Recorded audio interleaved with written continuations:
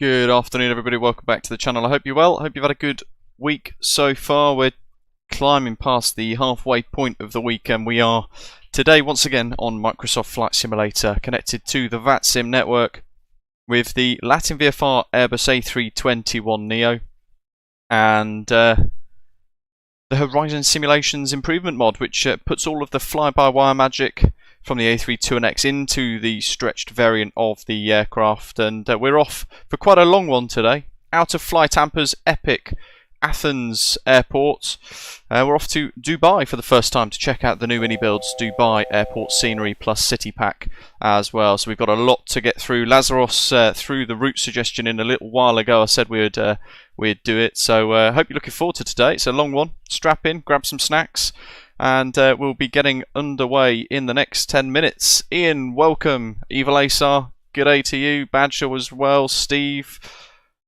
And Rab got his new shiny red badge as well, being with us for, that's a year then, isn't it? Fantastic. And Zato, welcome. Finished painting the retro A300 cargo jet for us for the iniBuilds A300. Appreciate that work. David, good afternoon. Arjun, welcome. Lazaros, Kalispera, Dwyle, good afternoon as well. All are you from a cold old Norfolk? What? Fantastic. The commentator, good afternoon. And Scott Bremner, welcome. Mikhail, Lee, loads of channel members in the live chat today. Great to have you all with us. David as well. Can't think if I've missed anyone out. Apologise if I have. Yeah, we've got a long one today. Quite a lot of waypoints, and with the current gumph in the Middle East, never has been a stable region of the world anyway, let's face it, but they're on the brink of a multifaceted war of different angles, and because of that we've got a convoluted routing today which takes us down through Greek airspace, down into a little bit of Egyptian airspace before routing across the Suez Canal and then over the Middle East. So let's have a little look at what that might entail. And we'll dive into the flight deck first. So there's our load, 217 passengers. We're pretty full actually, and just over 8.2 tons of stuff in the cargo hold, and 75.5 tons for zero fuel weight for today. 14,000 kilograms of fuel loaded. And on the charts, we've got our departures ready to go. The Kia 2 Golf departure out of Athens. We're expecting a departure on runway 21 right. So initially heading 212 degrees out to either the SAT VOR or 700 feet, whichever is later. That's SAT VOR on 109.6, and then we'll be going outbound 219 degrees to 15 DME on that outbound radial from that VOR, before then a left turn out to the VOR Kia. Mikhail, welcome. No worries at all, buddy. I hope the night shift wasn't too gritty. From Kia, we're then going to route off to the south. Let's put this onto the world map, shall we? Because it looks a bit snazzy that way. Yeah, routing south then. Is that Paxos? Oh, it's Paros. LGSR as well, so routing just past Santorini, over the island of Crete. That is Crete, isn't it? Pretty sure. And then there's Paxis. Heading then to the west of Alexandria in Egypt, and then round over the Suez Canal, which is here, just the south of that. Hurghada, I think that is. There we go. So passing over Hurghada Airport, and then zipping over towards. God, what country is that? That's Saudi Arabia. Of course it is. Yeah, routing over Saudi Arabia, heading east all the way across, before then heading over the water north of Qatar down to the United Arab Emirates. So we're expecting about 4 hours 25-minute flight time today, and a really nice routing as well. As always, thanks to Doc for sorting out the route for us. As always, much appreciated. Mikhail, my goodness, 28 months. Appreciate it. Thanks for all the support. Rav's member for 12 months, 1 year on the best simming channel there is. Appreciate that as well. Great to hear you guys still enjoy it. We've already done our our outbound stuff, except for the flight plan. So we need to get our clearance 129675. 129675. Pop the controller's frequency in the box.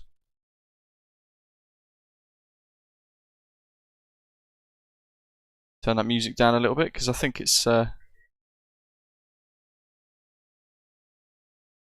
Aegean ATC is some of the best in VATSIM. We've got information Foxtrot today.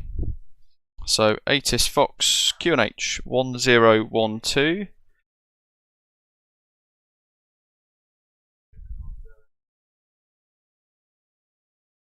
Just going to refresh the METAR to make sure I've got the correct weather data, because we're going to be taking off with an element of a tailwind, I believe. Oh no, it's a 15 knot headwind now. Just need to refresh all of this.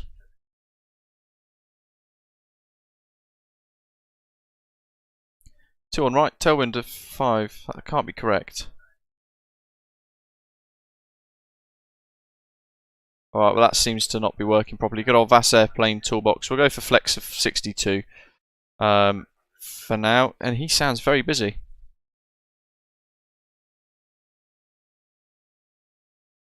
Can't hear the music and the ATC is super low.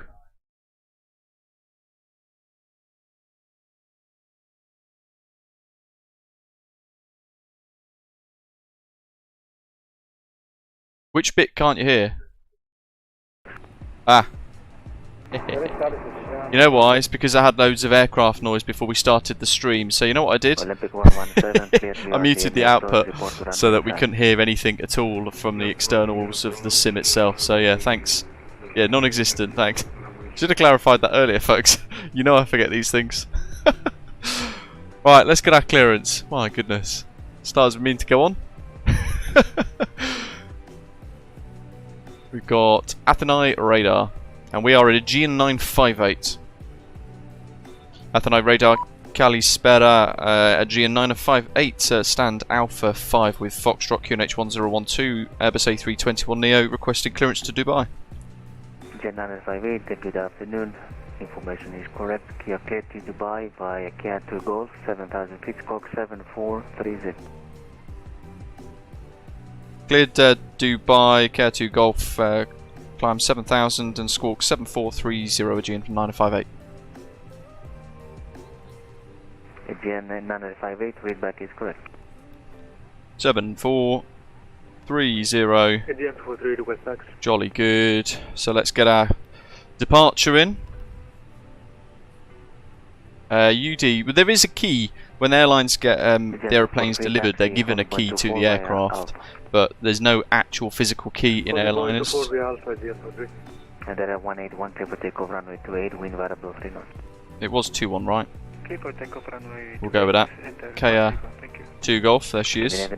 725, climb flight level 340. Insert. So everything we've done so far in the pre-flight has all happened before the stream's begun today, just because we've got a massive marathon flight to get on with, and we've got an NADP 1 departure, so thrust reduction 1500, acceleration altitude of 3000, and we've input all of our winds along the routes and cross-checked all of our waypoints as well. So init A and B are all complete, that's all done, and our flight plan is now ready. QNH 1012, so just going to change that. Make sure we are on live weather. Jolly good. An initial 7000, he says. 3703.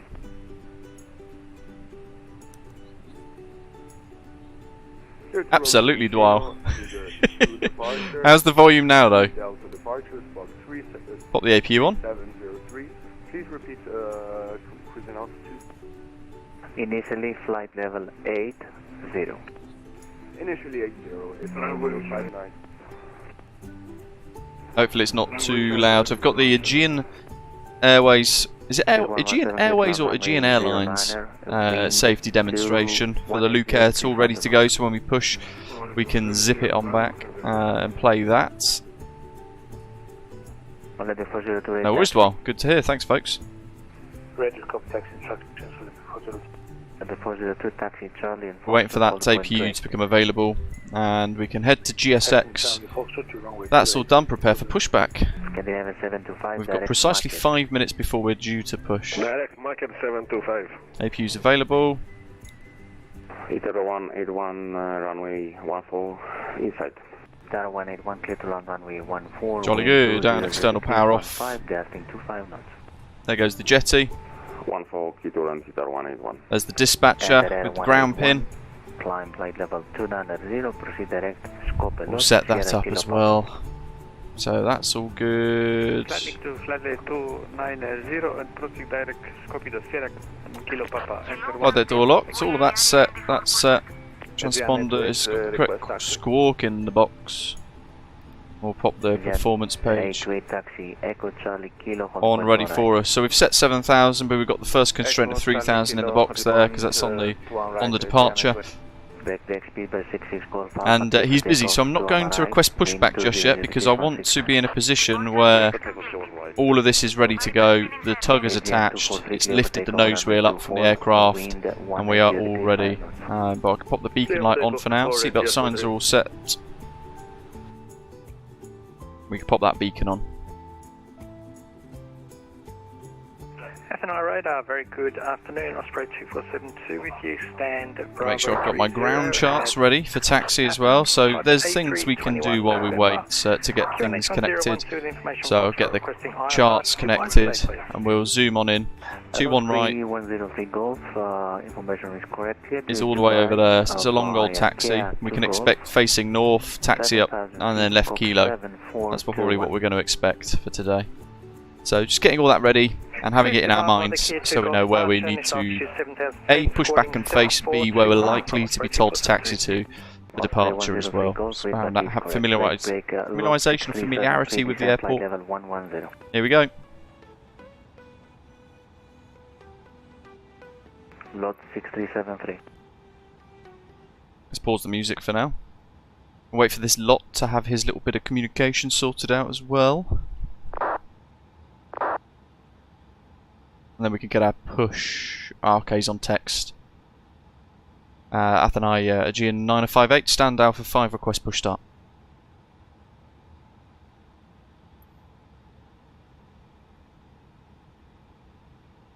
Aegean 9058, push and start approved facing north. Push start approved, face north for Aegean 9058. That breaks off. Here we go. Osprey 103 Golf at stand. So, ignition mode start, powers to the FADEX, and these are the Pratt & Whitneys, but I don't think they have a physical difference or anything like that. But let's start engine 2 first. Osprey 103 Golf. Let's go. Affirm, Osprey Set to 103 Golf, requesting air frequency to Dubai. Information Foxtrot. Osprey 103 Golf. Foxtrot is correct, clear to Dubai via Kilo Echo Alpha Squeaky to Golf, PTU. 7,000 feet, Cox 7421. Clear to Dubai via the Kia 2 Golf departure. Initial climb 7,000, squawk 7431. Osprey 103 Golf. Osprey 103 Golf, read that correct. Pretty much, Judy, yeah. Peter 181 runway 14 vacated. I think the hope there is there's enough security things in place to make sure that never happens. Continue stand off your choice. Have a good day. Stand of choice, thank you. Good day. radar, Osprey 2472. Standby 1, or Speedbird 66 Golf Alpha, climb flight level 360. Right, for engine 2 to become available. Osprey 2472, good day. G'day, I think you may have got clearances mixed Engine up 1 between the start. previous Osprey and myself. I'm Osprey 2472 and you initially did give me code 7421. Unlocking gear. Okay, just recycle your Cox 7402. 7402 for Osprey 2472. We'll start engine 1. Speedbird 66 Golf Alpha, proceed direct Tumbo. Alright, Tumbo. Oh, that noise. Bassy. Olympia 402, clear for takeoff runway 28, wind 150 degrees 10 knots. The safety demonstration is the official Aegean one, but it does have, it's for an A320, effectively. Aegean 828, line up to one right. Line up to one right, Aegean 828. Aegean 272, expect VORDME approach runway 01, 6 to long runway 1 Left is clear. Flaps 1 plus F.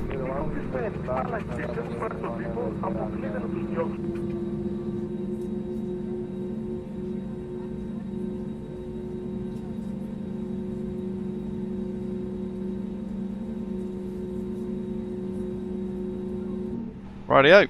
Aegean 23, leveled off 6,000 feet. There's the ground pin. Level 280, proceed direct, Flight controls. Caristos. Fully right. Flight level 280, Back to centre. Caristos, Aegean 23. Fully left. Back to centre. All the way to the rear. Back to centre and all the way forwards. Back to centre. Rudder. Right. Fully deflected. Back to the centre and then fully left. Back to centre, and then we set our pitch trim, which is 0.1 down. It's about there. Ignition mode, back to norm. Ground support is armed. Flaps 1 is set. Hello. Get displayed by Adasi 1 Echo. And takeoff config. Flight level Test. Auto brake max. FCU is set. And takeoff config normal. We just need that cabin check to be done. Echo departure flight route, climb via set 8, the flight level 80, squawk 1750, 2jet 280. 2jet 280, feedback is correct. By Aegean 828, clear for takeoff to one right, wind 200 degrees 16 knots. Clear for takeoff to one right, Aegean 828. Aegean 272, descent flight level 110. 172. He is busy. Just need to get in. Flight level 320, inbound, Alpha Lima X-ray. Current on 5. Those lights. Hello. Taxi. Direct Rugas. And APU off. License not required. Aegean 958, request taxi. Ah, Choffinek. Standby Olympic 402, climb flight level 250, proceed direct Ropox. Olympic 402. Olympic 402, direct Ropox for flight level 250. Aegean 958, taxi, Kilo, correction, Echo, Charlie, and Kilo, holding point 2 on right. Taxi Echo Charlie Kilo, hold point 2 on right to Aegean 958. Aegean 828, climb flight level 280. Echo Charlie. 280, Aegean 828. Right, got it. A little bit of power. Let's start the safety demo. Flight about 390, inbound, Nick Dixie, καθημερινά σε προορισμούς και ανθρώπους που αγαπάτε. Το ίδιο περήφανοι είμαστε και για την προτεραιότητα που δίνουμε στην άνεση και την ασφάλειά σας. Γι' αυτό παρακαλούμε να παρακολουθήσετε προσεκτικά τις οδηγίες που ακολουθούν σε ένα μικρό ταξίδι πριν το ταξίδι σας. Push and start is approved, facing south to check. Got a scratch on the window there. Your seatbelt while seated. It can be fastened and unfastened. That's loud. Like this. How's the volume for you folks? We recommend that you keep your seatbelt fastened at all times, as turbulence can occur unexpectedly. Jump to 72, descend In the 6,000 unlikely feet, event of a gain sudden loss of air 1013. pressure, oxygen masks will drop from the panel above your seat. Remain seated. We are heavy and today. hold We've got mask payload when limited seated. by Press it maximum against your takeoff mouth weights and or nose maximum and zero continue fuel to weight, one or the other, I breathe. forget which. You must And Osprey So we're pretty 103 heavy. Golf, I request push and others start. near you. So all good to hear. Osprey 103 Just double Golf, checking. push and start approved facing west. When instructed Push to and do start so by approved, the facing crew, west, pull Osprey the life 103 jacket Golf. over your head, Aegean attach 828 the strap direct to the hook in front, and pull tight to adjust it to your waist. Before leaving the aircraft, pull the red toggle sharply downwards to inflate the jacket. If necessary, you can top up the air through the tube. Every life jacket has a lamp, which lights up in the water when you pull this tab. If you leave the aircraft through an emergency overwing window exit, inflate the jacket outside. Yeah, it'd be too loud for the flight deck in real life, Ram. It wouldn't be this loud, but it's so that you guys can hear it. 2 exits at the front, Downloaded it 2 especially, at the rear of Lazarus. the cabin, and 4 overwing window exits. If you are Don't do instructed things to by leave the halves, us. aircraft urgently, illuminated strips on the floor will guide you to the nearest exit. In that case, you must leave all your belongings behind. To review these instructions, please refer to the safety card in the seat pocket in front of you. Please ensure that your mobile phones and all electronic devices Make sure we're on the scent line still. Bit brisk on the old taxi. Aegean 828, climb flight double This 320, report or your any other final. Aegean flight is a non-smoking flight. Climb 320, we would like to maintain 320 if possible. Okay, maintain, climb and maintain. Got a short safety dinner, mate. This. Aegean 272, cleared view DME approach runway 01, report runway inside. Martin, welcome to the channel, buddy. For watching us for the first time live. There's one of the Osprey folks in November X-ray. FNR radar, Osprey 2472 is fully ready, stand Bravo 30. Kilo dial, so we've got Kilo just coming up now, in fact. 2472, push and start up Which to takes us over that bridge, which goes over the highway. Facing east, Osprey 2472.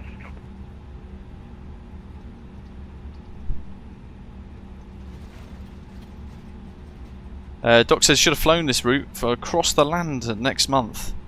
I think I'm working on that day, which is why I can't do it. A little bit longer than an A320, so just cross over the scent line.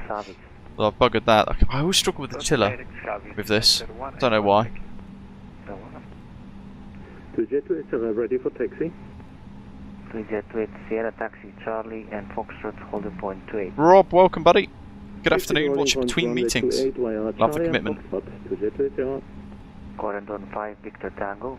Kevin, so it's an A321neo. It's the LatinVFR A321neo, basically. So it is a. Hello. It is the longer version, and it's the LatinVFR payware product, which in itself is really rubbish.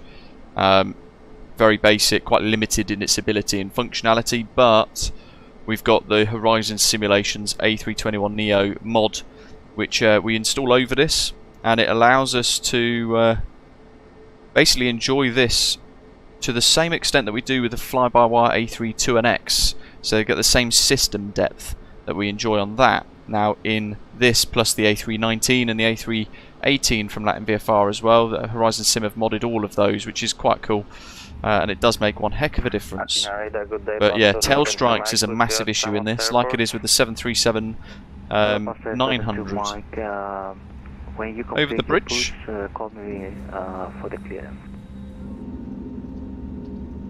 If I'm sorry about that, I told there is no radar service provided for us.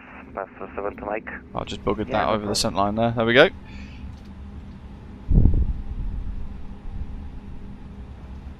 And then we can do our cabin secure. So we've got takeoff memos, no blue, flaps at 1+F and green, TCAS standby. We're ready. Hello, Gen 992, clear to Istanbul by Kilo Romeo Oscar, 2 go. We've got a 4-knot crosswind, left to right on the runway, and 15-knot headwind for us today. Clear to Istanbul via the for what's the cheapest you could get a PC for Microsoft Flight Simulator? It's a tough question, that, Alfie, and it's more of a question of what you would like to run the sim in. So if you want,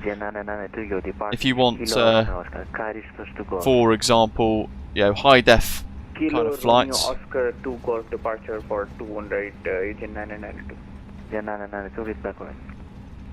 Osprey 103 Golf, ready for taxi. Pop TCAS on. Standby Gen 958, clear for takeoff 2 on right, wind 200 degrees 16 knots. Clear for takeoff 2 on right, Aegean 958. Osprey 103 okay, lights and signs, cabin secure.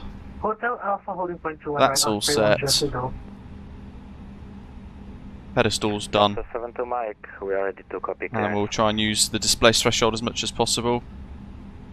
Yeah, it doesn't save it massively, but it makes it usable, Christopher. Oh, Christopher's gone platinum. Runway 09er, climb flight level 180, squawk 6477. Right, so there's the windsock very quickly. We can see it's basically blasting right towards us. We go stick forwards for takeoff. 7 to Mike, readback is correct. When ready, I've set 50%, really it'd be 40%, but Already taxiing back, check runway 09, passenger 7 2 to clicks, flex, SRS, runway, speed to life, power set, on your radar, cruising flight level 360 and through 80 knots already. Hello, Turkish So releasing that nose wheel pressure, radar contact, proceed direct, RUGAS. sticks in a neutral position. proceed Long direct to takeoff run today. Check command info. To Jet to Sierra, ready for departure. We'll be using most of the runway with this D-rate. Runway 28, wind 150 degrees, 3 knots. We are super heavy. V1, Cleared for takeoff. rotate, runway 28, V2. to Jet to Sierra. Gently on the stick. You're basically trying to capture the lift. There we go, like so. You're trying to slowly generate that lift in the rotation so the aircraft basically sucks itself up into the sky without having that tail smash against the ground as well, which is quite tricky in itself. So it's quite a bit of a knack to it. 700 feet, we're now passing the SAT VOR. We can begin a right turn. Autopilot 1 engaged. 005, Gears up. Are you heading north? No lights. Leave a climb. Are you heading north? Are you facing north? Wait for 3000 to accelerate. So at the minute we're just still targeting V2 plus 10.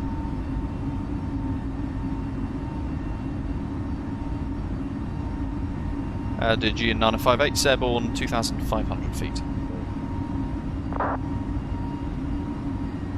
Jet 9058. Radar identified. Climb flight level 350. Climb flight level 350, Aegean 9058. 005 Niner. Line up runway 16. So we'll go into open climb now. I personally wouldn't join left downwind, runway go on the 19, flight sim on Xbox. I turning think it's an entirely different experience, Alfie. For a decent computer that you want a load of... join left downwind, runway 19. it's a bit of a tricky one. If you want to run the sim in as high depth quality as possible, then you're going to need to be looking at spending £2,000 to £2,500. My computer, to give you an idea, cost me almost £4,000 in total with hardware and stuff. It was just over 3,000 something, including the computer. So there's a problem with the Horizon Simulations mod. I'm just going to pitch down slightly here and reduce the climb. Do you see how it did that? Just disengage the autopilot because we've gone through flaps S. That's something they...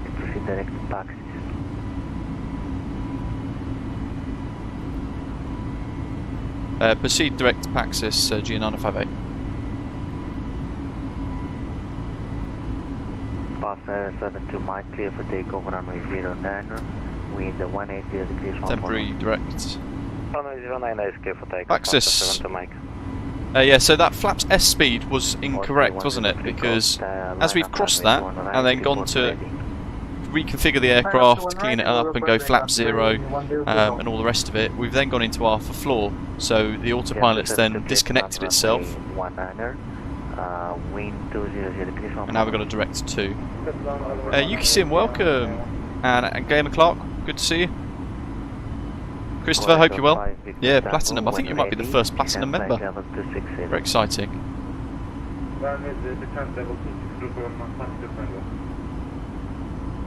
FNR radar, spread 2472, ready for taxi. Daniel says it's been happening on the Flavoir too as well. Interesting. Go standard pressure. Taxi Charlie Kilo, Standard pressure. Runway 2, Did I, Daniel? For Osprey 2472. I may well have done. 059 clear for takeover runway 16. Wind. I'll close the Luke Air tool now because I don't have any other cabin announcements, sadly. Just wanted to give you something for the departure. Osprey 103 Golf, ready for takeoff. Osprey 103 Golf, squawk 7421. And I'll close VAS airplane toolbox because that doesn't seem to work very well with the METARs. Pop the landing lights off, retract those, runway turn-off lights off, nose lights off, and we'll pop the seatbelt signs off. So that's the overhead panel all sorted. Flap 0 ground spoilers disarmed. That's all set. We've got that nice little direct 2 as well. So accelerating through 10,000. We're looking at welcome. Hope you're well. Yeah, 992, push and start up cruise 13 knots. Heading out of Greece, let's go. If you enjoyed today's live stream, as always, you guys know the drill. Make sure you hit like, and if you're new to the channel, press that subscribe button as well. Osprey 103 Golf, clear for takeoff, runway 2 on right, wind 200 degrees 16 knots. 2 on right, clear for takeoff, Osprey 103 Golf. Process 72 Mike, climb flight level 300. Climb flight level 300, pass for 72 Mike. Yeah, Athens is behind us now, so if I go to this view, hold on, we might see it. Might be a bit too far now. Thank you very much. There's Athens Airport. And then we should see the huge city of Athens behind. There it is. So you can see the old Athens International Airport down there. And then that big sprawling city behind us. Not the most detail, but at least we can see roughly where it's meant to be. The livery is actually created by Horizon Simulations as well. They've got like a freeware livery group within them called Hughes, I think it is.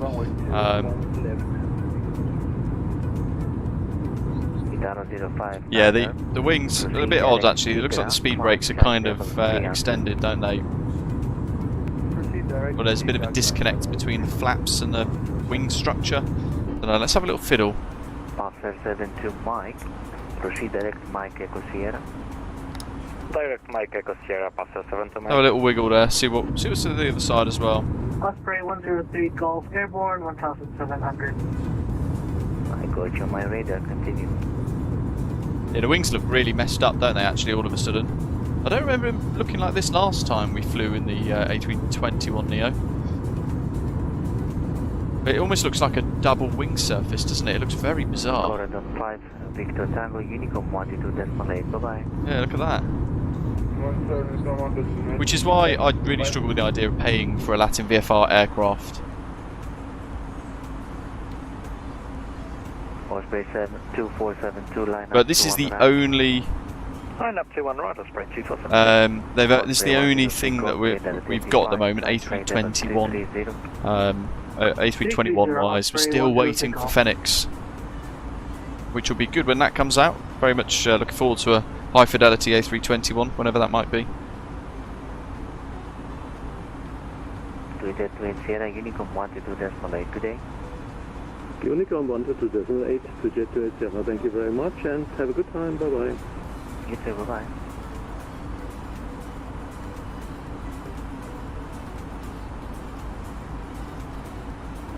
Itaro 05 Nano, Unicom 122.8, good day. 122.8, bye bye. Speed by 66 Golf Alpha, Unicom 122.8, good day. 122.8, speed by 66 Golf Alpha, busy. Yeah, but that'd be great, Doc, won't it? Golf, direct taxis. Direct taxi, Osprey 103 Golf. There's another direct. Praxis is 240 miles away. If we dive onto Valanta and have a little look at the flight, we've basically had this little corner over the Saronic Gulf cut for us. It's saved us a little bit of time, and we're not routing via Kea. We're actually going straight down to Praxis, which is the corner of his FIR. So he's basically just given us a direct to the exit point for his airspace. There's Heraklion and Satia. Skiathos, or no, it's not Skiathos, sorry, Santorini, when we were talking about that earlier on, was just going to brush to the west of that. But this huge illumination here is that the entire bit of airspace that this Athens radar is controlling at the moment. And you can see on Valanta actually a little bit more detail in relation to our routing for today. So over the Mediterranean, down past Alexandria, just to the west of Alexandria, and then routing southeast over Hurghada, before heading into Saudi Arabian airspace, just north of Riyadh, and then over Bahrain airspace, Qatari airspace, through the Persian Gulf, and then descending into Dubai. And the Dubai scenery and their city line kind of pack that iniBuilds released, that was back in December, wasn't it? It was just before Christmas, but We've not checked it out yet. Yeah, the Headwind A330 with custom cabin should be quite good. I'm not sure how long that might take them though. I don't understand why, but they seem to be... They're wasting time building a toilet for the sim, which is a little bit... As humorous as it is, it's entirely pointless, isn't it? Osprey 2472, climb flight level 370. Good to hear Doc saying that Direct 2 that we got was very realistic. Athens radar tend to be the best. Aiden says, any reason why there are so many waypoints on airways in the Dubai area? And that's because it's such a vastly congested, such a busy bit of airspace in the world. A lot of aircraft routing through the airspace as well.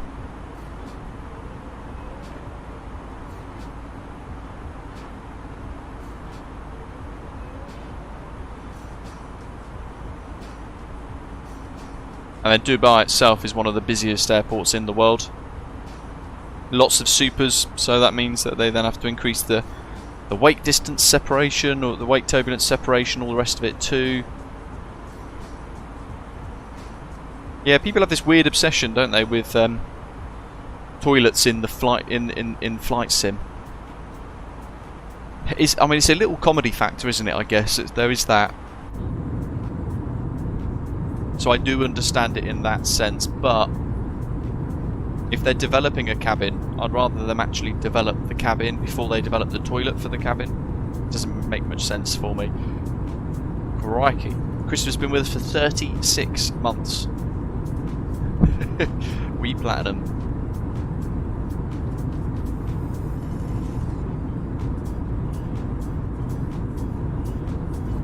Spray 2472 direct. Dusty says he was tempted to pick up a Garda Airport as it's been released recently so he can recreate his Red Sea holiday, but he just needs Bluebird Sim to release that 757. Absolutely. Quite possibly Willie Canuck, yeah.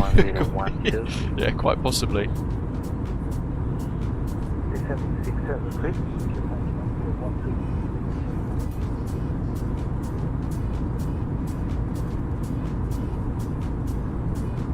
I mean, the Headwind A330 is about to have quite a big flight model update. I was going to preview it, but I was discussing it with the developer yesterday, and it got to the point where once they said, yep, we'll send you the preview, it then didn't come for another couple of hours. So by that point, I'd committed to doing other stuff, and then it was too late. So I think that update was releasing tomorrow, or might be today actually, in fact, the Headwind A330 update. Let me dig it out of their Discord server, bear with me, I'll have a little look so I can give you guys the latest. 16th. A couple of livery updates. They've made the livery packages independent of the development workflows of the aircraft. And then progress. They haven't announced anything yet. They've got virtual toilet paper to make the flight more comfortable, apparently. Fantastic. All the things to render.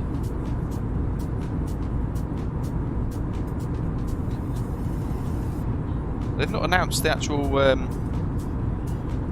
change log yet, but they've said they're thrilled to inform us that a new pre-release version is scheduled for this Friday, so tomorrow then. The version marks a complete overhaul of our flight model, introducing substantial enhancements, particularly to the vertical navigation VNAV system.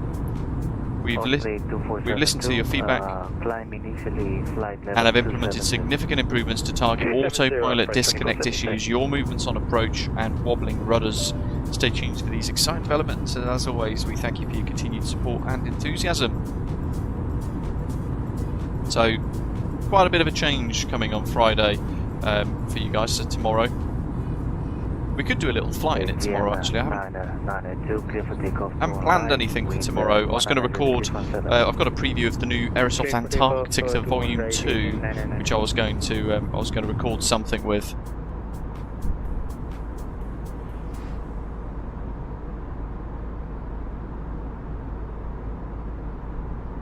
Doc says the FSS E-Jet's got a massive update today as well. Willikinuk saying their Bluebird simulations are going to be on his radio show on the 4th of February, and we might get some insight there from them. Is that going to be the Haggis and Poutine show? FSDG Hurghada is a bit pricey, does too, I agree with you there, but could be a future destination for the stream. And Canadian Flight Sim, good morning to you in Canada.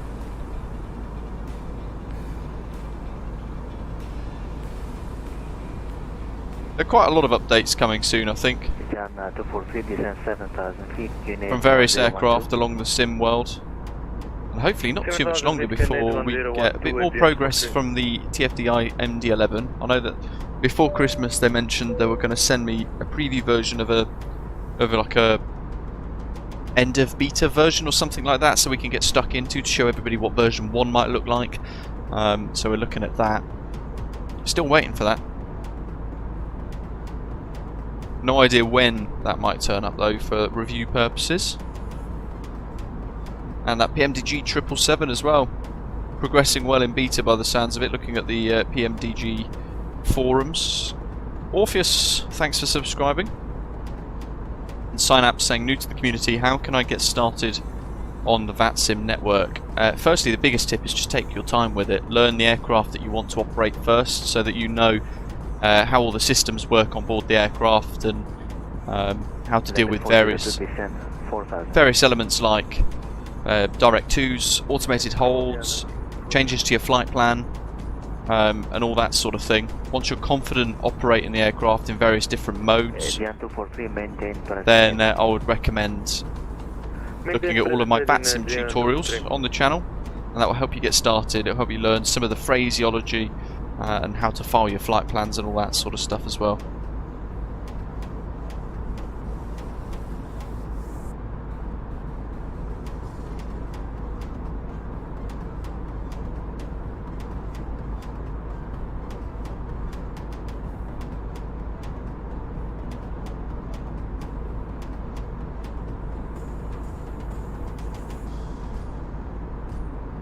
Today as well, iniBuilds, they've updated A300-600R for Microsoft Flight Simulator.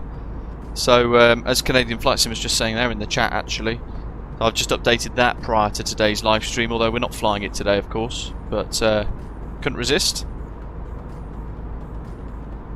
Let's see if I can find their change log, bear with.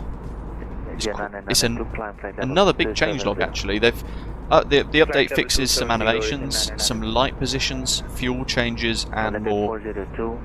It also features some new EFB features to address the TCA idle reverse bug with a new dead zone calibration, the ability to drag EFB charts, and many more. So they've fixed the shadow AO in cabin. Flap animation too slow has been fixed. The F variant has slide arm stickers, and also the action is reversed. So they've fixed that. They've fixed disable HF displays, make rotary movable. And MCU light brightness rotary doesn't dim lights is fixed as well, which is a bug that we experienced last time. In fact, Unicom 1228 to Aegean 9058. Thanks for the ATC today. So, Unicom for the remainder.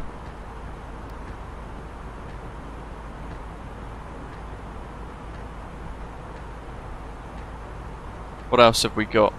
Oh wow, look at that. Rather volcanic looking, isn't it? Almost like, looks like it's the centre of a volcanic crater which is submerged in the water there.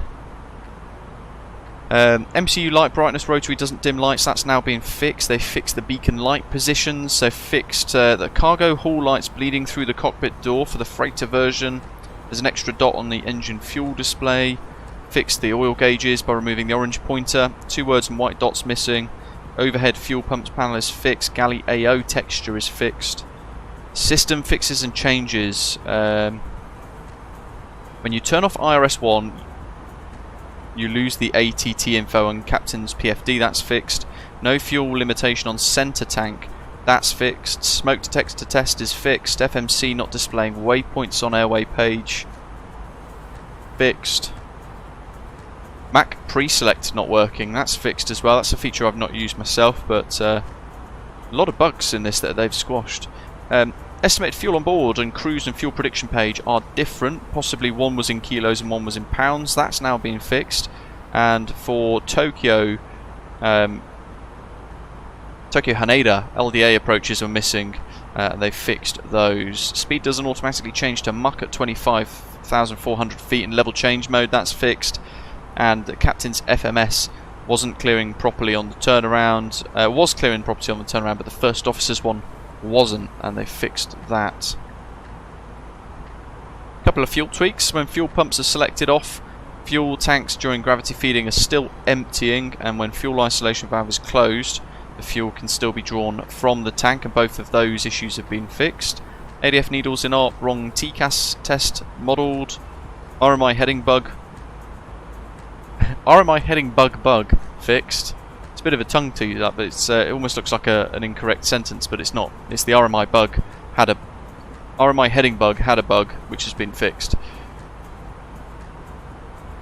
Optimal and max flight level should be based on weights entered in the FMC, not the actual weights manipulated by EFB. That's fixed. And top of the descent ETA in the MCDU was wrong. That's been solved as well. They've fixed an issue with hydraulic fluids that wasn't updating on the ECAM. And turning on engine anti-ice should change N1, EGT, N2, etc. That's now been fixed as well because it didn't before. Overtemp speed pointer simulation on gauges and add max point reset on maintenance panel has been added. And there was some auto thrust, takeoff config and flight path angle issues which have been fixed. Autopilot not upgrading from alt star to alt, and because of that bug, alt star to alt meant that RNAV was in op, which they fixed, which now might mean that I can do the RNAV tutorials that everybody has been asking me for, which would be quite good. I spent an entire day last week trying to basically find the way. I was taking the actual procedure that you needed to follow for the RNAV arrival, and I was doing that precisely, and I did it over and over and over again. I was working a couple of little tweaks last week to see if maybe I could find a workaround for it to create a tutorial so people could at least do an RNAV approach, and nothing worked, so it sounds like that might have been solved. ECAM shows wrong, spoilers are faulty when turning off the blue hydraulic system. That's been fixed, and centre of gravity shows zero fuel weight centre of gravity, not the gross weight centre of gravity, which has been fixed. More drag message not correct, anti-ice in op, TCAS displaying all altitudes regardless of settings, and can't enter tropo. They're all fixed. Thrust or throttle not reverting to armed after target M1 on takeoff. This is a huge changelog, my goodness. Gross weight on nav display not coming from weights typed into FMS, it's coming from the sim weight. That's been fixed, and changed engine type to read A5 at the end, not A1 for the CF6. A couple of issues with Logitech radio panels have been solved. Landing inhibit and takeoff inhibit messages were missing. They're now added properly, and TPR doesn't follow acceleration and thrust reduction heights in the FMS, which is a bit of a bugbear that we noticed last time actually. Top climb and bottom of descent hockey sticks are missing. They're all fixed as well. My goodness, this is huge. EFB fixes. So a lot of you might have found that the iniBuilds A300 where you arm and disarm those doors. Couldn't do that before. And they've now solved that. And people were reporting that maintenance has no effect on the aircraft. They found the issue and solved that too.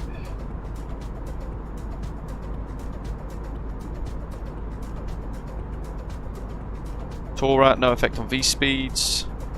Takeoff performance gives illogical numbers. Stutters caused by EFB. Generate a new flight plan on SimBrief doesn't refresh the charts, departures, arrivals, even after pulling the flight plan from SimBrief. Again, lots of bugs squashed.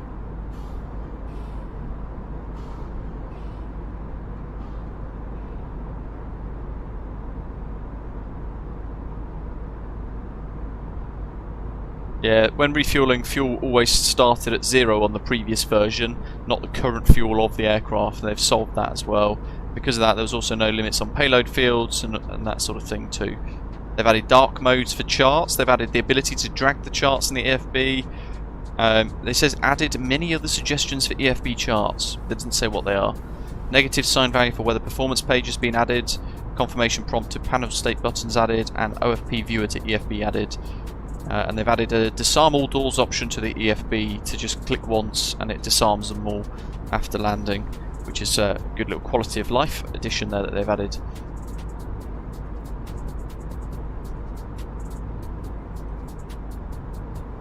They've fixed and changed some sound issues as well. There's loads and loads of sound tweaks here fixed. None added though.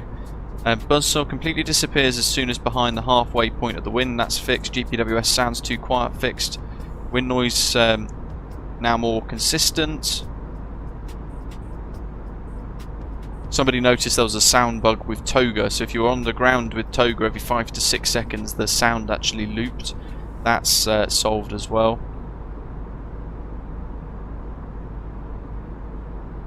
Engine loop obvious at cruise. Engine sound feedback. Missing sound event. Captain First Officer oxygen test hiss. Yeah, crikey. You know what? They've done absolutely loads here. That's it's quite an impressive changelog. Altitude alert has been fixed as well. That's something we were talking about on the last stream, to be fair. So if you want the latest, if you go to the iniBuilds forum or even their Discord server in their NOTAMs thread, it'll give you the latest changelog for the iniBuilds A300, and we'll take a look at that on Saturday because we're taking part in Cross Africa 2024, heading out of Joburg up to Dar es Salaam, Tanzania, which in fairness doesn't have the greatest sceneries, but it's a good little route for us to enjoy anyway. Christopher says in the chat, seems like a KLM Boeing 737-800 skidded off a taxiway at Gothenburg yesterday. Oof. Not good. I was reading, for those of you in the members lounge, I was reading an update from, was it Simple Flying or whatever they call themselves? Where is it? Yeah, Simple Flying. So it was a headline of EFW say cracks in Lufthansa cargo A321 passenger to freight conversion flaws are not related to the conversion but might be a wider issue on the aircraft itself. And the way that they created the article was actually really misleading. They made it sound like the A321 at about 10 to 11 years might have had some structural issues with it.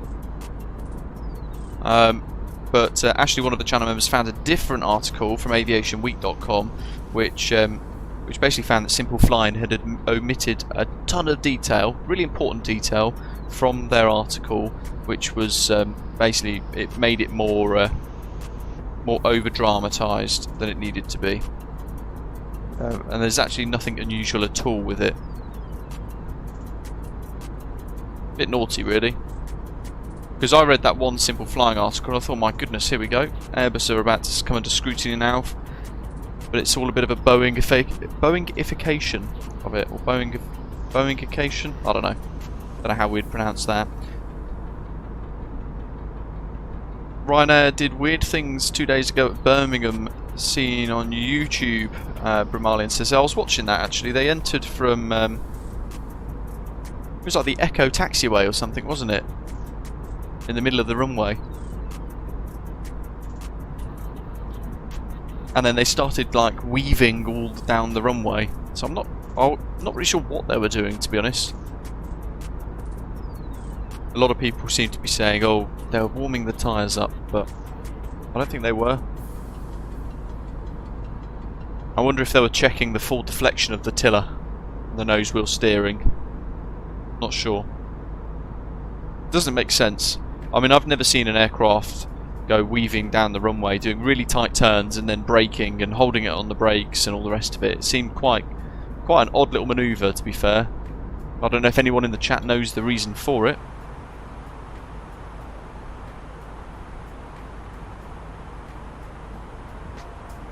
There was a video as well that I watched the other day of a TUI, in fact that was Birmingham as well, a TUI 737-800 I think it was, landing at Birmingham Airport, and they just didn't flare.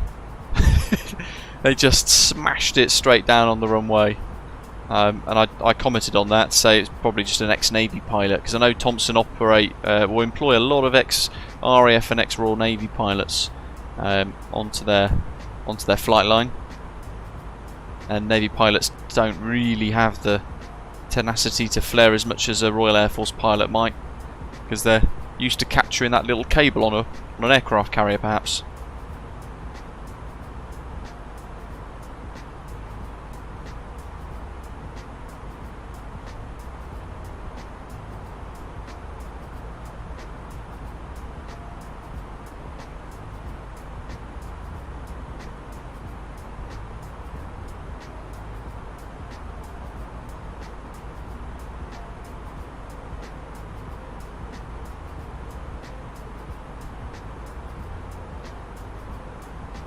$17.48.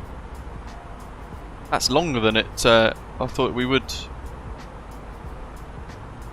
$17.58 there. Crikey. Do you notice here we're below green dot? How is that possible? Well, the LatinVFR A321neo is a little bit of a mess, isn't it? Because I suppose we can, but it's minimum clean. Let's go to Mach 8.1. Very true, David. Nearly all Navy pilots do land vertically these days, the F-35s.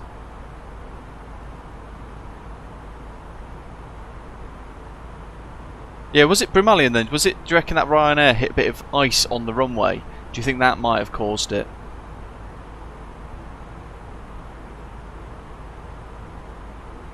Quite spicy, wasn't it, to watch? That's not the charts. Let's look at Volanta again. How are we doing? So there's Badger in the A300 600F. Oh, it's in the old school retro one that Zato painted the other day, actually. Very nice. And speaking of the devil, he's right behind. Osprey 103 Golf. Bingo. Looking good. Lots of custom elements to that. We've got... Can't see anyone else flying along.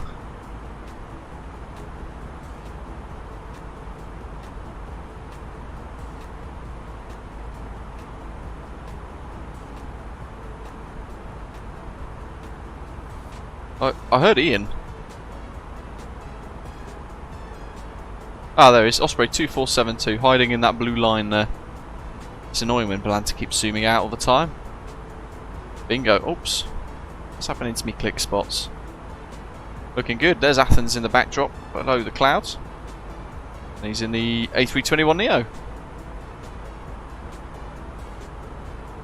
I feel like I should have loaded more fuel for today.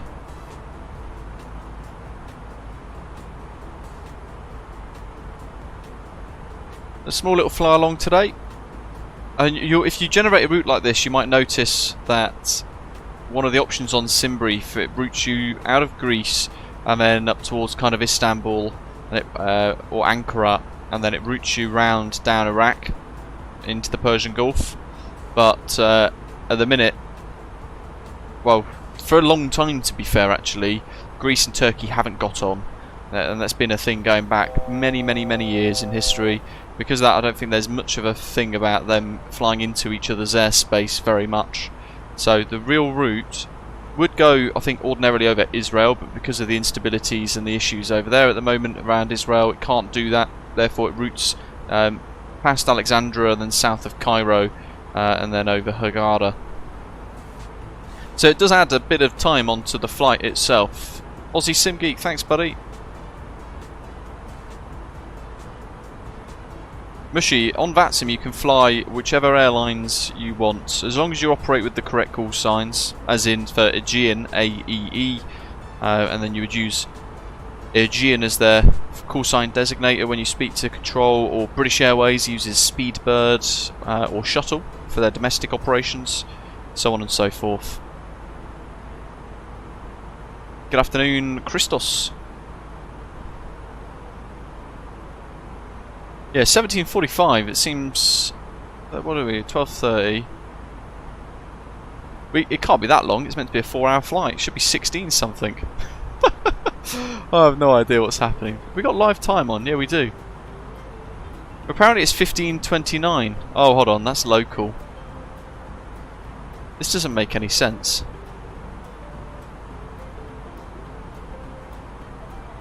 How would it be 17:45 UTC? Have I missed something here? Oh yeah, it is, apparently. 12:45, takeoff at 13:05, landing at 17:35 on our Simbrief flight plan.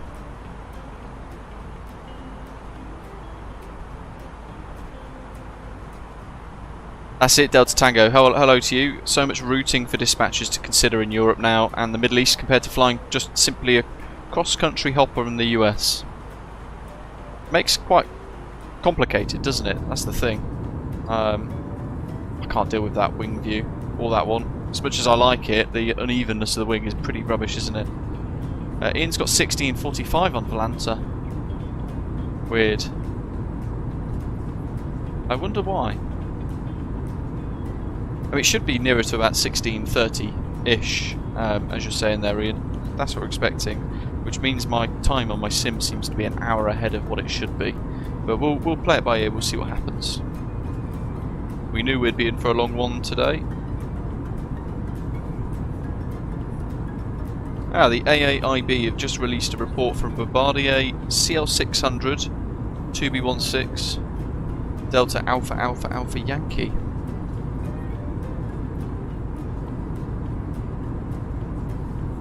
Let's see. Don't know about this one. 3 hours ago, final report into a serious incident involving a Bombardier CL600-604 variant in the climb from Farnborough Airport in Hampshire, the 10th of August 2022. In the climb after departing Farnborough Airport, Alpha Yankee had an uncommanded flap movement above the maximum flap extension speed, during which the flaps moved to their fully extended position. The aircraft returned to Farnborough with the flaps extended, where it landed without further incident. An uncommanded and unarrested flap movement requires the flaps to move without movement of the flap lever, and then for a failure in the flap arrest system to stop the movement. Flap surfaces are moved by 2 drive motors that are commanded by the sequencing of 4 extend and retract relays. These 4 relays also form part of the system to arrest an uncommanded flap movement.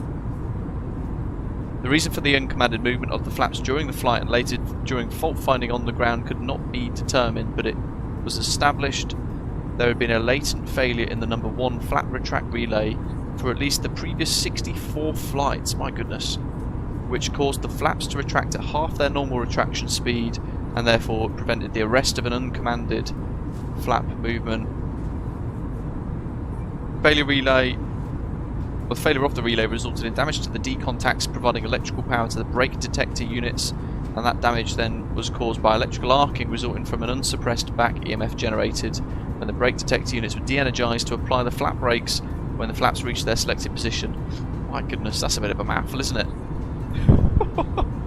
I have no idea what half of that means.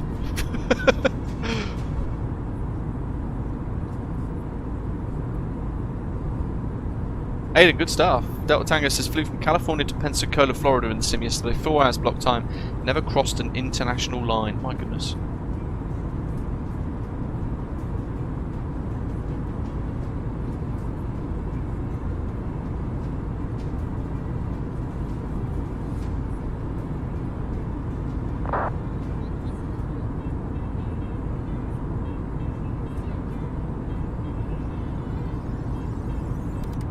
They've got a few investigations ongoing at the moment, the AAIB, by the looks of it.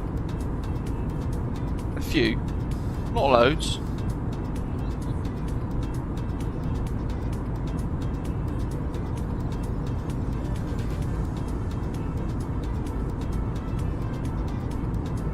So we're only just at Paxis now, so over the Mediterranean. And we're just entering Egyptian airspace, which I think would be the first time ever in the sim flying over this little portion of the world, I believe. I don't think I've ever done that, actually. Until now. Very exciting.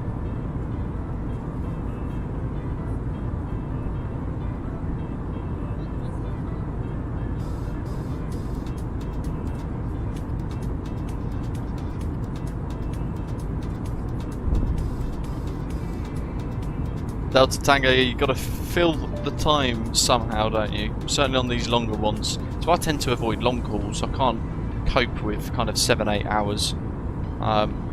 This is the stretch anyway. Captain Loki's downstairs. I don't want to leave him for too long. And around 3 o'clock-ish, I have to run downstairs and start to preheat the oven as well, because I've got a bit of a mission of a cook today, with some slow cooked pork belly in a honey mustard marinade. That'll be my post-flight meal. But I've got to get it in the oven first. That's the only problem.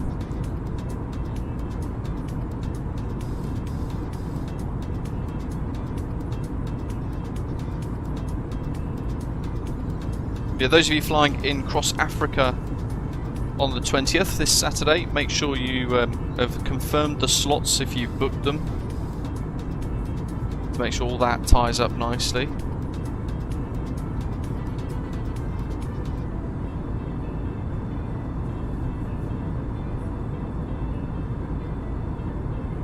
Where's the old PMDG one? 6th of January was the last update from them. I feel like usually when I have a really busy week at work, I find that I lose track of a lot of kind of news within the sim world. So I lose track of a lot of stuff, and I end up kind of chasing all of that to work out what the latest is going to be.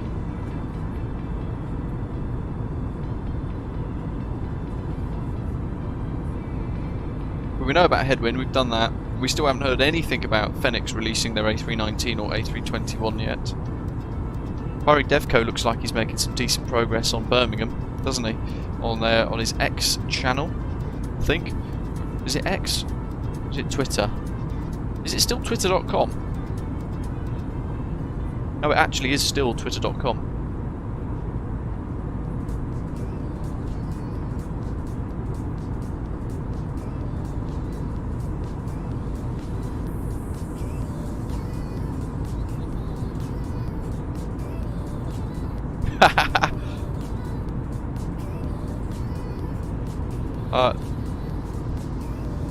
January the 16th. Do you guys remember back a little while ago there was an EasyJet flight, wasn't there, where somebody got interrupted in the toilet of the aeroplane? Why people would do it in there, I don't know, because it's a pretty horrendous place anyway. I think Monarch Airlines years ago, actually, thinking of it, good old Monarch. In fact, they definitely did. About 15 years ago, it must have been. They did a like a swab test in their toilets, and they found pretty much every single STI that you could even want to collect on a trading card setup. I don't know, but pretty much everything all over it. So I don't understand why people would want to, but here's someone else who's been caught once again.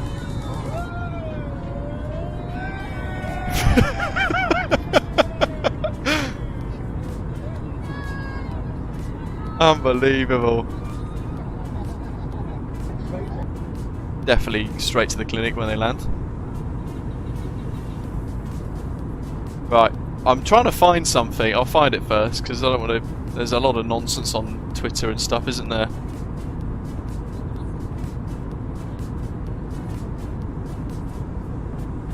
Oh yeah, you guys know I hate cyclists, right? Here's some news in Surrey. Good. 4 cyclists fined seen riding through a red light by an unmarked police car. Driving directly behind the cyclists, and they recorded the incident. There you go. Sky News in Surrey. They were being freaky in the toilet, Constantine. Yeah. Enjoy your fines, folks. Absolute pain in the backside. Mile High Clubly, that's the one. That's a nicer way to put it.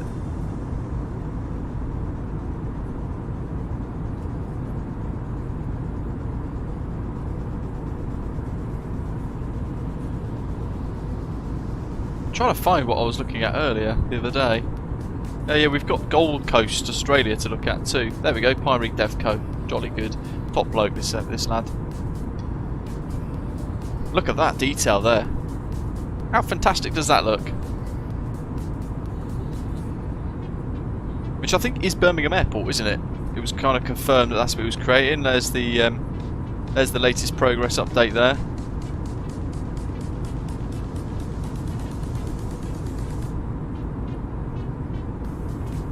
that building is what gave it away, I think, as a Birmingham airport thing, didn't they? It's that Donata hangar there.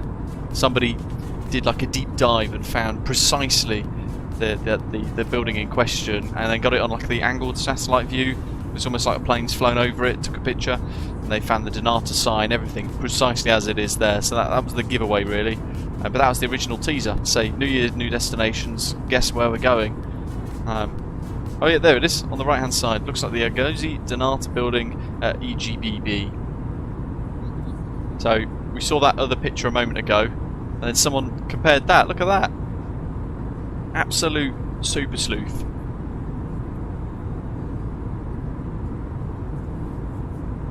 Durstu says he gets a lot of people hide in toilets on the trains to avoid a ticket. If only they knew how unhygienic they are. Oh, I hate. Absolutely hate. Well, I don't like trains anyway, but I hate train toilets.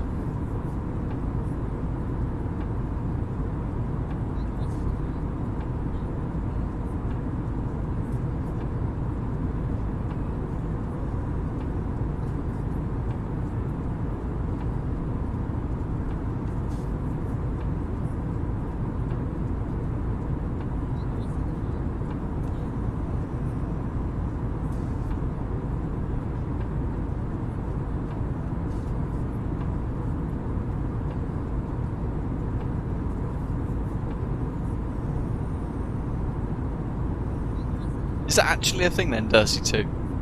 Travelling toilet class.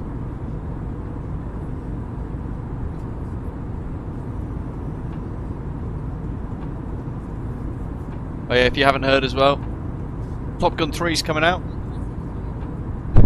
That's the latest Boeing meme. Maverick's most dangerous mission yet. Absolutely terrible. Yeah, I think more cyclists need prosecuting. There are some, like Lee is saying, that are good, they're law-abiding, all the rest of it, and they just want to be able to ride without feeling like someone's going to smash them off or anything like that. And then you've got the drivers that are aggressive, ignorant, or entitled, generally angry, all the rest of it. But then you've got that with cyclists as well, and those are the ones that will need prosecuting. If a cyclist blasts through a red light on a junction, you know, they need a ticket for that. If they expect drivers to be held to a certain standard, they need to be held to the same standard as well. Don't get me started on the insurance thing, Birdman. I think every single cyclist should have insurance. I think, definitely. I'd be very much a fan of that.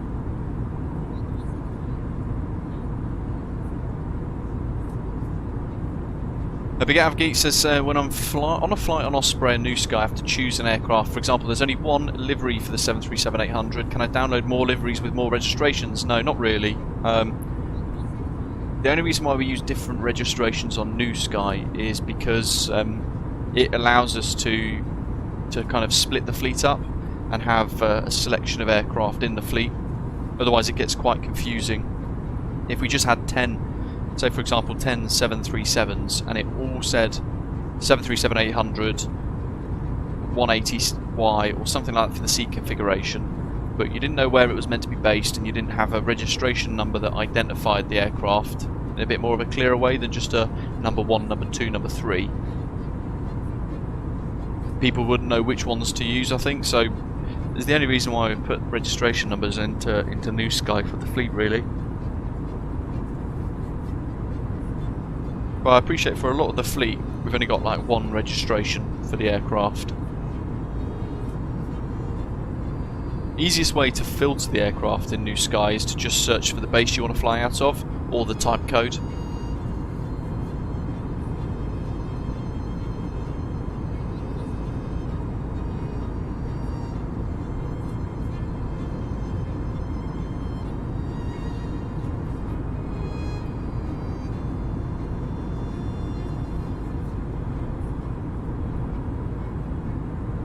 So I'm hoping desperately that we don't have to wait too much longer for the PMDG 777. Start of March would be a good one, wouldn't it? That'd be a very good time to kind of get a release for that. I reckon March at some point we might be able to enjoy that twin aisle big jet.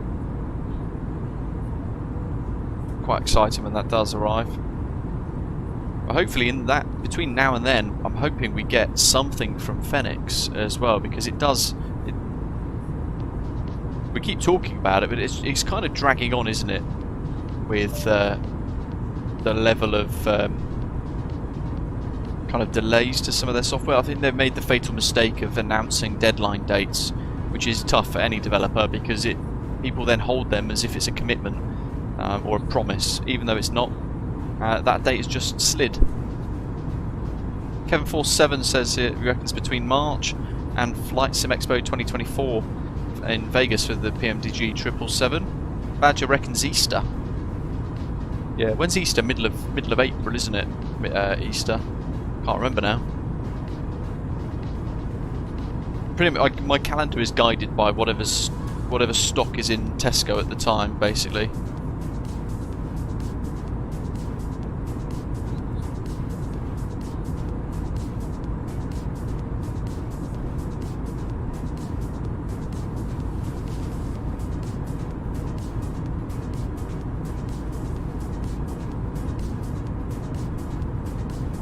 Sebastian, it makes it a lot better. It's still pretty...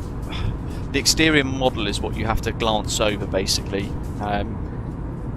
So with the mod, it becomes the same level of depth of simulation that the fly-by-wire A321neo has within it, with a couple of tweaks to make it fly and behave a bit more like an A321neo.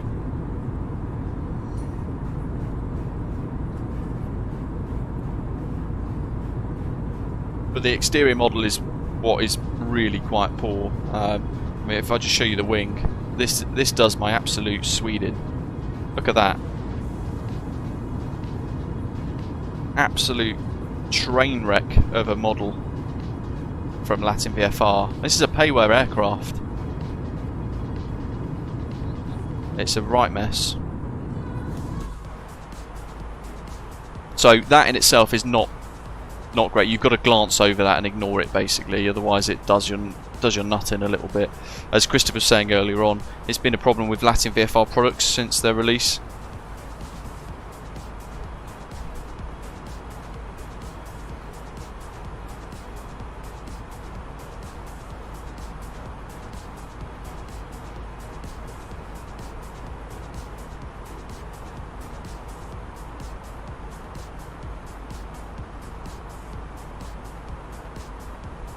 Dust2 is asking, have we got plans? Bit of people in the chat got plans for their first flight in the PMDG 777. He's got his sights set on Bermuda. For me, I think I was just going to do something quite short and simple, and I was going to run the old, pre-COVID at least, I was going to run the old 777 hop out of Heathrow to Madrid, a little short haul route that they did. You could do like a little rotation there or something. I thought that'd be a good way to learn the aeroplane, because you've got a little bit of time in the cruise to have a look at some of the systems and the FMS, but then you can smash out a very short flight with a takeoff and landing in within about 3 hours. Lou, welcome. Seems that way, Kevin Ford, doesn't it? Although, was there an update for Barcelona recently? I think the issue there is they are making too much money on their aircraft add-ons. Certainly for the Xbox side of the community, they've got a bit of an unchallenged. Trying to think of the correct phrase. What is it? They've got a captive audience on Xbox.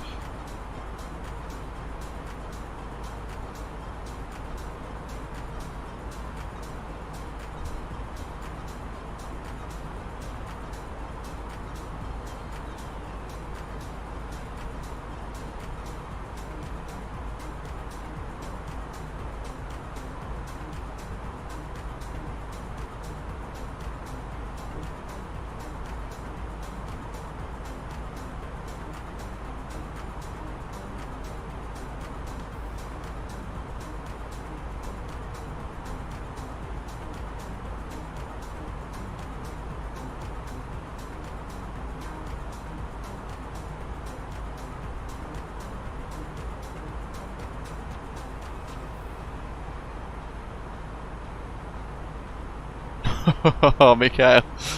You see, I had a Samsung S. It might have been a Samsung S10, but it can't have been that far back. Yeah, maybe it was S10. How have they got to 24 so soon? I swear it was only about 4 years ago. 5-6 years ago. I found Samsung put way too much bloatware on their phones, and I've then now switched to Google Pixel. I've got the 7 Pro, and it is by far the best phone I've ever owned, hands down. Although part of me misses BlackBerry a little bit. I used to love a little bit of BBM.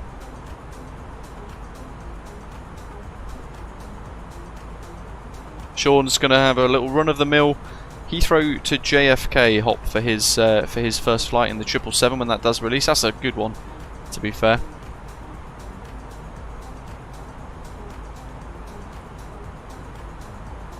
They jumped from S10 to S20. Why?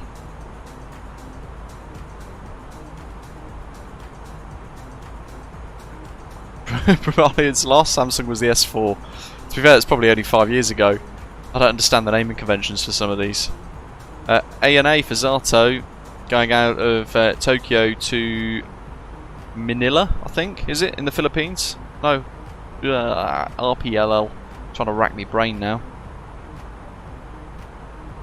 RPLL, is that Manila? Or was it Jakarta? Ah, it was Manila. Good stuff. Hello, Automator, good morning. Lazarus is happy with his Xiaomi. Anything with links to China now, I actively try and avoid, tech-wise, because they're just spying on us. And I know that it's more of a Google's doing the same and Apple are doing the same, but it's a question of what you're happier to accept. Whoever it is that is going to be spying on you. It's a bit of an odd concept to kind of get your head around, isn't it? I had a OnePlus 6T commentator, and then the new ones are just absolute trash in comparison. The missus had one of the newer ones and it broke within about a year. And I'd never go back to them. I think they've teamed up now, haven't they? They've teamed up with another phone provider, but they've gone away from their whole OnePlus ethos that they had back a few years ago, and they've basically just turned themselves into any other phone brand now.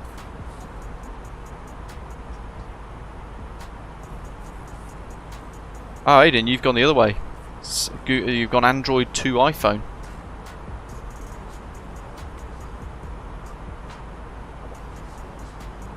Gary, nice. Going to be doing some Aerologic 777 freighter flights, Leipzig to Bergamo, and so on and so forth around Europe.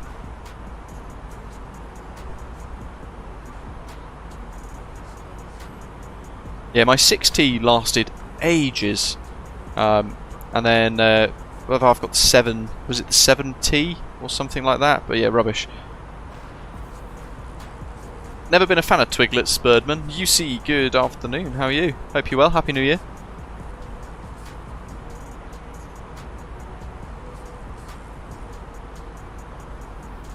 First time today. In fact, the first time on the channel. The Egyptian coast coming up.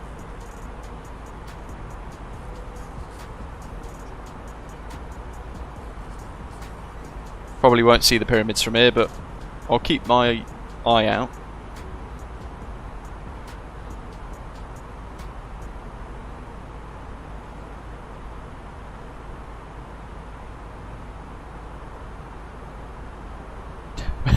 Rob, still waiting for the Samsung S24 Max 9. Yeah, with the camera that would just jettison off if you use it too many times.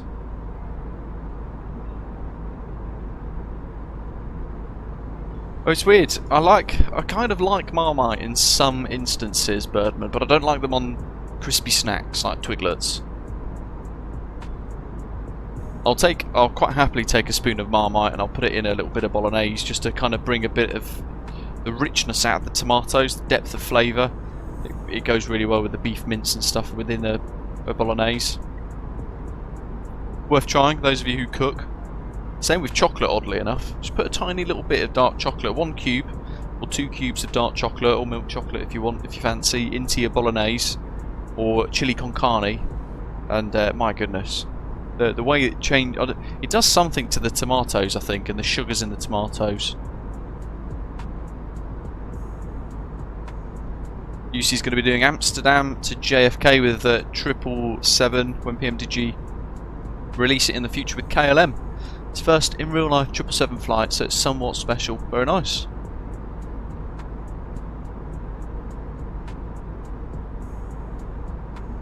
Ah, Steve, have they really? Saw on flight radar that they moved the Alaska MAX 9 yesterday that was grounded, so they flew it to a different place. Where did it go? Was it the one that had the in-flight blowout that they've moved?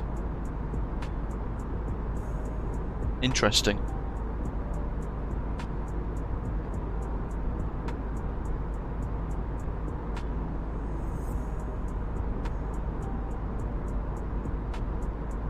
I think that was the last time I had an iPhone, Nick, actually. iPhone 4, around that era. Can't remember. Commentator, my goodness, just about to push at Athens. You definitely won't catch up. Got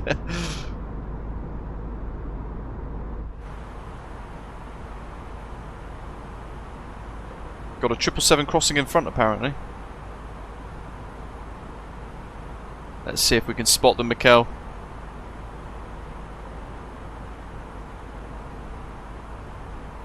Heber to NZAA. My goodness. They're down there somewhere. That 777. What a random route though. Air France 508 from... is that Alexandria to Auckland? Doesn't make any sense.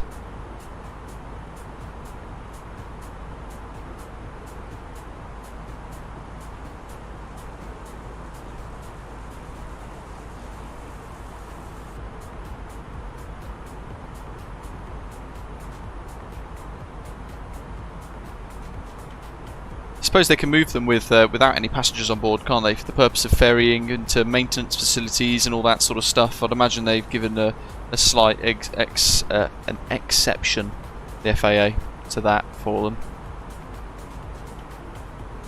Daniel, welcome on board. Thanks for subscribing.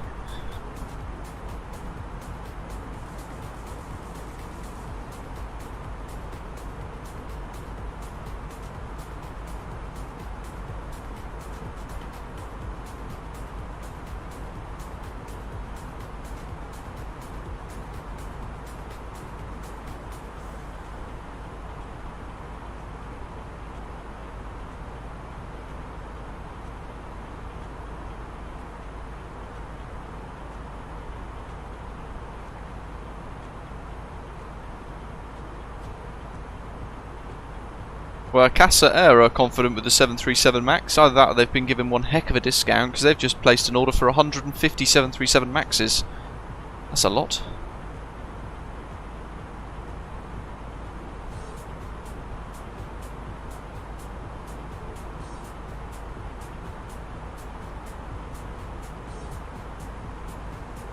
They're on the ground at Burj Al Arab International Airport, that 777.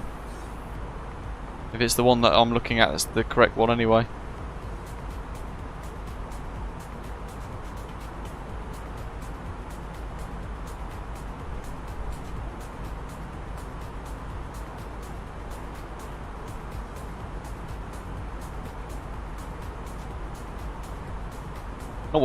Not really sure what to expect with flying over Cairo and Egypt and things.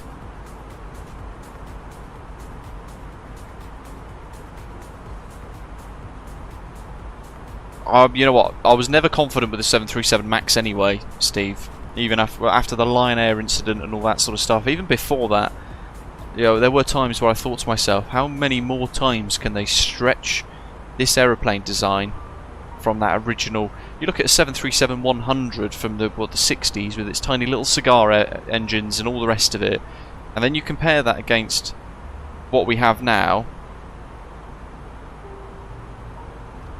Let me get a picture of a MAX 10 up. Stand by.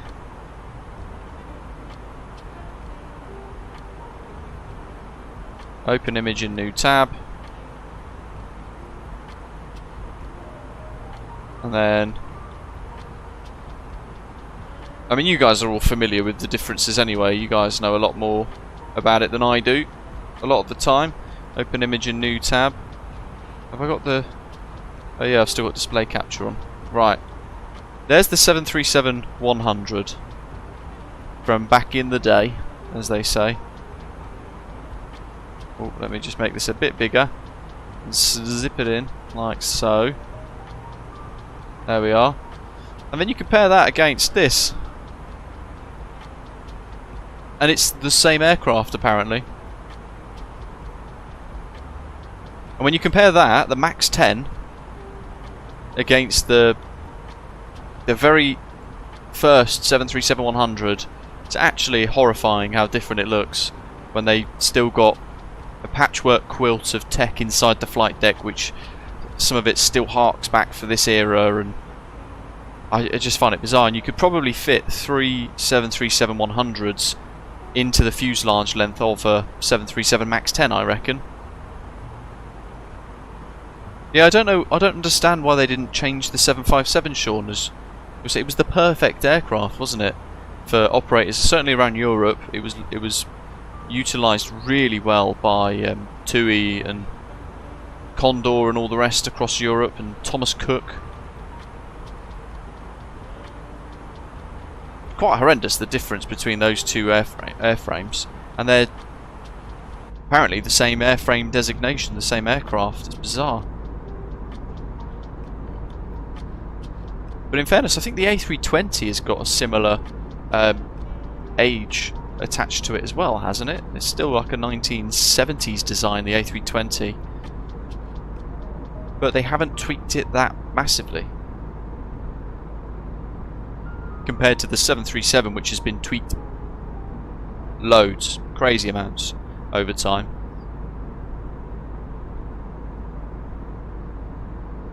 I think the 737-800 and the 737-900 NGs, I think that was probably the limit of the design, and Boeing had all those years to think, right, okay, we've pushed this to the absolute limit, let's see if we can redesign a new aircraft. But again, it's all down to profit and all the rest of it. It's just a bit silly. Ian says, have you seen the new design that NASA and Boeing have designed as a new prototype for single-aisle commercial airliners?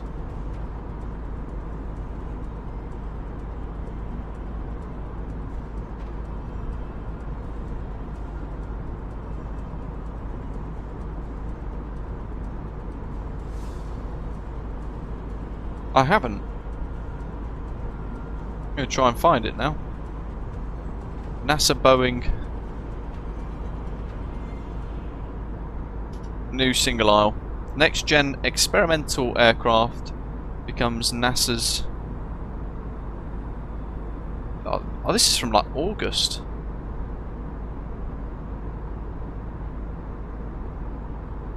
Is it this? And I'm going to say,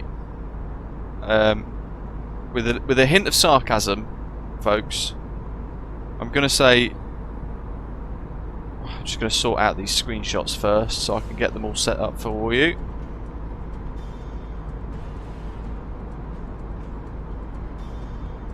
Right, are you guys ready for this? I'm going to say, how original.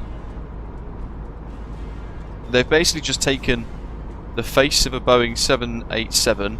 That's a rubbish one, I'll get rid of that. They've basically just taken a 787, made it smaller, and then changed the entire design of the wings. But yeah, very original of Boeing, well done. We don't know how to change the Dreamliner, so we will make the Dreamliner smaller to become the new single aisle jet. Yeah, it's got ATR vibes, hasn't it, Bramalian? But yeah, what the heck? VS1, Boeing NASA VS1. But that to me literally looks like a Dreamliner, doesn't it? With a different wing design. Yeah, it's a mini 787, which would be, what would it be? It'd be a 787-100.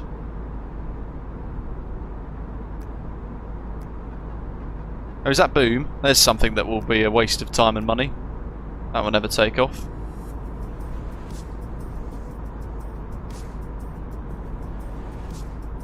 I mean, all that looks to me is they just don't know how to. They don't know how to solve the problem of the 737. Now it's at end of life. It's been proven to be end of life. I think what they've done is they've got, we don't really know how to redesign this at all, so we'll take the 787's design, we'll make it a bit smaller, but yeah, they're adding all sorts of complexities to that with dual wing struts and the T design of the tail, as well as Durst2's pointed out. It just doesn't seem to make much sense, that design. I assume it's just a concept, so they've said this would be an ideal thing in the future, but yeah, I'm very much of the agreement, as someone was saying earlier on in the live chat. Let me just scroll up. Automator saying there they should have just re-engined the 757. Because they're not far off. The Max 10 is probably the same capacity as the 757-200, isn't it? Or not far off. Zato says, hear me out on this. The Boeing 737 front nose is the same as the one in the 707 and the 727. So essentially, the front end of the 737 for Boeing has been used since the 1950s. But I guess it's worked for a long time, hasn't it? It's been a design that has worked well for them, but it's now at the point where it's just gone too far. I mean, Airbus have taken the A320, A319, A321 and all the rest of it and gone, right, well the design still kind of works, so let's tweak it to the edge of its limits. And I reckon the A321neo is probably the edge of the design's limitation anyway, because this still wants to climb and go. It's got a tendency to go nose up, but because it's got Airbus's fantastic fly-by-wire system, you don't have those problems with like needing MCAS and all sorts of other complicated bits of software that are going to go wrong. But yeah, they've gone full Timothy Dalton, haven't they? Milked the living daylights out of it. Great Bond film. That was one of my favourite Bond films, actually, The Living Daylights, Timothy Dalton. Especially the fight scene over Gibraltar Rock.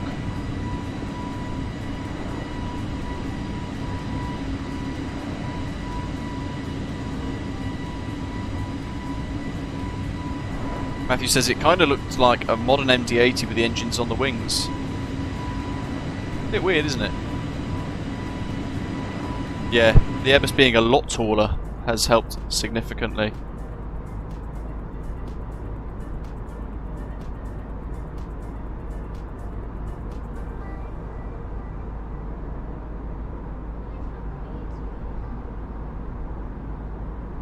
I mean, probably the height has been the saviour for the design of the A320, because otherwise, I mean, Airbus are probably already. Let's think about this.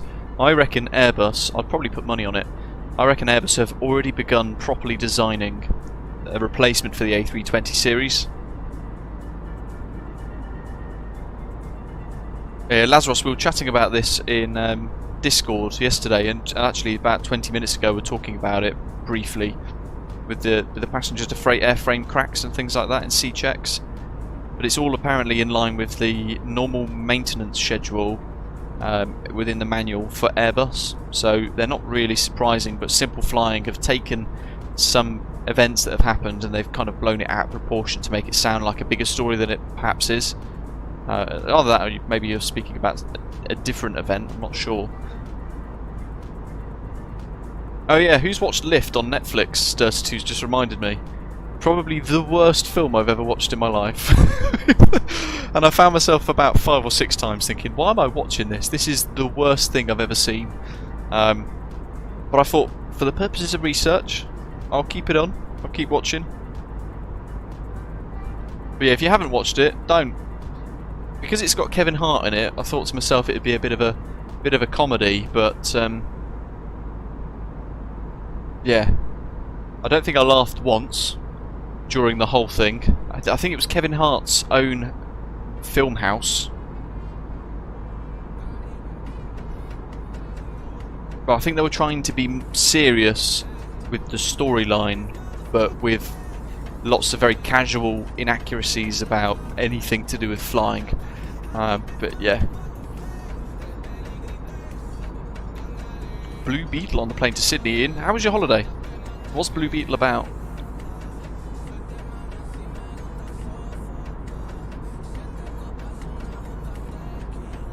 Kevin47 says he thinks the 787 is a throwaway jet, and even Boeing don't seem to care about it.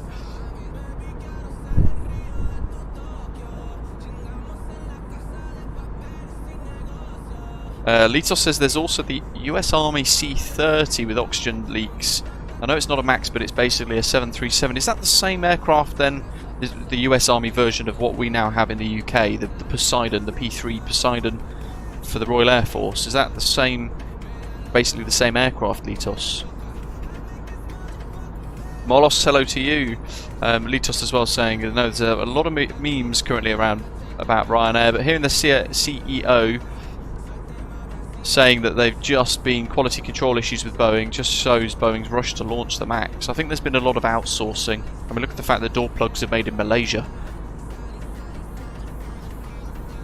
They had to keep up with Airbus, yeah, like Dog Tag Gamer is saying, but there should be a serious conversation where they just go, look, we can't keep up with them, but let's just build everything as best as we can so the aircraft we do produce are safe.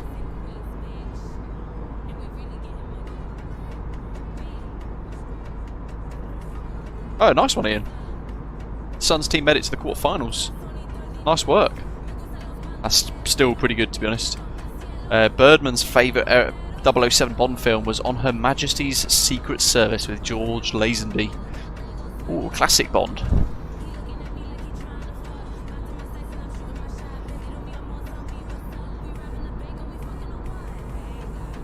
Yeah, I'm not very good with military designations, Litos. I know we've got the P-3 Poseidon. And that's a 737-800 basically converted into a military aircraft with specific purpose. The only good aviation movie worth watching is Sully, Litos says. I've not watched that either. Partly because I think it would be a bit too over dramatised, so then it would take away from the reality of the situation. I want to understand what happened on board when it was all... I'm interested in that kind of side of it. Romalian says apparently Boeing are going to now start inviting, let's call it hesitant clients to visit the production chain. Saw it on the news a couple of days ago. Yeah, I agree with you, Constantine. I think Boeing have massively lost their way. I think they've put too much emphasis on shares, shareholders, profit, you know, good returns for investors, and I think they've actually stepped away from being an aviation or aeronautical engineering company. Yeah, they were prestigious for years, weren't they, Boeing? The whole strapline of "if it ain't Boeing, I'm not going," that people swore by, which is silly in a way because that was probably created by somebody at Boeing as a way to kind of combat the competition with Airbus, but who knows. David's asking in the chat, should he get the LatinVFR A321 and A319, or should he wait for the Fenix A321 and A319? I think if you're not in any rush, David, wait for Fenix. It's going to be 100 times better than this.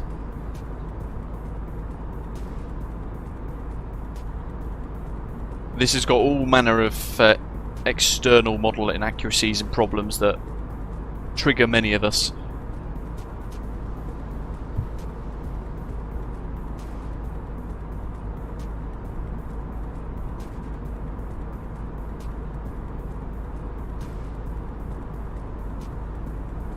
Zata said he noticed in the Sully movie the engine display for the cockpit used IAE engines, but 106 US had CFMs.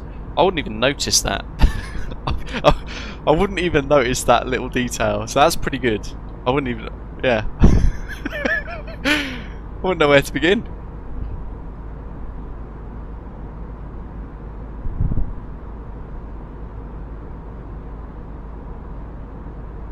Casino Royale for Badger.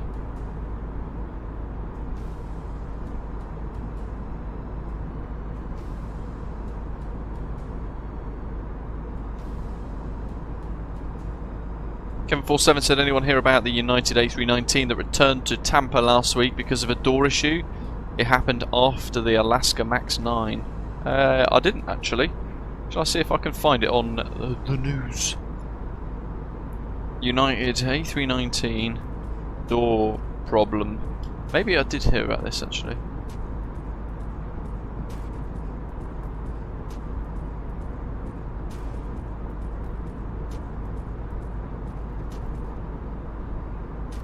Oh, actually, no, I did. I saw it on Sky News.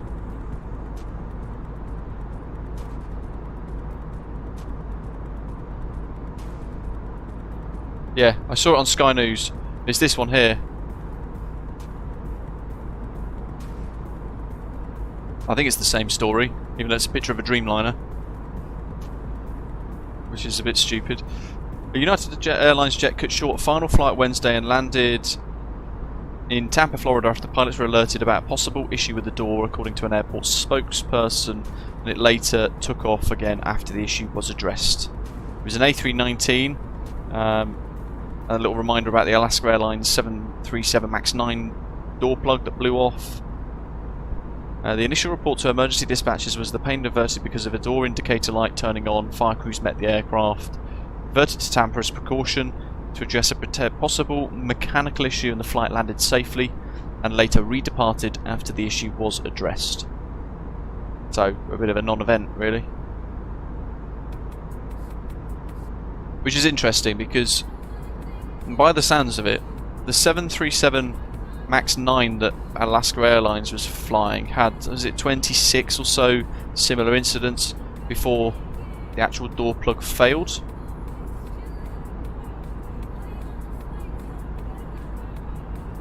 I think it was anyway.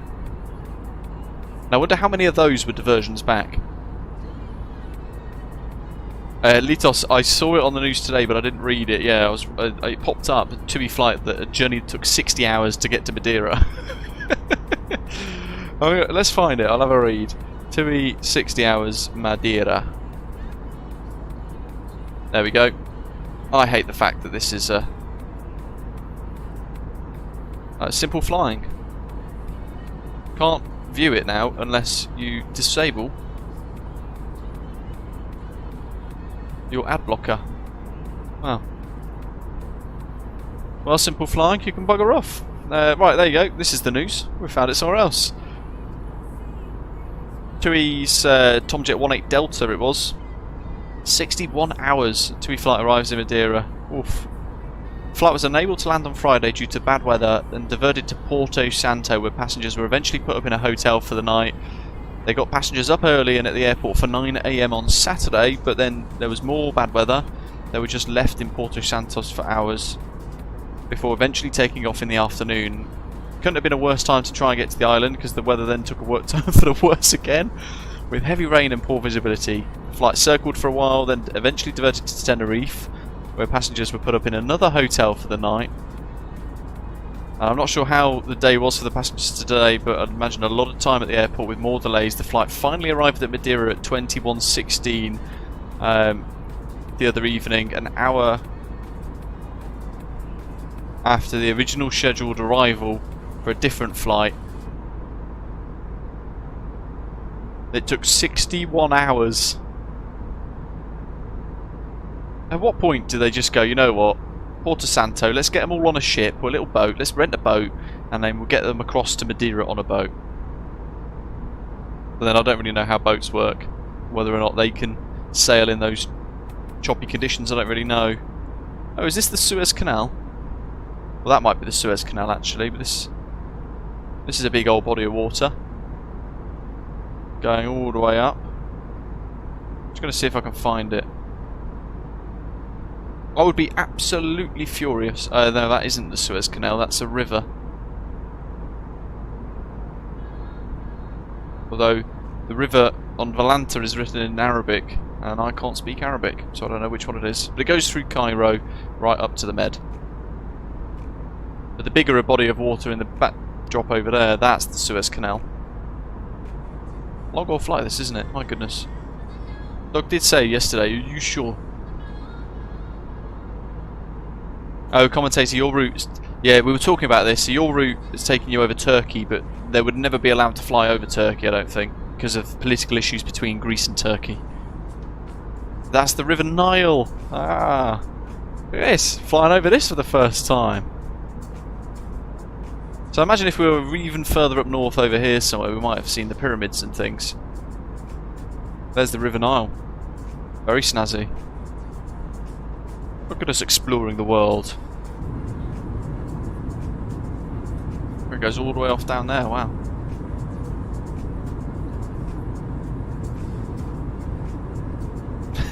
Commentator, very true.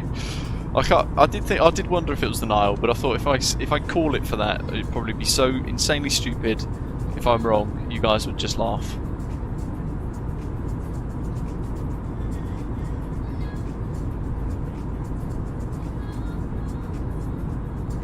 We're only just about a third of the way through. Bramolin says here in Reunion, if you want to fly to Europe, it's a majority 777 and a couple of A350s. Fortunately, the 777 was produced when Boeing was at its peak, and it's a better plane than the MAX, absolutely. Yeah, it's a solid aircraft, the triple, isn't it?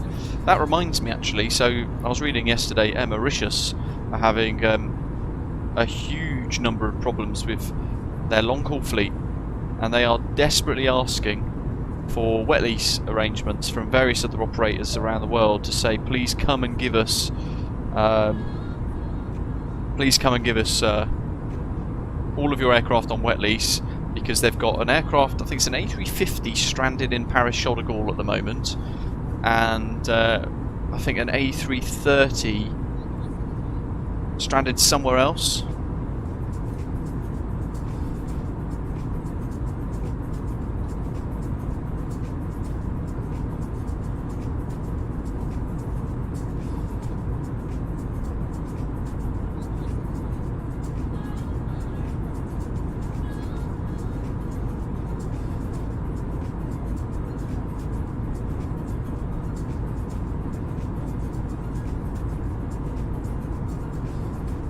This is Aegean, dog tag gamer. Willie Canucks asking, are we over the Amazon yet? We're nearby, yeah, we're close. Yeah, that's correct, Willie Canuck, yeah. So Ryanair have got a team of engineers in the States helping to look at Boeing's aircraft. I think they're worried that Ryanair are starting to get to... I don't think they're at their wits' end, but I think they're at the point where they are openly frustrated about the MAX problems and all the rest of it, and people are unnerved. Bearing in mind, I think Ryanair are the biggest operator of the MAX jet, aren't they? Worldwide, I believe. And you won't ever see me stepping on one. Well, I don't like Ryanair anyway as an airline, but the fact they fly 737 Maxes means I would steer well away from them. And in fact, we were looking at booking a holiday for next year, and I realised that where I live at the moment, Birmingham Airport is just as close as some other airports like Heathrow and Gatwick and all the rest of it. And I thought, well, actually, why don't we fly perhaps Jet 2 or TUI or something like that? And then I remembered TUI, who flew to the same holiday resort that we were going to book, as BA did. I remembered that TUI operate that on the MAX, potentially. So I actually chose to not book with them because of that.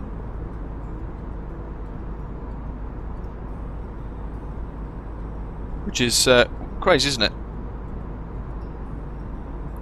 But then I don't know if the wider public share the same concern. Like in the States, people have reported that there are more people now looking at the aircraft type code on the booking before they book to see if it's a MAX or if it's an Airbus or a different kind of aircraft before they book. And there was a little article about that I was reading, but I don't know if it's more of a thing Europe-wide now or not. But I would imagine Boeing are desperate to just A, make Ryanair feel included in the decision making, but B, give them some confidence as well in their aircraft, I think, as one of their biggest MAX customers, or the biggest MAX customers. Ah, commentator, is there really? The Horizon Simulation 787-9.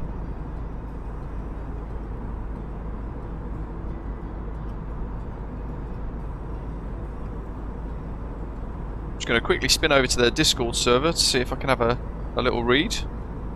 If they've got an announcement about it.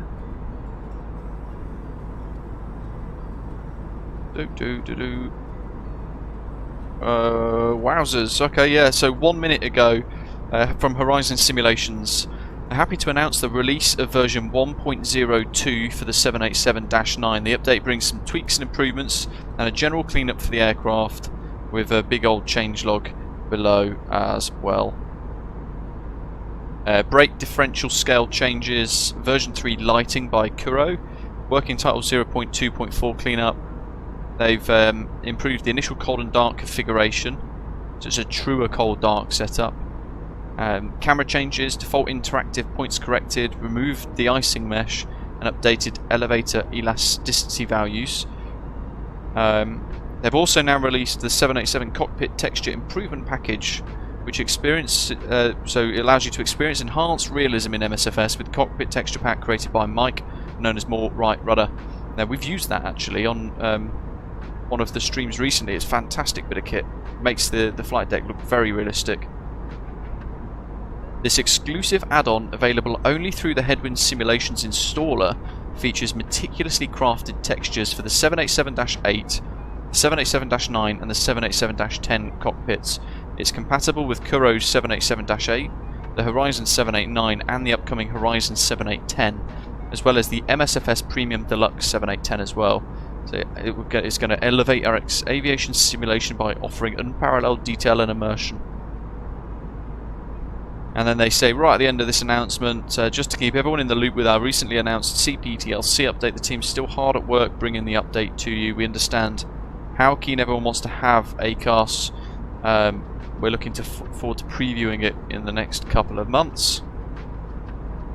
And it will also be compatible with our upcoming 787-10, which makes it sound like the 787-10 is coming soon. Without reading too much into that, of course.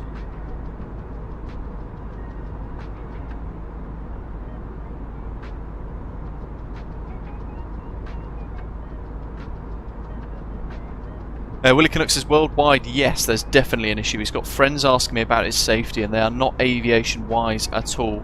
I've had discussions as well. In fact, when we were looking at booking the TUI flight to Rhodes, the missus said it was not one of them broken planes, is it? And I knew what she meant. She meant the MAX.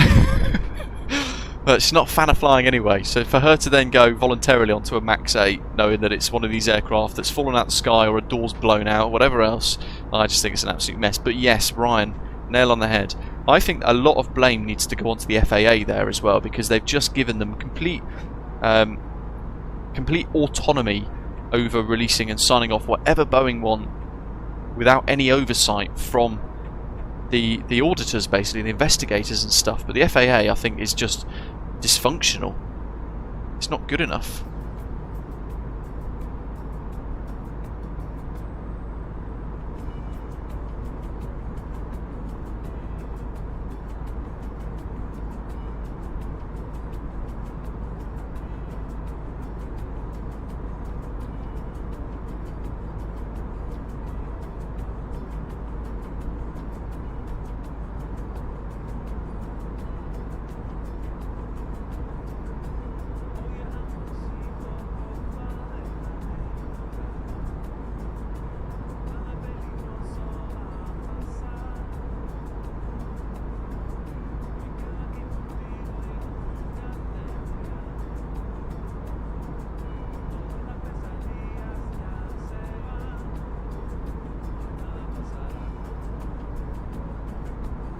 Perhaps just approaching Hurghada.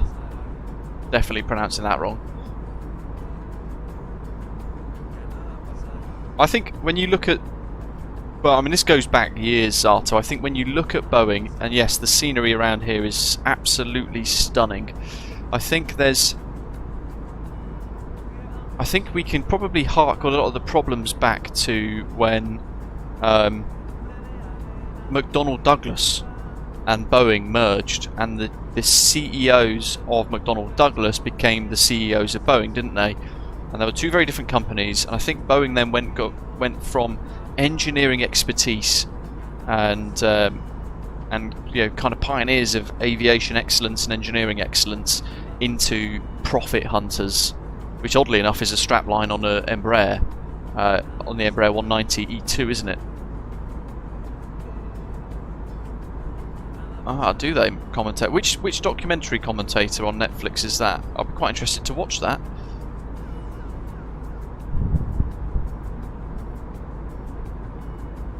Yeah, it does make me wonder if the writing is starting to kind of get put on the wall for Boeing. Downfall. Have I watched that? I don't think I have. I must have done. It's not. That's not a new one, isn't it? I think it's a recent 6 odd months.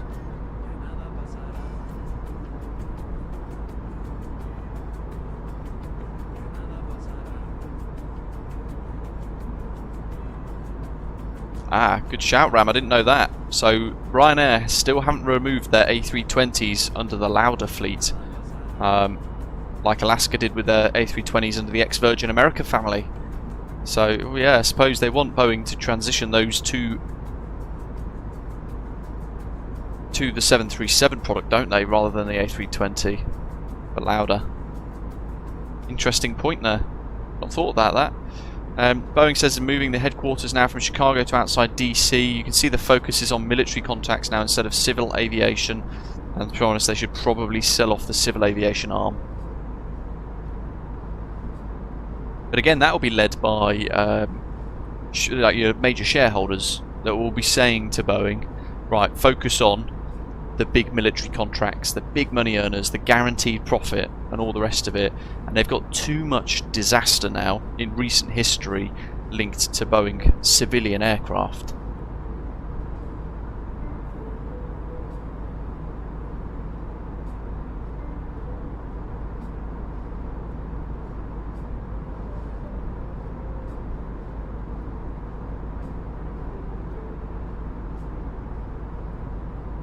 Well, I think the FAA, Constantine, we mentioned there, doesn't know if it's true or not. We read an article that FAA hires people based on quote-unquote woke things instead of experience and other qualities, and he hopes that's a lie. I read something a little while ago, and I can't remember what, so I'd have to dig it out again to refer back to it.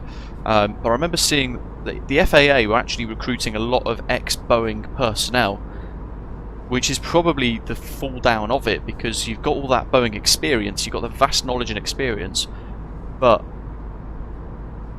if the build quality is not good enough, but then you've got a whole load of ex-Boeing employees that are dead confident that Boeing is best, that's when you get these gaps in consistency and like a misplaced trust, probably, more than anything else. But yeah, deep changes are needed, as Willie's saying, for Boeing, and it is a deep mess. Yeah, a conflict of interest, that's a good way of putting it, commentator, yeah. But I think generally across the world we have these quote woke policies where if you might not be the best for the job, but if you say the right things or you do the right stuff, you'll get the job over someone who is the best for the job. But that's just widely in society, I think in Western society now anyway. It goes a lot wider for a topic of conversation.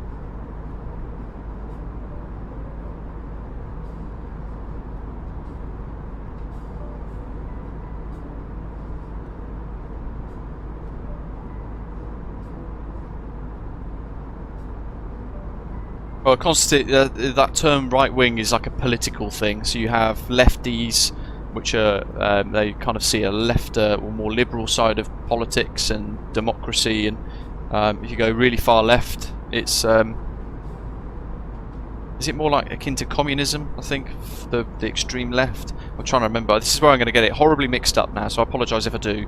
But on the right hand side, on the right wing, you've got the same, but more about capitalism and then just general racism and stuff to the extreme right. It's probably as simplistic as I can put it.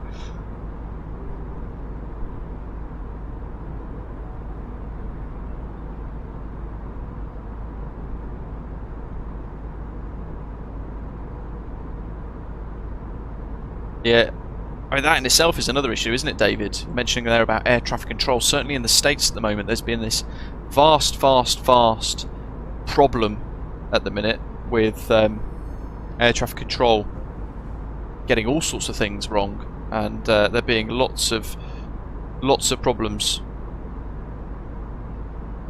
They've had a few aircraft that almost landed on each other. Was it last week as well? Somebody mentioned about...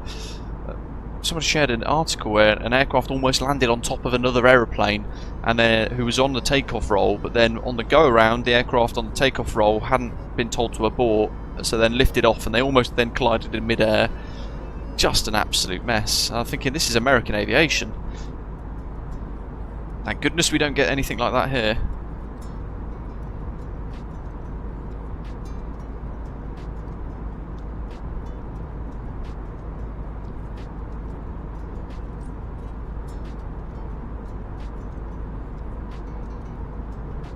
Well, people need a sense of belonging, commentator. That's why religion gets tricky to talk about as well. Cause of most wars, in fact. Fun fact.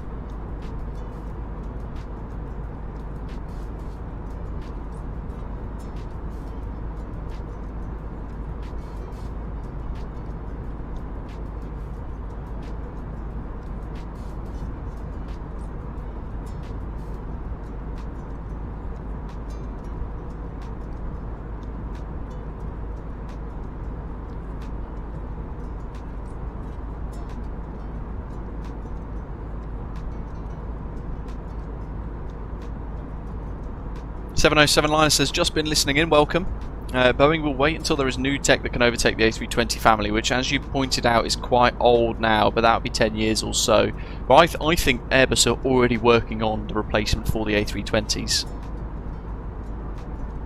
I think it will be too late. Boeing will come around and they'll find out too late, and it will be all reactive again, basically. Calgary Canadian flight sim with A300, nice after the update. Strangely, after takeoff and putting the gear up, I got the gear down warning. It didn't do that before. Interesting. How weird. Yeah, haven't Airbus had to redesign the fuel tank in the A321XLR, Willie Canuck? I think there was an article I was reading last month. I'm gonna have to dig it out so I get this right. A321XLR fuel tank issues, changes. Yeah, so they're having to change the actual range of the A321 XLR because is it EASA? I think it might be EASA. Let me just read this so I get it right. Grappling with a growing shortfall in the range of its upcoming A321 XLR passenger jet because it's reached an agreement with the European regulators on design safeguards needed to achieve certification. So they've had to offer some customers potential deals for the larger A330neo because it won't achieve the right performance that the airlines originally hoped for the A321 XLR, which is mad.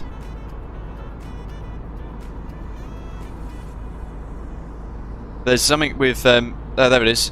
The plane's design calls for a novel type of rear central fuel tank moulded into the contours of the fuselage to eke out more space for fuel and therefore extend the range by 15% compared with Airbus's most capable current single-aisle model, the A321L long range. But because of that, there was a risk of fire and therefore risks to evacuation times in the event of an accident, which required the regulators to suggest that Airbus basically make changes to the design needed for certification. So they've had to then redesign a new fuel tank and also add special protective liners to the fuel tanks along with other reinforcements. Because of all of that, it's added almost 800 kilograms to the weight of the aircraft, which has then trimmed the maximum range from 4,700 nautical miles to nearer to 4,000 nautical miles, which is a huge difference in range. But they've done this before the aircraft has been released, so they've identified it, they've said, right, that's a problem, let's fix it. It's going to then add weight, which then costs performance. Oops, we've just lost 700 nautical miles from our range. But instead of covering it up, Airbus are actually being quite forward with it with their customers and talking about it. Say, look, yeah, there is this problem, but we've solved it, working with the regulators, not behind their backs. There's the Suez Canal for the first time.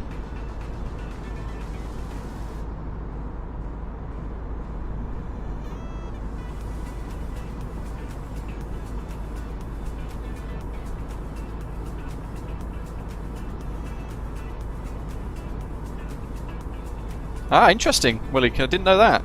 Good to know. Said there that it was actually Boeing, in fact, that called out the A321XLR tank design to the regulators. Yeah, how ironic. So they're busy exploring the depths of Airbus's designs, but they can't deal with their own. That is spectacular. Look at that little town. There's an airstrip there as well. Where is that? Oh, it's Hurghada. That one there is not Hurghada Airport, though. That's Al Jonah. Hurghada is right underneath. There she is. There's Hurghada. Never been there. And just over the other side of the Suez Canal is Saudi Arabia. And the city of Dubai.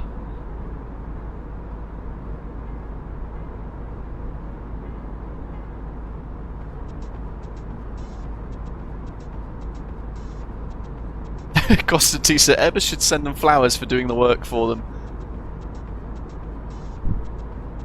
Nick, amazing to hear. Thank you very much. Says Luke, I found you on YouTube a few months ago, and it's how I found out about New Sky. I've been flying with Osprey Airways ever since, and it's added a huge amount of realism. A big thanks to you. You're more than welcome. Oh, for goodness sake, 32. Yeah, right, okay, touché. So this is the Red Sea, and the Suez Canal was... It must have been that tiny little bit right up there then, isn't it? It's... Okay, noted. So there's going to be a lot of people floating around in the Red Sea then, because it is being super salty. This is what happens when you skip lunch for streams that are very long in time, because we're starting earlier.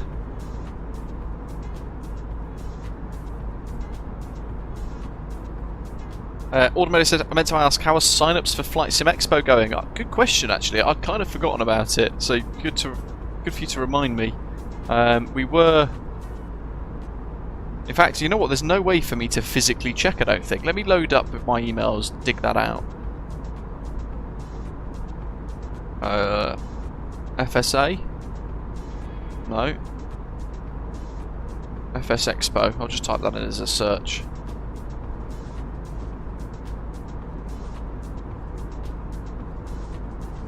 No, maybe I'll look for the word Brian. There we go.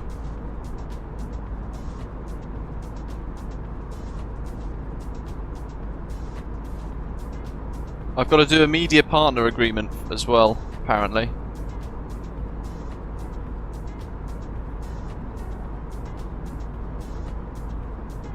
I might email them and say, how do we know how many sign-ups we've got? Out of curiosity, if you're going to Flight Sim Expo 2024 and you've used my special code, let me know in the live chat if you've used my special code to book your tickets for FS Expo.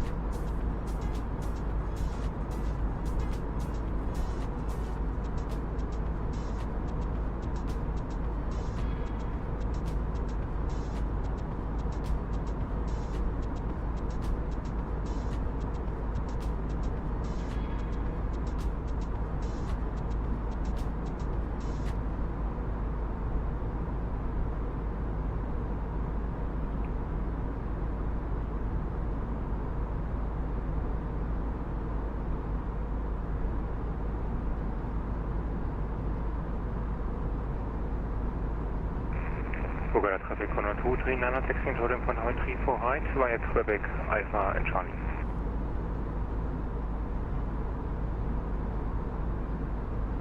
Right, I've emailed them.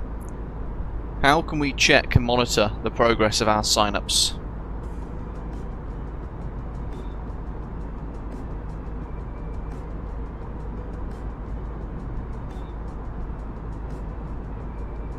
Yeah, really, to be fair, I almost didn't because it's too expensive.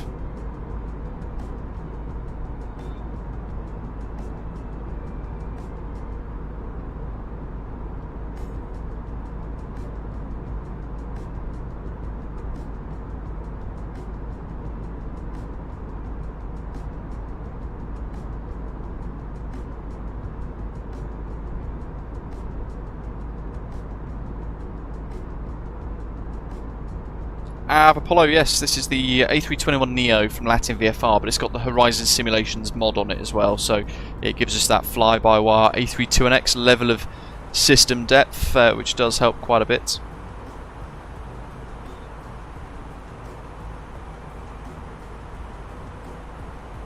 I mean, it's cost me a substantial amount of money to go to Flight Sim Expo this year, and I haven't even got there yet to pay for food and things, but it's almost at about £2,000 with flights, hotels, once you factor in transfers to and from the airport and all that as well. Not cheap, really. For those of us in the UK, I'd forgotten actually entirely about the one that's in the Netherlands that happens every year. Round, is it February or March? I forgot about that one, and I almost thought about going to that one instead, but yeah, I don't know. I think it's very much, if you're in America, it makes it easier for you to go to.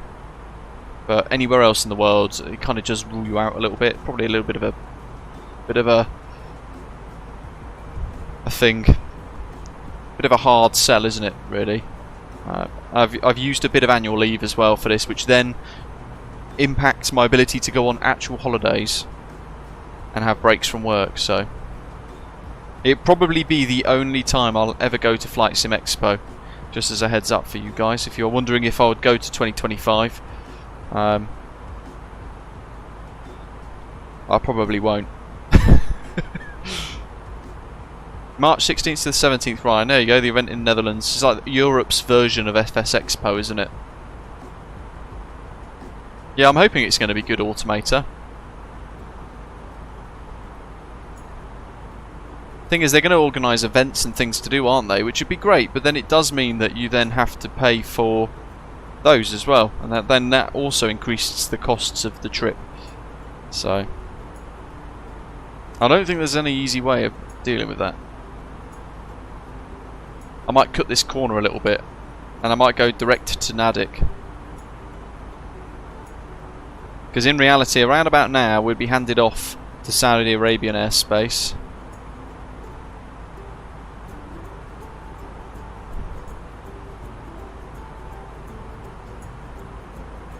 We'll do a cheeky little direct too.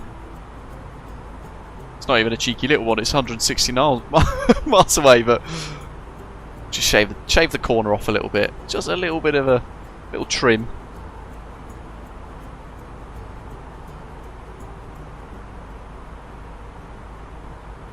It makes it usable on VATSIM Clipper, but don't forget, Fenix have almost bought. The reason why we're in this today is because it gives us a discussion point about Fenix and their A321.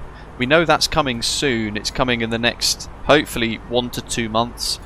So the question is going to be there for you guys who haven't got the LatinVFR A321.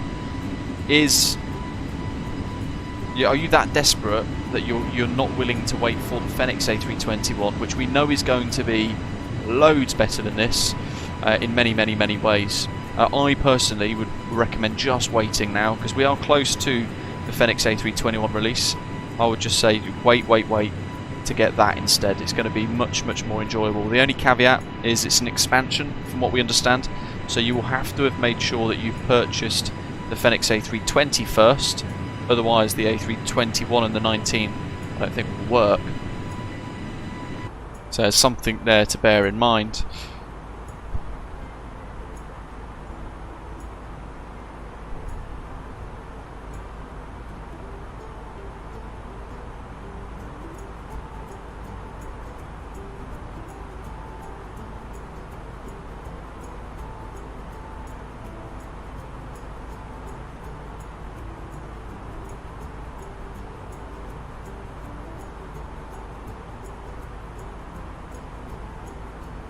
That's the one, Birdman.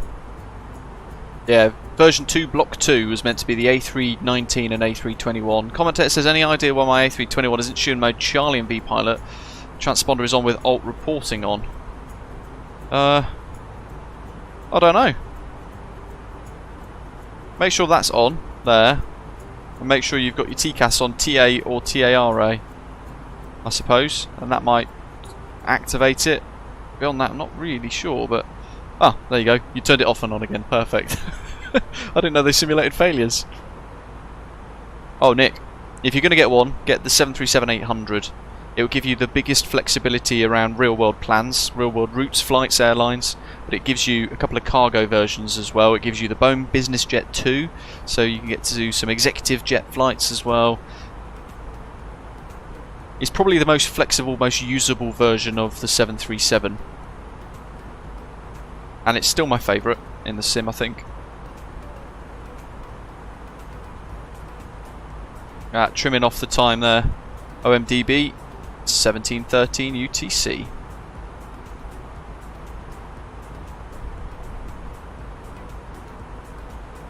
And we're only just now at the halfway point. The V-Pilot bit that says mode C707 liner should be automatically linked to the transponder, so it should automatically squawk, I think.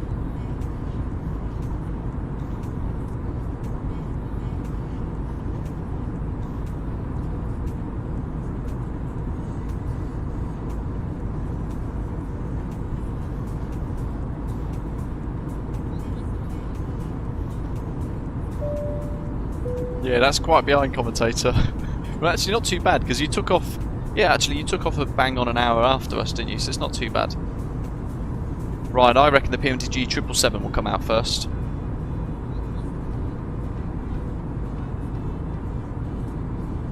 Andrew, good morning. Says, yeah, they need FS Expo to be held at different worldwide locations. If it was at Vancouver or Toronto, he'd go to it. Sadly, won't be going to it this year. So that was one of the questions that was mentioned, in fact, wasn't it? One of the kind of destination areas.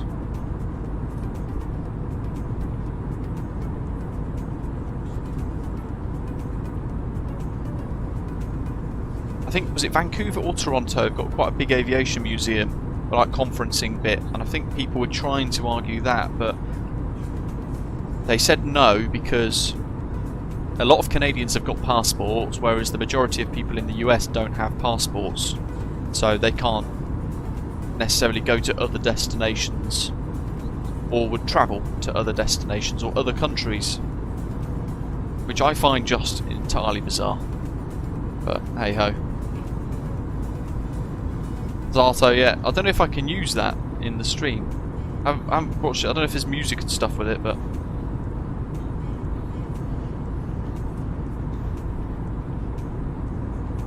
you're welcome.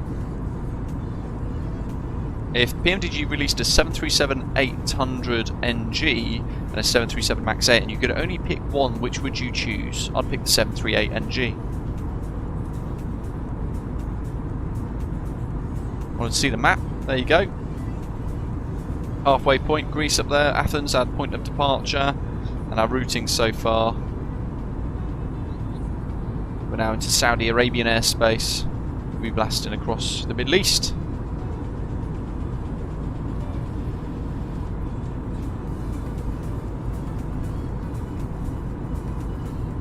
It was more of a lack of willing to actually travel and make the travel willy.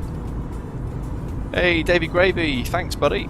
Very kind of you, gifting one membership to one of you folks watching today, and it's gone to Hergy1234 in the live chat. You've got a month's channel membership granted courtesy of Davey Gravy. Very generous of you. Thanks very much. Oh yeah, Nick. That's an absolute horrendous bit of trash. Anything Captain Sim is not worth a single penny.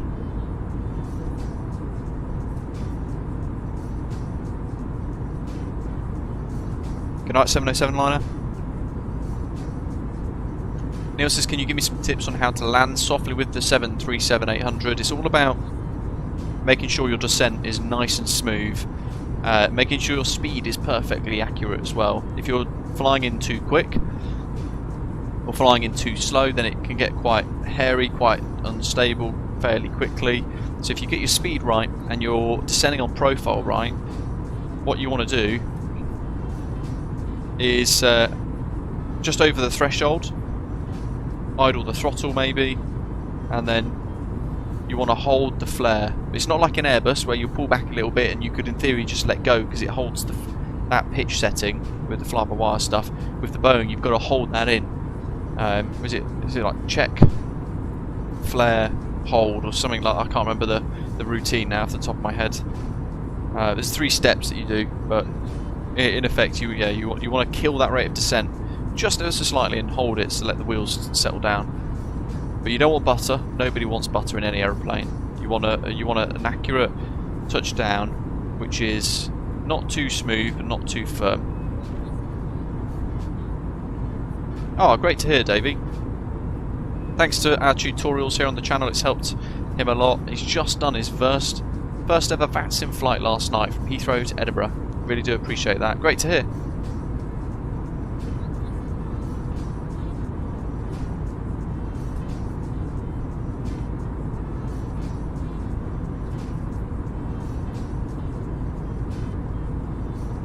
What's really great to see is the fact that people are still using the VATSIM tutorials. They're still quite frequently the most popular videos on the channel and all the rest of it. I think it's great to see that lots of people are interested in taking their experience to a bit more of a deeper level of immersion. I think that's quite exciting.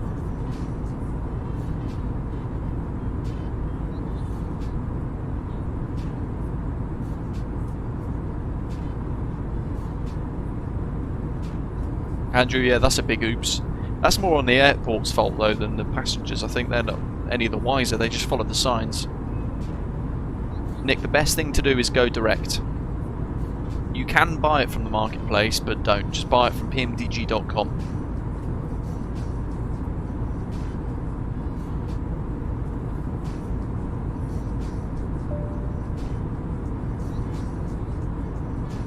Nice one, Zato.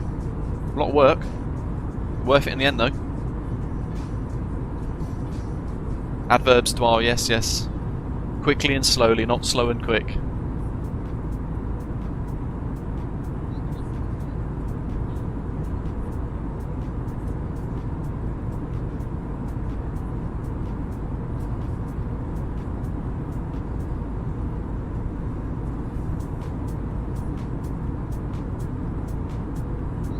I'd not thought about the sun going this far.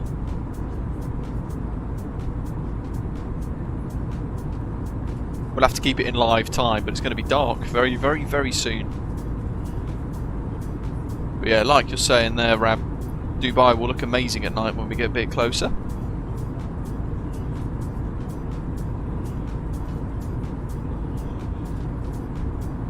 Sean, fair enough. How are you finding Navigraph? Makes a world of difference, doesn't it?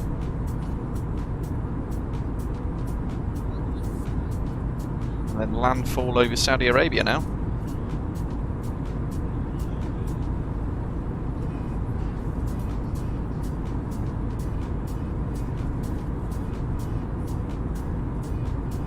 Yeah, it is a godsend.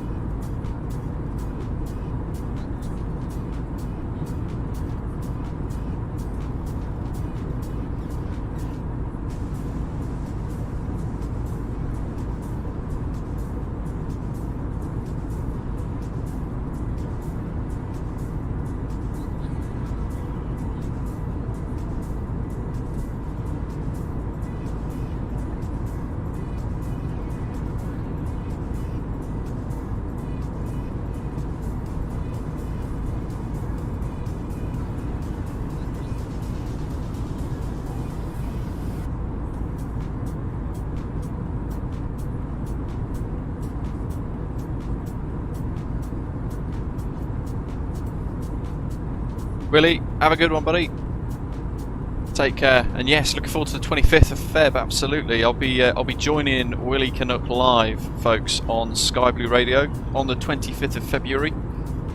Very excited to join him actually on his Haggis and Poutine radio show, and we'll be chatting away live for about an hour or so on Sky Blue Radio. So I'm very excited for that. As David said earlier on, hitting the prime time when I was talking about it in the Discord server the other day in the lounge.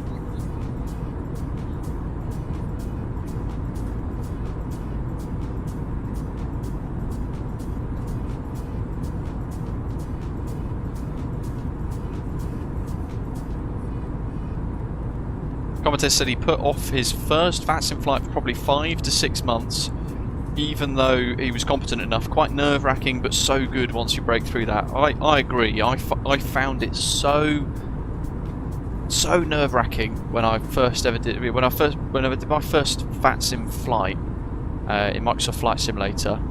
It was with the FlyTampa A321neo, I think, if I remember rightly. But I was so nervous, just pressing that transmit button. Proper nervous. And I don't know why, but that was the turning point for me, because I thought, you know what, if I can get confident with this, there's going to be thousands of other people who are going to be just as nervous, even probably more so than I was.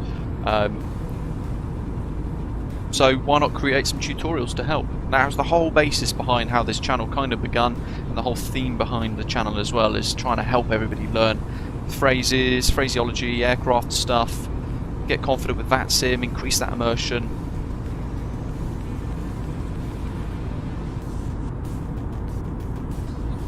Dave, yeah, 30 minutes of just cold sweat, just to get you clearance. Ian says, what time is that on? I think it was 2 o'clock UK time, from memory.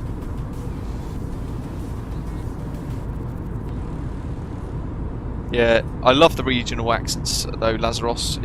It brings in a nice element of realism to the challenge, doesn't it? Flying on VATSIM, and it does make you feel like you're part of this vast international community, all enjoying the same thing. Look at that. Saudi Arabia. Eat your heart out.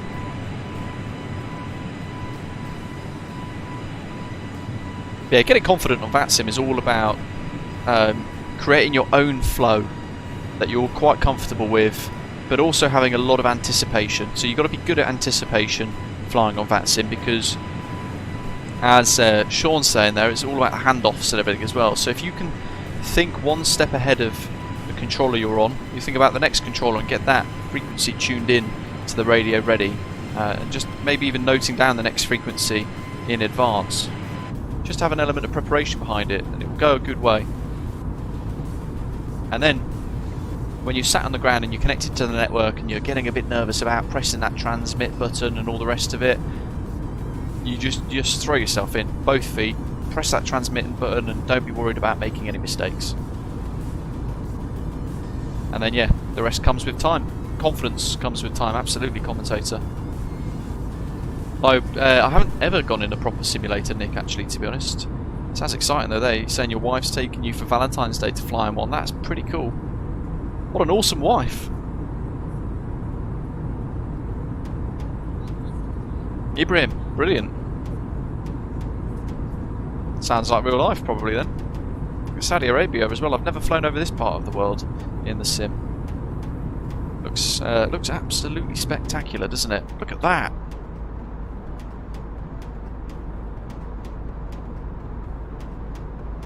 Bang on, David. And I think that's what some controllers, and to be fair, some pilots forget. At the heart of VATSIM is education. It's a learning network. It's part of the terms of service, as David says, but it's all about helping people learn about aviation, the procedures, the realism, and all the rest of it. Is it aviate, educate, communicate? I think it is the strapline for VATSIM.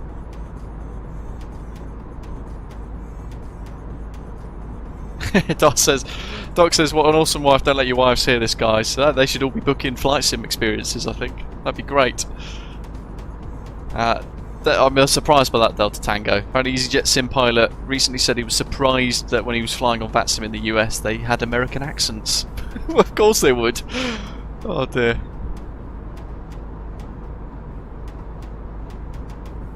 Ah yes, Canadian Flight Simmer. Yeah, that's covered in my regional differences VATSIM tutorial video actually. So you're flying in certain parts of the world like China, they don't use feet, they use meters.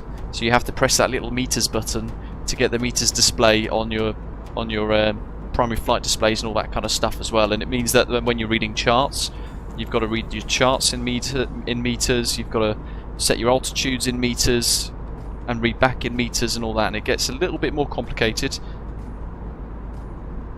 But yeah.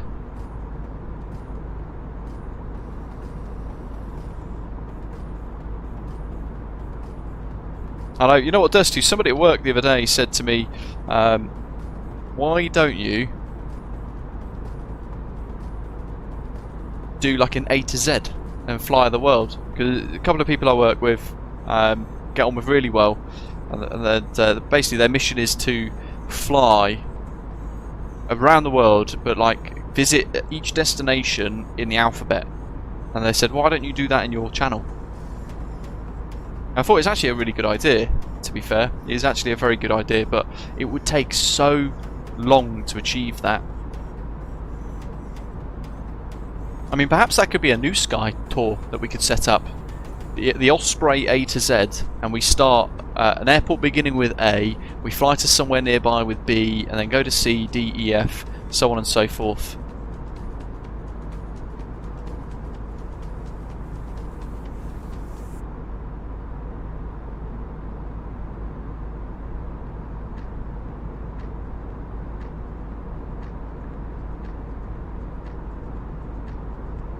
We could set it up as a tour and then kind of grow it from there. So A for Aldergrove, would that count, or would it technically be a B for Belfast? It'll be A for Athens, B for Berlin, C for Copenhagen, D for Dusseldorf, E for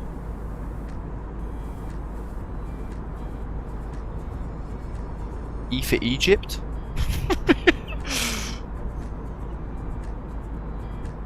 Yeah, I think you'd end up dipping back around Europe all the time, wouldn't you? And zipping back to East Midlands, yeah, or Edinburgh, and then F to Frankfurt, and then you'd find that you're just going UK to Greece to Germany to the UK to Germany to the UK to Germany to the UK. I suppose you'd have to make quite a conscious effort, wouldn't you, of actually almost turning it into a bit of a global tour. Look at that for a screenshot. This is spectacular. The photogrammetry around Saudi Arabia is a lot better than I thought it would have been, actually. And we're right in the kind of rural elements of Saudi Arabia. We've got Medina really far to the south.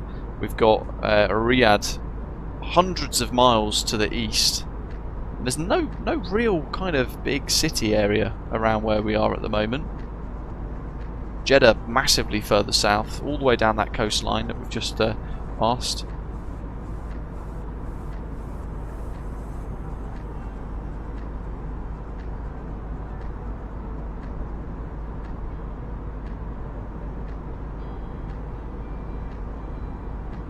Crikey, Nick, that's brave. And yeah, you do get some controllers speak far too quickly, Brumalian. I think if you put in your remarks when you file your flight plan, English, second language, please speak slowly, or something like that, or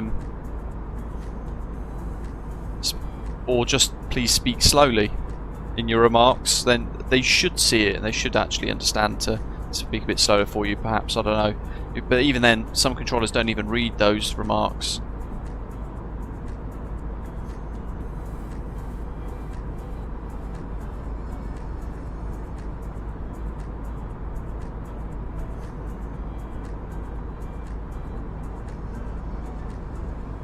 Crikey, Delta Tango, that would be quite a tough one, wouldn't it? How would we even group that? I like the idea of setting something up as an A to Z tour for Osprey, to be fair, and add a new tour into the new Sky bit for you guys to enjoy on Osprey Airways. That could be quite good. Have a little alphabetical list of destinations that tour the world.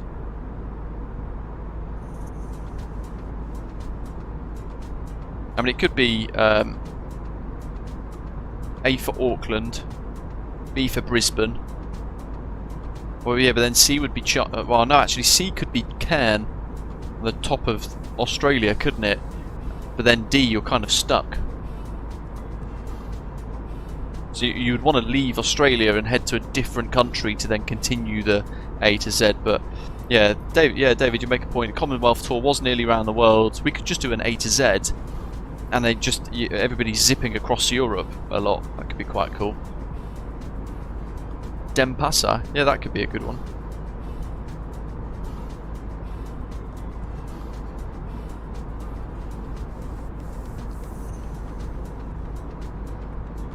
Yeah, if we tag it as a, if we do it as a actual tour though, Delta Tango, then you guys can actually do the achievement on New Sky for it. Look at the colours of the sky in the sim today. Look absolutely fantastic. Look at that.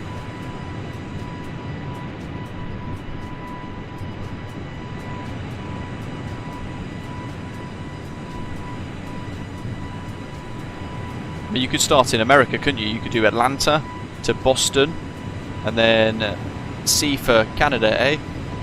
Where would we go in Canada? Calgary. D for Denver.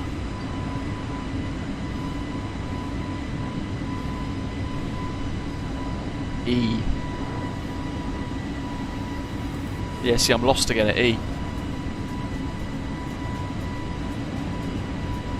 Flight to Ecuador would be quite far. Oh, E for Edmonton. I feel like this project would be it would end up far bigger than it's meant to.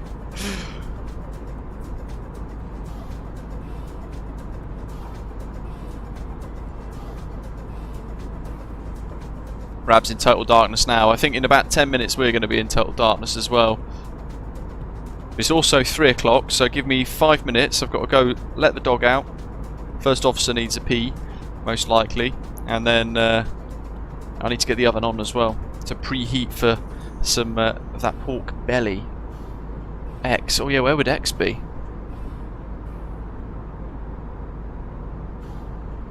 I don't know actually what X. X.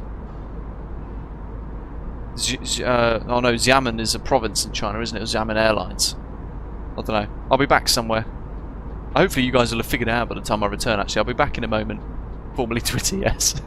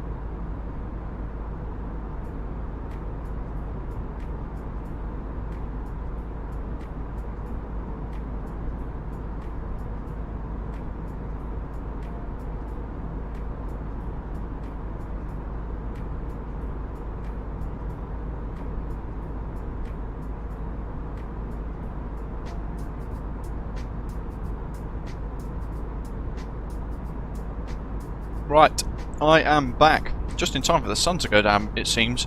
Jalapa City in Mexico, Marty says. Or Zai Zai City in Mozambique, my goodness. I think we might have to skip the X one then.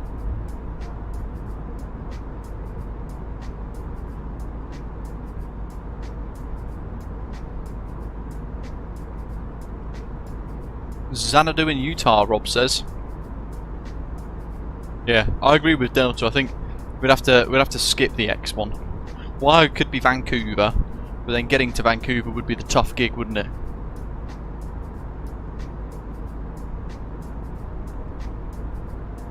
Unless you take like Xiamen province in China, and then you kind of you look for a city or an airport within there to tick the X off. So you go to the province, but the airport might be beginning with the letter C or something instead. Nick says, any chance of a Monday stream in the future? It just depends on how my shifts fall, really, because I might end up kind of having a Monday off, which means I'd stream on a Monday or not. Yeah, that works, Delta Tango.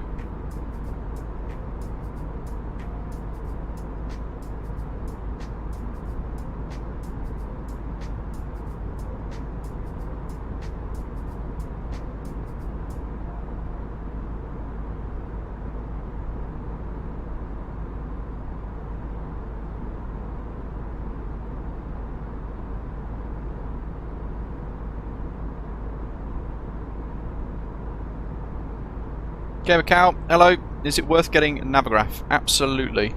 Yeah. 100% is. We just got to turn all this down now because it's going to go dark. Oops, not off. But yeah, it depends on whether you can afford it or not. If you could, there's two options. There's for the Navigraph Ultimate subscription, you've got a monthly fee. You've also got an annual subscription as well. If you can afford the annual subscription, whilst it's more expensive as a one-off fee, it actually saves you quite a bit of money in the long term. So it may be something worth exploring. I think it saves you about £10 or something crazy, which actually becomes quite a bit of money, doesn't it?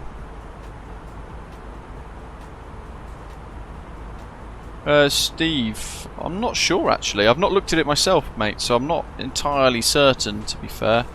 I should probably turn this brightness down.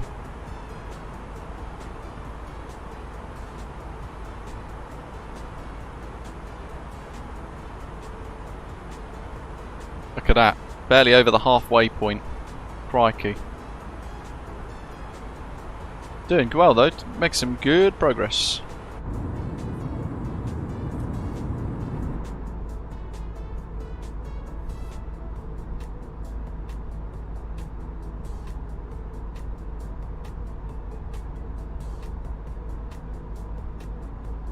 Yeah, I don't talk about work, James, unfortunately. I've got to keep it away from the channel. Matthew, hello. Morning. Love the strobe reflection in the cockpit. Realistic on the door frame, not so much on the glare shield unless it was a 19 with sharklets.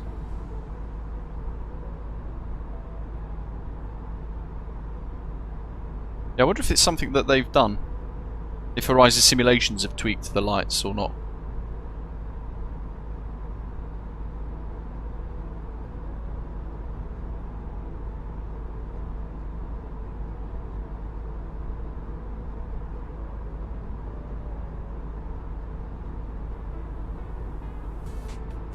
Yeah, I would agree, Steve. It read to me like there would be a separate section on there, on the installer. I'm guessing you have scrolled up and down on the Horizon Simulations bit of the headwind installer, haven't you? I would imagine on a red eye it's exceptionally annoying, Matthew, yeah.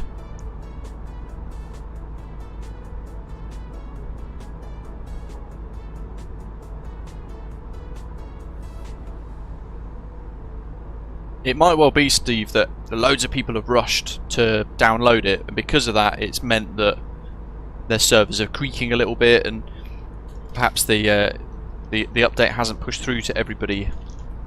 Not sure. Pure guess. Stranger things have happened.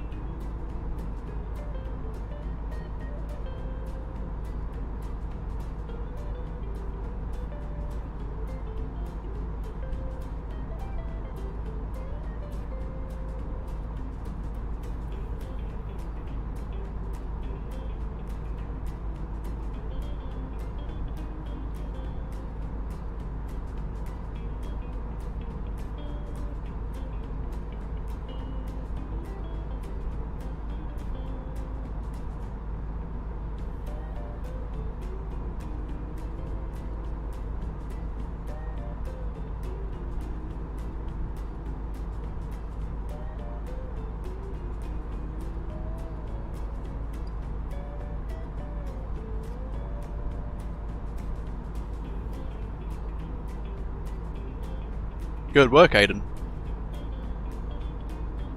Darren, hello from Hertfordshire. Hope you're well. Did you guys have the -7 degrees Celsius temperatures and frost this morning as well?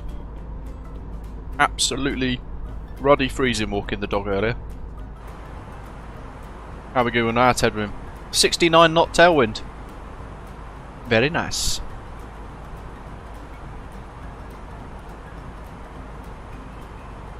Oh yeah. You know, I looked at that thinking, I mean, my brain registered that as if it was the display up here that was reflecting wrong, but it wasn't.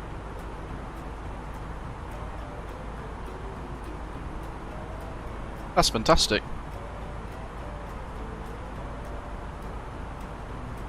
So if I then turn the panel lights or the glare shield thing off entirely, I suppose it's their way to show that it's happening, Matthew, isn't it, I guess? See the beacon light reflecting there. And then, yeah, and the glare shield against the dials, the strobes. God, that would be really annoying, wouldn't it? And then you go into cloud and that would probably double in intensity as well. Let's turn the eCam displays down a little bit.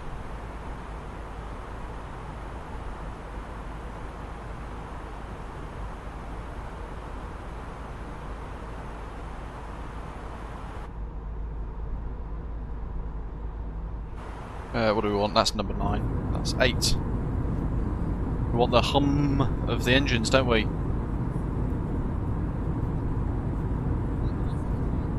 Oh, sure, yeah, that's brutal. Well, I almost made the mistake of doing this route the other way around to fly Dubai into Athens. I'm glad I didn't. That's a long old route. I think it's an extra hour long. This is only meant to be a 4-hour block time.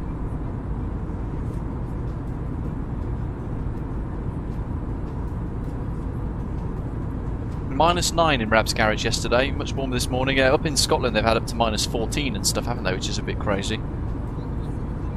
Horrendous. Lots of snow and all that. I read that in, was it Chicago, loads of people have had to just abandon their Teslas because all of the chargers have stopped working.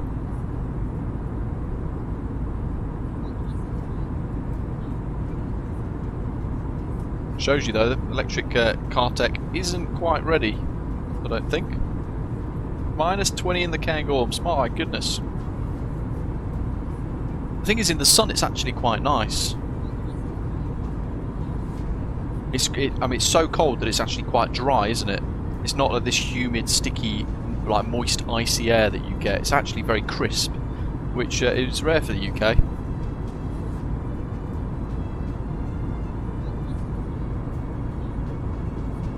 Why is that a news article that's popped up on my phone? I don't care about Kanye West.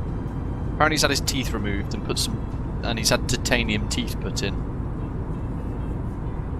And oh, that's interesting. The playlist is repeating itself. Let me just sort out the next selection of music. One of these playlists that I've got has a song in there that they won't take out, even though I've told them they need to, because it's not within the Epidemic Sound catalogue. I've had numerous copyright strikes and a bit of unnecessary stress because it's hidden away inside the playlist.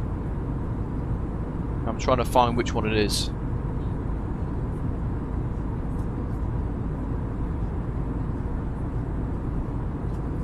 Ah, it's that. Oh, it's that one. Yeah, they still haven't removed it.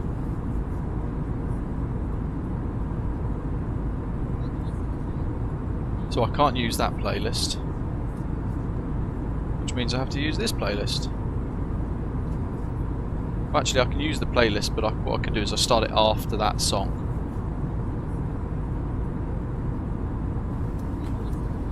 And then in theory, it shouldn't repeat itself by the time we get to Dubai. Because it's 8 hours and 9 minutes long.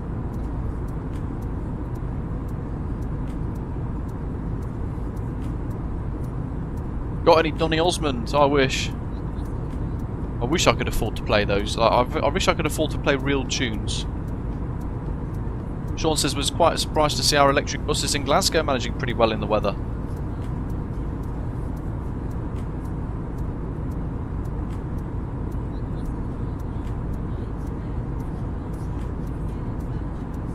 Very nice, Dursey too. I treated myself to a lovely glass of the Lakes Distillery gin yesterday at the end of my working week.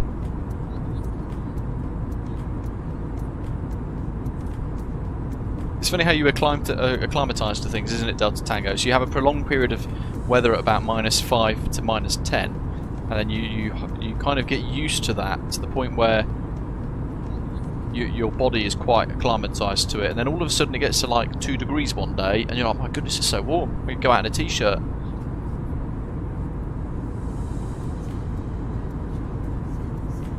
Gamer Cow, I've been watching the channel for a year now. Started watching because of seeing VATSIM videos. Good to hear.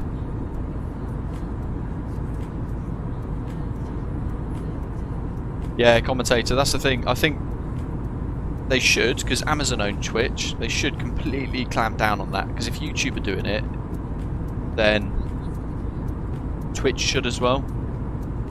I don't think you should be able to bypass copyright. So I've paid for the license to use all the sounds and the music and stuff that I play on the channel. It costs about 150 quid roughly every year for me to use the music that we have on the channel. And I would love to play normal music, like proper ones, stuff you'd hear on the radio, but you can't, sadly. And I like to stay within the rules. So even if we could do like a non-VOD channel like the streamers on Twitch seem to be using according to commentator, I still wouldn't, because it's the principle of it.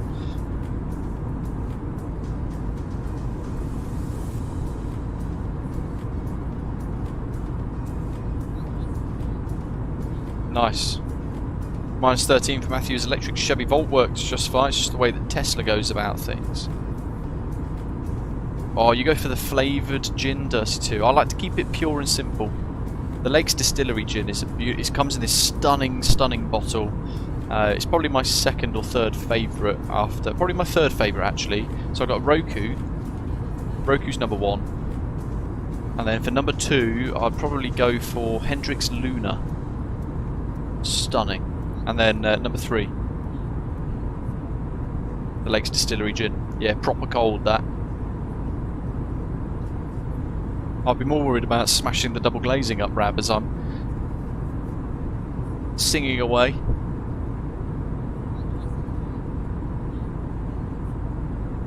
I've got a great voice for when I'm on my own in the car, I think. That's the extent of my ability, I think, for music. I know all the lyrics to all the songs until I don't. Usual stuff.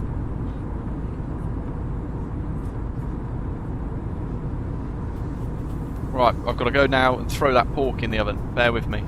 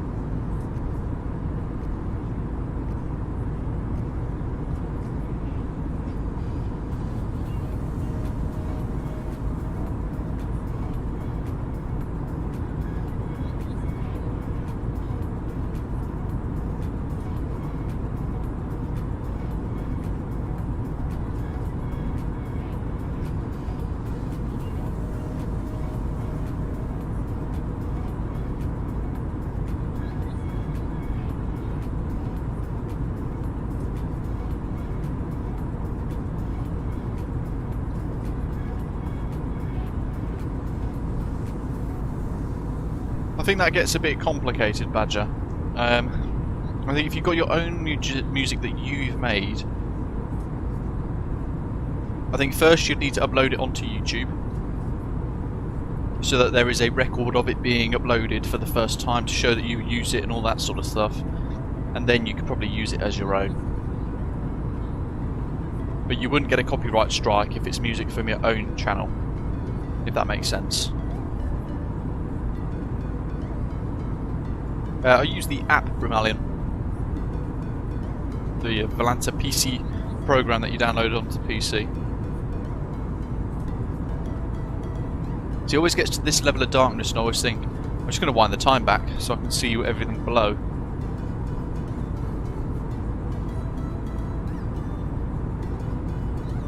Yeah, there's an app for your phone as well, Commentator. You can download the VATSIM app for your Android phone.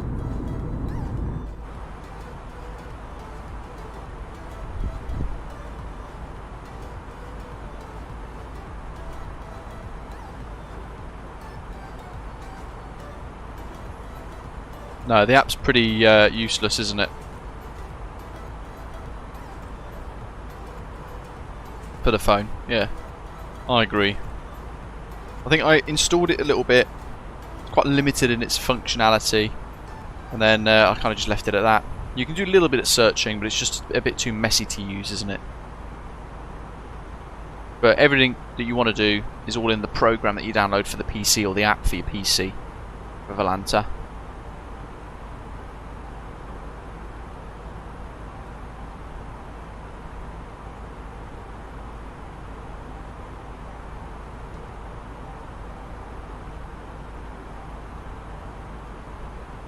Probably check our fuel actually. So we're crossing DAXAP now.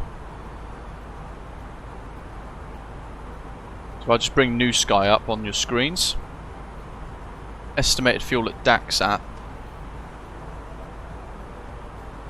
which is down here somewhere. 5.7 tons. We've got 6 tons left. So we're on for fuel burn quite nicely actually. And we're smashing it at Mach 8.1, so we're burning a lot more fuel than we probably would want to, but because we've got this mega tailwind pushing us along, it's actually doing us a favour, so it's allowing us to fly that little bit faster. 86 knot tailwind. Oof.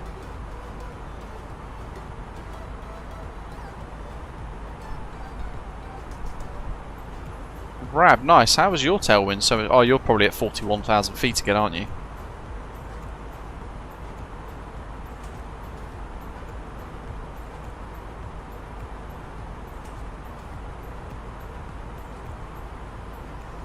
Progress page, isn't it? Our optimal's flight level 350 as well, so we can't even climb to gain some efficiency with the fuel burn. Aiden, nice. Yeah, it depends. I think, Commentator, you've probably got more of a crosswind, haven't you? More than a tailwind or anything.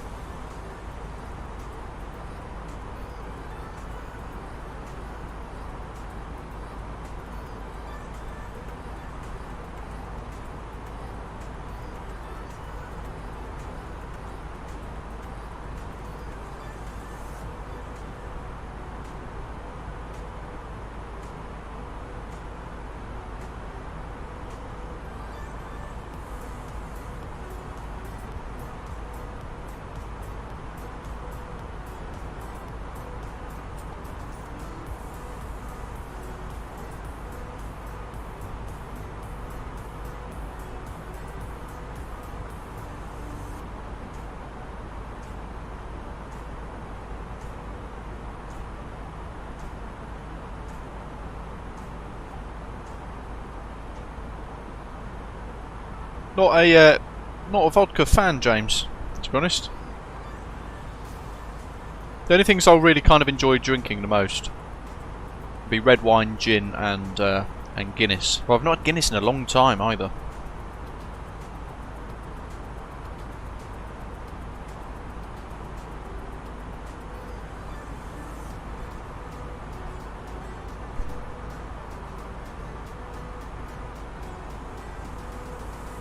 .32, have we? Let's have a little look at Volanta.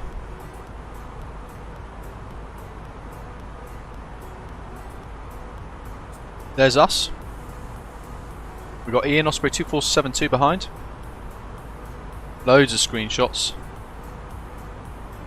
Ooh, look at that.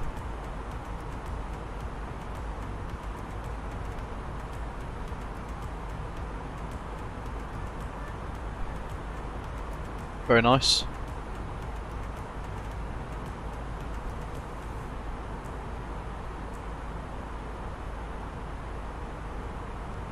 That's a great screen grab. As is that one. That's the River Nile, I think. If that's photographed where I think it might have been photographed.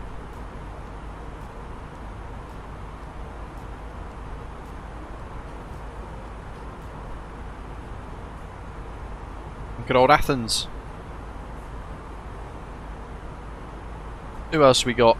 Aegean up here on in the A300-600. To be fair, it's quite a quick aircraft. Osprey 110. Blasting along. There she is. Look at that. Fantastic.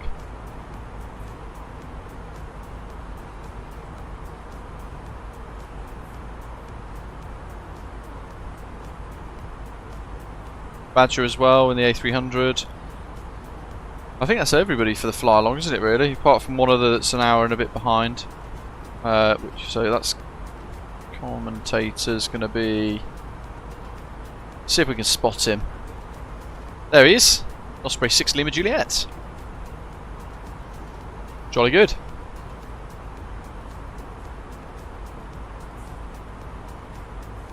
Great screenshot there of departure out of Athens. In fact, he's going to have Tehran control online as well. Tehran Centre imminently. Where is he at the moment?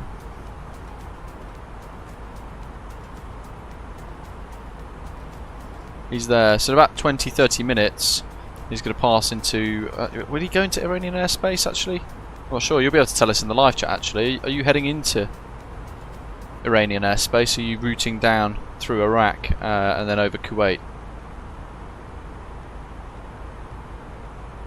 Yeah, we've got a bit of ATC over Qatar and then the UAE to see us in.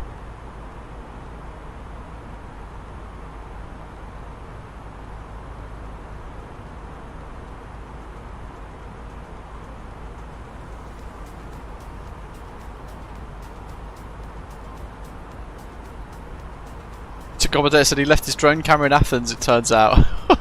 Whoops.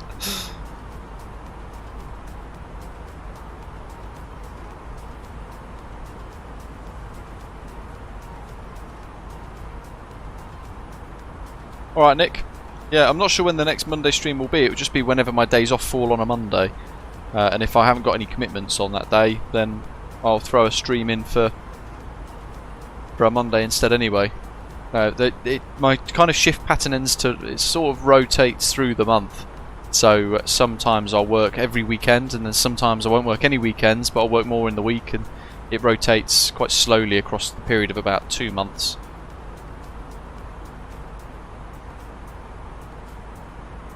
God, Rab, how have you gone that fast?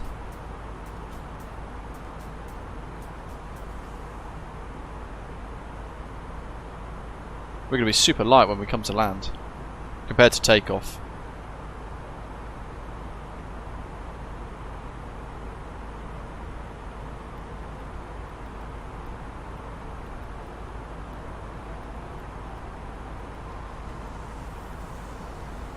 I've got an hour until top of descent apparently, Rab.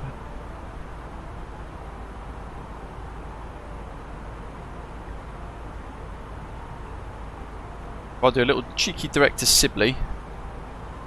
Just smooth out that corner. That'll have shaved another 2-3 minutes off.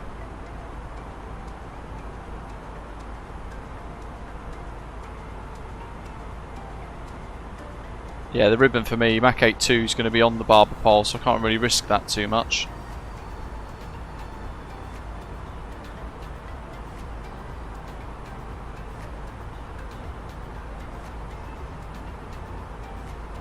Always in the rocket ship, Badger, isn't he? Always, always, always.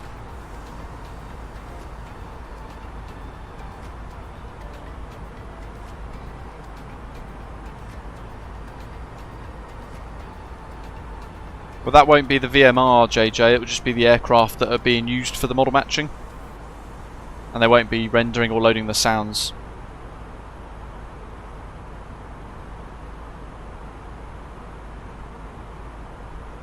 Rightio, Bramalian, welcome. Have a good day.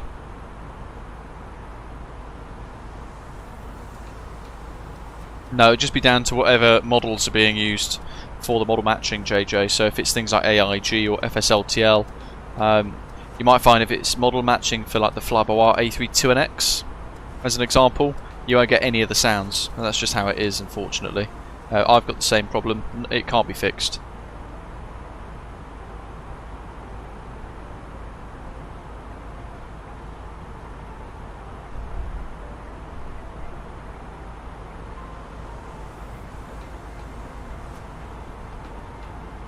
The old glare shield reflections, although now I can't see them. There they are again.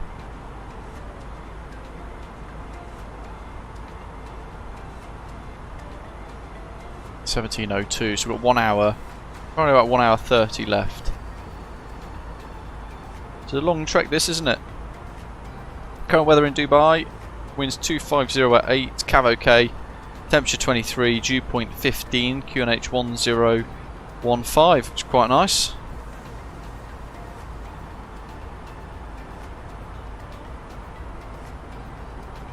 I like the Ducati Multistrada, James. Very nice motorcycle, but very thirsty on the fuel. So to me there's an element of, well, why would you get that if you can get like a GS or a Triumph Tiger 900 or something, or Triumph the Tiger 1200 that does about 40 more miles in a tank.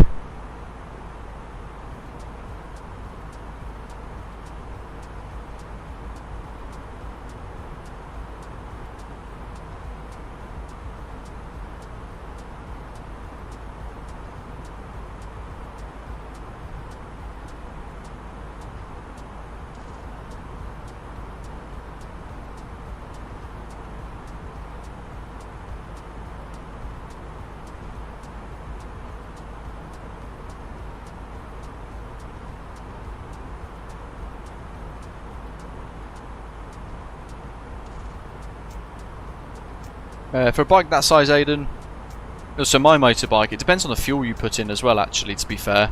That's one thing to bear in mind. In relation to, if I put the good fuel in, so SO Supreme, which is E5 fuel in the UK, so up to 5% ethanol, but SO only put in like 1% ethanol, whereas BP will put in more, for example. They'll put in right up to the 5% for E5 or 10% for E10. So it all depends on the fuel mix, but I'll get about 220 to 240 miles out of a tank on my motorcycle, depending on if it's all motorway riding or whatever else. So quite a good range on it, and it's only a 15 litre tank.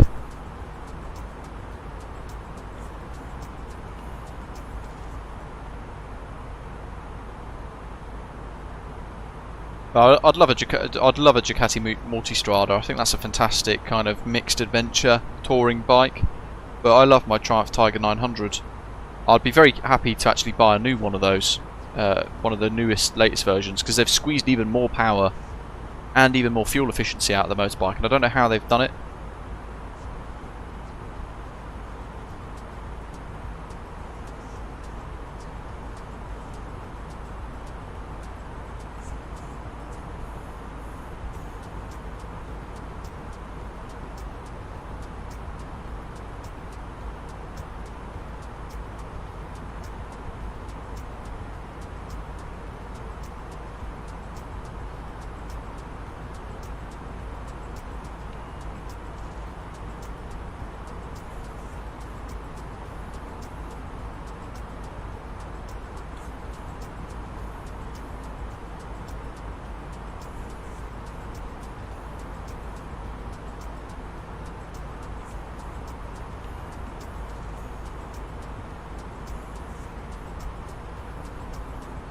$80 miles per gallon, Rab. That's fantastic.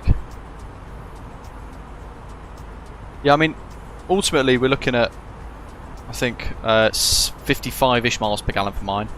Still better than my hybrid Kia, which is, it says it all really. There's a massive jet stream around where we are at the moment, Ian says. Somebody mentioned it on windy.com as well. Let's see if we can actually display it here. Oh, you can't, can you? Nah. Browser. Windy.com. Oh, it's the first time I've ever using this browser overlay thingy. This is wind, isn't it? That's Africa. Syria. More layers. There's one, isn't there, for jet streams?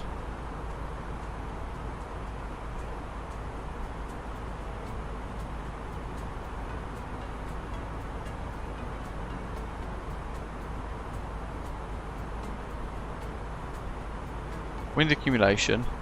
I thought there was one for jet streams.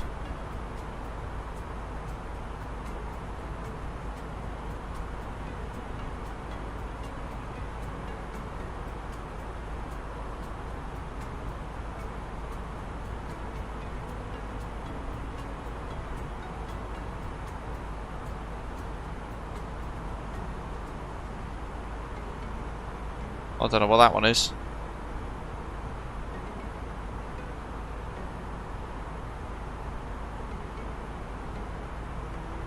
Are we 350, aren't we? There we go.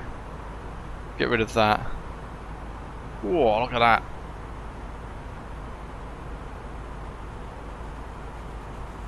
There you go, look at that, over Kuwait.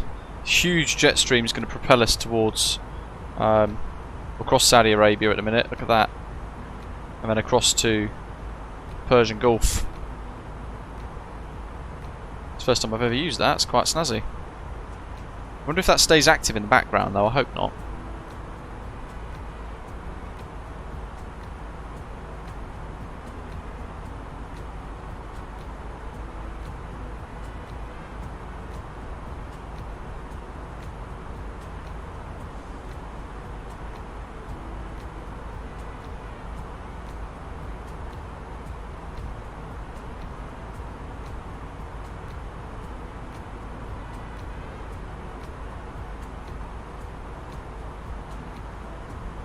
You got 122 at flight level 390, Ian says.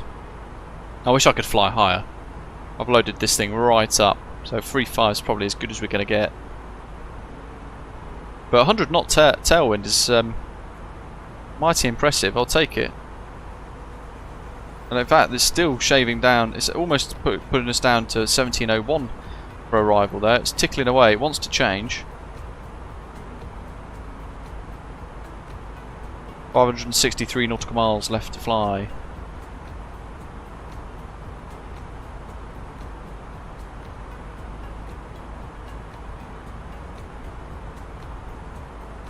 We see the wing from here.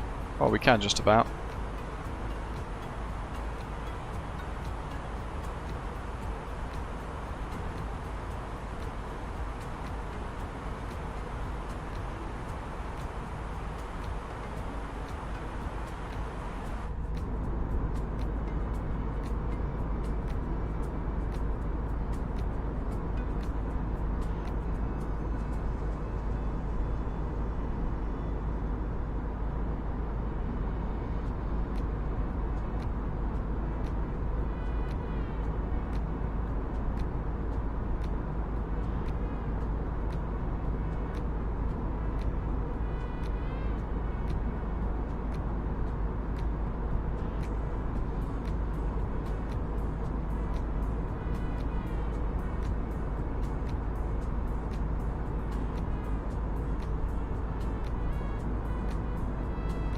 Low 20s in this Focus ST. I remember hiring a car in Los Angeles. I hired a Chevy Camaro SS when I was ragging around in the States on a trip once when I was with BA, and it was great fun. But I remember it getting about 19 miles per gallon, and that was me trying to actually drive it carefully. I wasn't ragging it around. And granted, every time I went through, if I went through a tunnel in Mulholland Drive, then I would give the accelerator pedal the juice pedal a little bit of a squirt just to get a bit of a noise out of the back. But yeah, 19 miles per gallon.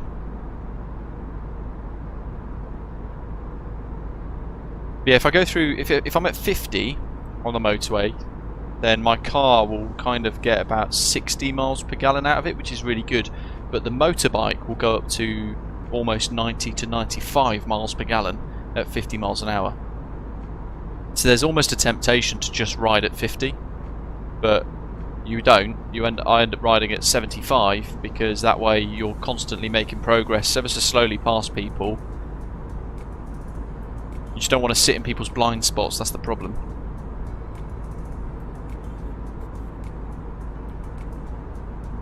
Austin, welcome, thanks for subscribing.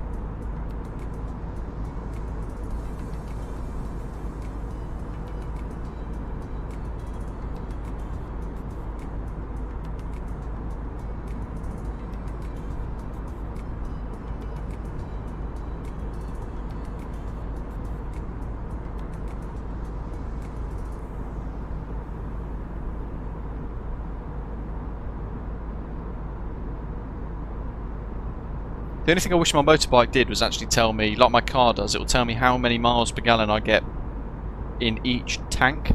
So it will sense every time I fill up, and it's got its own little bit that will reset and monitor how many miles per gallon I get in that tank of fuel.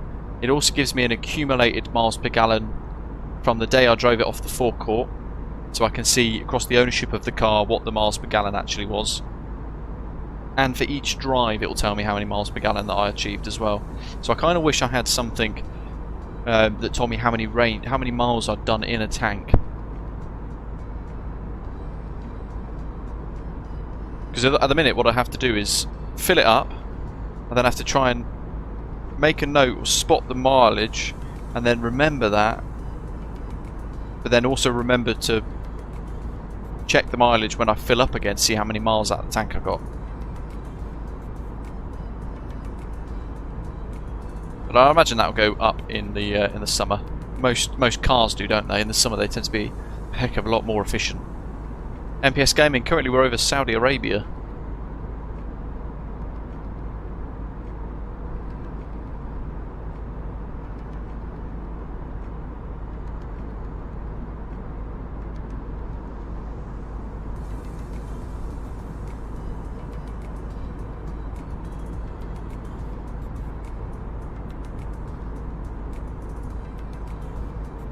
Oh nice, you got the Fiesta ST line, EcoBoost, 138 brake, woof. That's rapid. In a little car like that, super quick.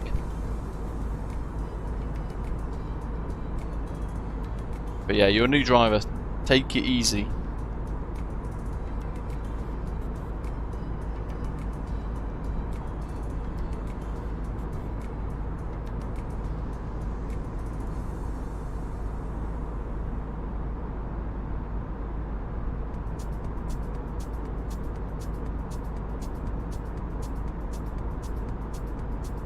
Oh, MPS Gaming, I reckon you'll be okay. It's going to be a busy event though.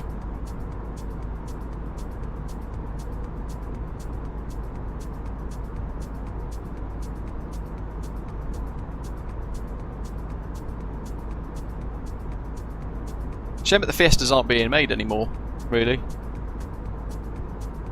I think they've kind of gone into the Ford Puma, almost taken over, haven't they? Into the hybrid element, for at least in the UK anyway.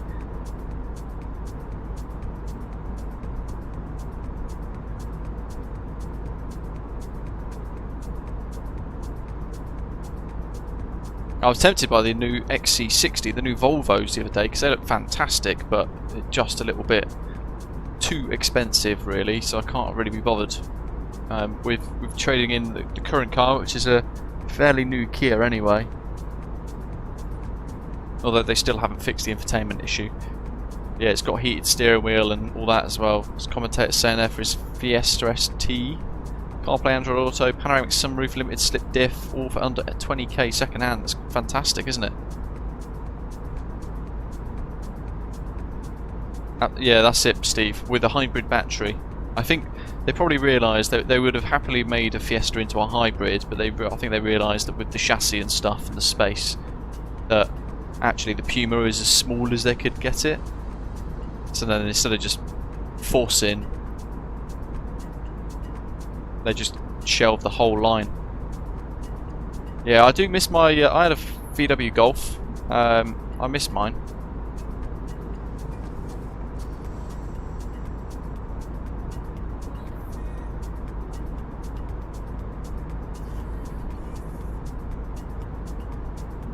Not bad, commentator.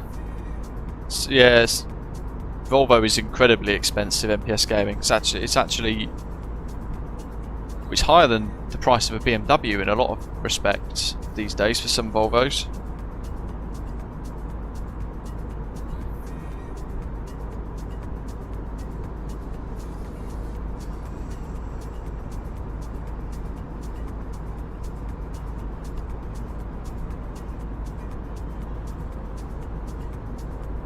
I mean, I certainly still wouldn't buy an electric car, that's for sure. At least in the UK, we just don't have the infrastructure for it. I looked at the XC40, but I want a bigger car. I actually wanted the V60. That's a stunning, stunning car. I really like the look of those. But again, too pricey. And yeah, they're owned by Geely, aren't they? Saying they're Volvo's Chinese owned.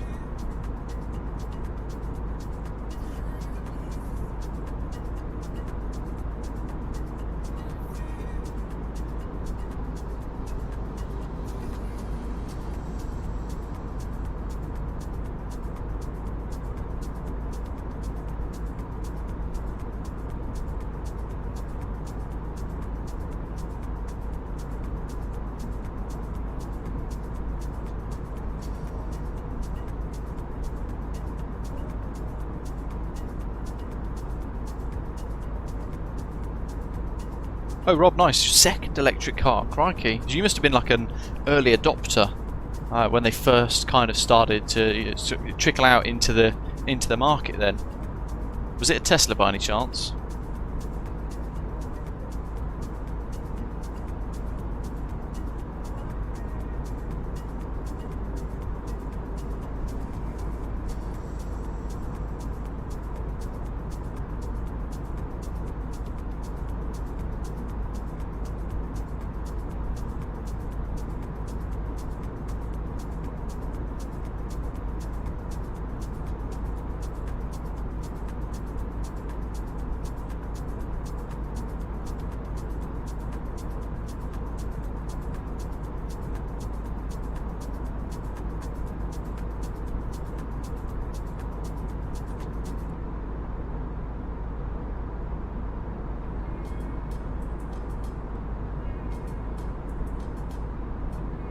Oh, Audi e-tron. How did you find that? I almost bought one before I got my Sportage. I almost got an e-tron, and then I was looking at the power output, and all of the power output figures and stuff made it sound like they were very slow in comparison to some of these other electric cars and hybrids.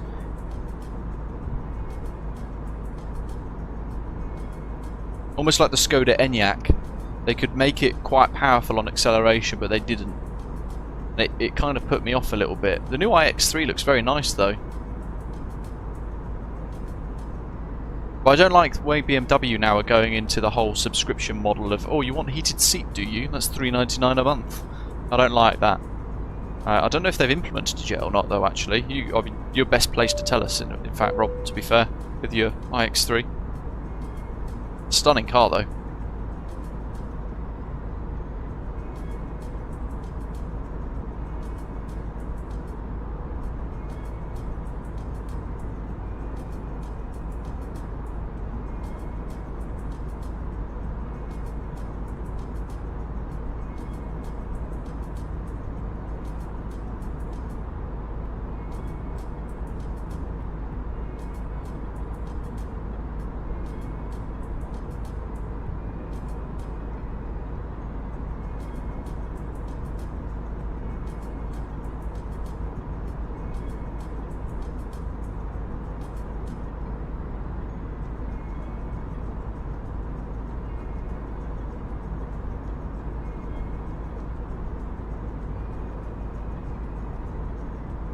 What about heated steering wheel? Is that a price that you have to pay monthly for? And also, actually, a side note to that, I thought the other day, is there a way that you can bypass that? So before you could get, was it Beamer Beamer code or something like that. You plug an OBD thing in, and then you download as the Beamer code app. And then you can basically unlock, I did it on my old 5 Series, you can unlock all of the premium features that you didn't have that were hidden away on the car.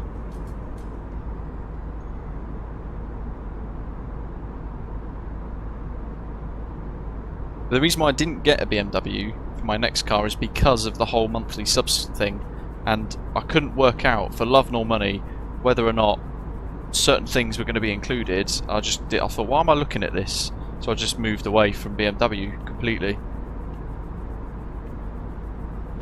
Yeah, if the hardware is already installed, then you should be able to hack it and enable it. Certainly I would if it was my car.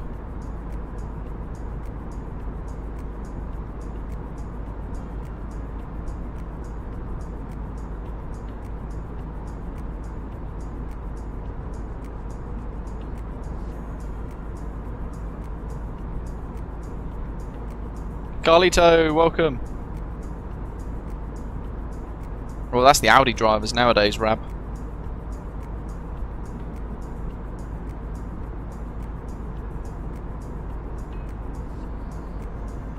I also used to get annoyed with my 5 Series. I'd take it in for service or repair or whatever else, and they would never ever ever give me a courtesy car, and I found it infuriating. Yet when I go to Kia to get my car fixed or get my car serviced for the day, I get a courtesy car. I'm like, how do Kia do that? Yet BMW, that are a premium brand, don't. Just give me an iX3 to test drive for the day. That's how you sell more cars. But that used to wind me up a little bit, especially the price of their services and things. Aiden says his dad has a Tesla Model Y, and I must say he's impressed with it. They think the only viable electric cars in the UK are Tesla, as they have the best charging infrastructure. Yeah, there is that, but then I know someone who's done a bit of engineer work on Teslas, and they are built very badly. Imported Honda Integrity, and says Smiles per gallon. That's a cool car.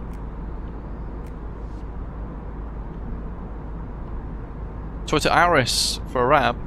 Yeah, the missus needs a new car. I think her Fiesta is showing signs of end of life, or signs of needing to have a couple of little tweaks and bits sorting out. I think that it's at the point 10 years in that it's going to cost as much as it's worth, potentially, depending on what happens with the car.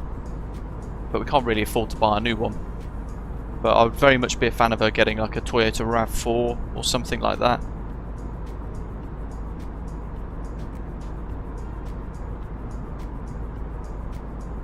Yeah, then Aiden, I would just say, well, I didn't know it was meant to be disabled. I haven't touched it.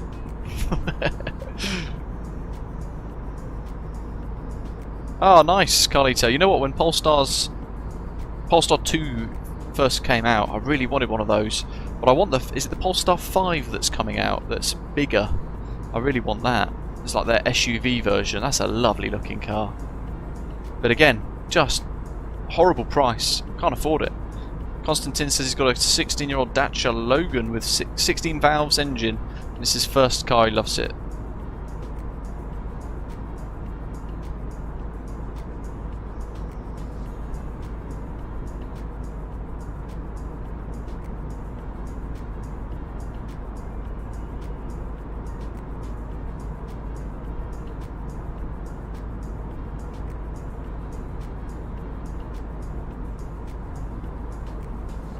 Constantine's not a fan of BMW's new design philosophy.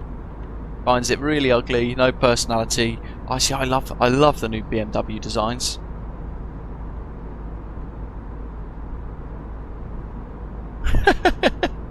Ian borrowed a Tesla for work for a few days. Just felt like the interior was made from melted down Happy Meal toys. Look closely on Teslas. Look closely at the alignment of the doors. Look closely at the paint finish, and I would also look very closely at the actual finish of all of the trim inside, and you'll find it is really mismatched.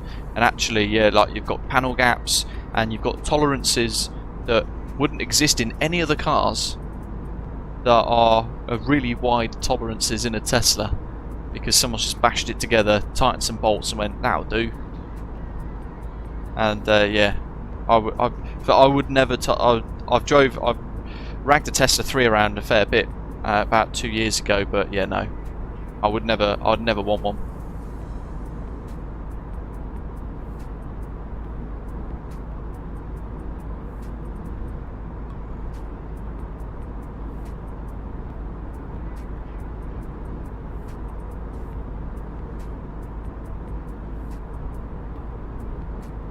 Yeah, maybe, yeah, imagine if Boeing and Tesla got together to make a aeroplane.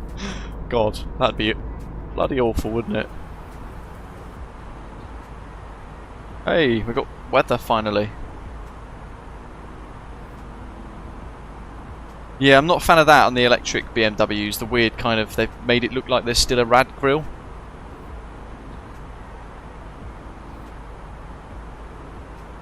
Constantine says, have you seen the new Xiaomi full electric? Design wise it's awesome, yeah, but it's Chinese, so I won't buy it. That's the one thing that stops me wanting to buy a Volvo. As much as I absolutely love Volvos, I'm not buying a Chinese car. Yeah, I was reading all about that, Dave Aviator. Toyota since 2004 for RAV, so 20 years this year, crikey. And Steve's brother-in-law had a Tesla with ludicrous speed mode. Darren's on the Audi bandwagon though. Probably just snapped your indicators off, haven't you? Don't need them.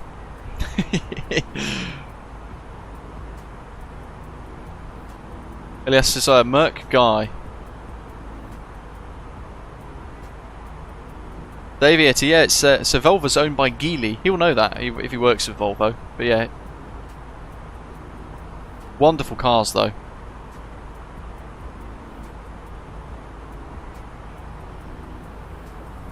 Yeah, I agree, Dwal. At least with the tech that we currently have available, I think. If the tech was to advance more, it might be something that would be worth revisiting.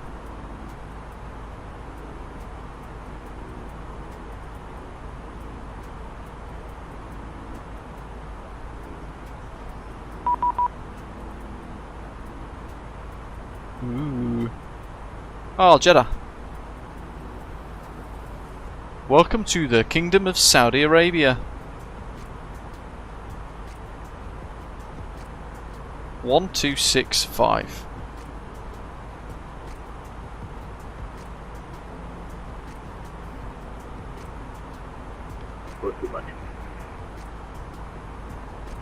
Sorry, 252 cleared Karachi, Risa 1 kilo departure, runway 33 right, finish climb 8000, squawk 4276.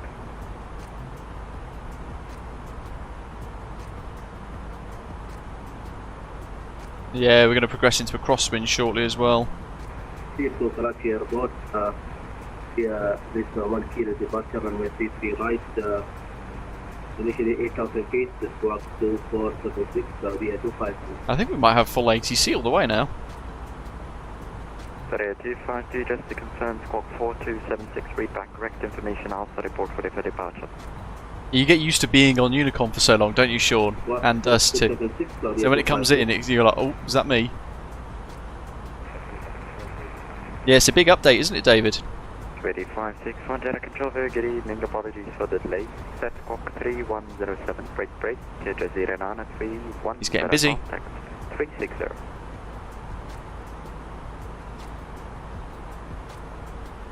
Osprey 110 with you, flight level 350 inbound Silver.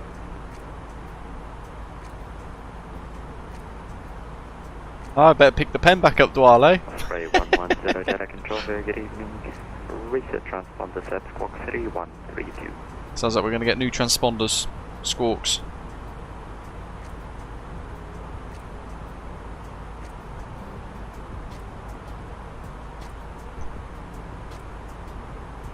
That's it, Ian, yeah. Why? Osprey 110, do you copy?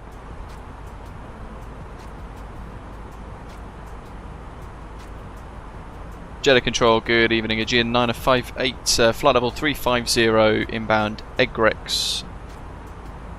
Aegean 958, Jeddah Control,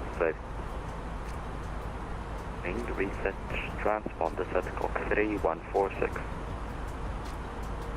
Reset squawk 3146, Aegean 958. QAB 561, did you copy?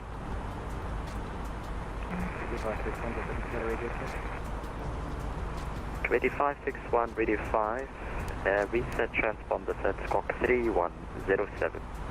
Cool. Little off and on again just to make sure it has refreshed. Aegean 958, radar contact, flight level 350. Woo woo. We've got ATIS at Dubai still. Offspring 110, Dubes, what are you saying? Osprey 110. Arrivals, Quebec. 110 set squawk 3132. 30 left for arrivals, that's what we 3132, want, good. Osprey 110. Surface wind 260 at 7, good visibility, temperatures 23. 252, report ready for departure. Dew point 15, QNH 1016. Sorry, 252, the wind 0207 knots, runway 33 right, left to Takeoff, report able. I know it, I'm not really sure what to expect with iniBuilds Dubai, but I'm looking forward to it. JJ, it is indeed, yes. Jetty Control, very good evening, Osprey 2472, flight level 390, inbound Silver.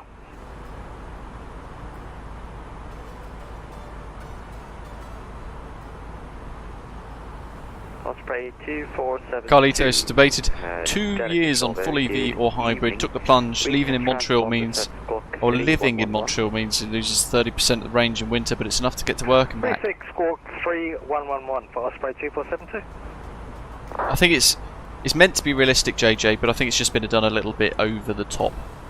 2561 radar contact 30. Sam, hello. The aircraft itself is rubbish.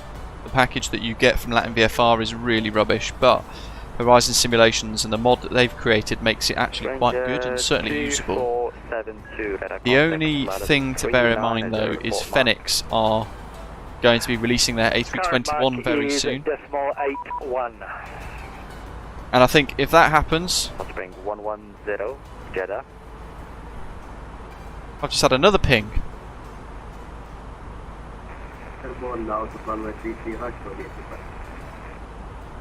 Sorry, 252 identified on departure, climb unrestricted, flight level 370. To Bahrain. He's already sent me a contact me.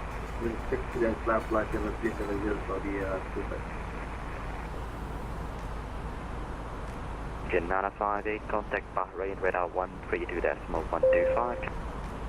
Contact Bahrain 132125 for Aegean 958. Thanks, good night. Cheers. 132125. Offspring 110, Jeddah. Offspring 247. Set. 132135. 132125. Bahrain radar, good evening, Aegean 958, inbound Darrow, flight level 350.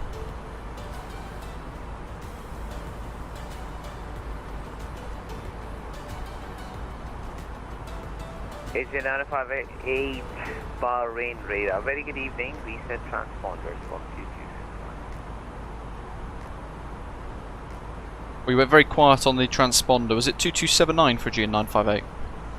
Negative sir, 2261. Oh, thank you, Squawk 2261, Aegean 958. Back down here. 2261. Yoink. Aegean 958, radar contact, flight level 350, track direct, Kobok. Direct Kobok, Aegean 958. Bingo. Little shortcut. It's all getting busy all of a sudden, isn't it? Yes, going to Flight Sim Expo this year in Vegas, James. As I was saying earlier on to you, Sam, I think it'd be worth waiting on the Phoenix A320. Whilst it's not the Neo, it'll be the CEO version. I think it'll be a lot better than this. And you won't have to pay for a freeware, you won't have to pay for a payware aircraft, which has got all sorts of external model issues and all the rest of it, to then have to use a mod to make it usable, if that makes sense.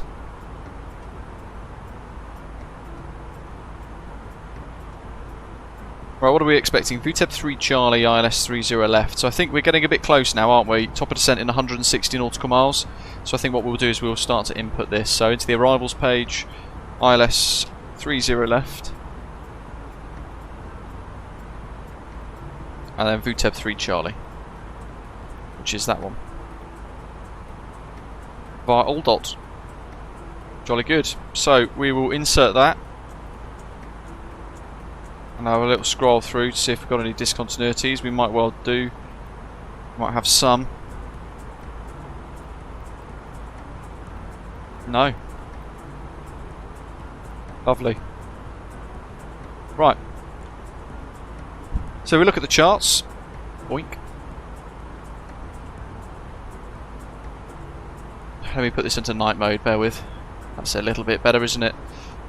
So we've made some good progress. The flight probably would be about 40 minutes or an hour shorter if it wasn't for the regional conflict at the minute over the Middle East, routing us then through Egypt and over the Red Sea and Saudi Arabian airspace. Otherwise it'd be a bit more of a straighter line. But we're now over the Persian Gulf, finally.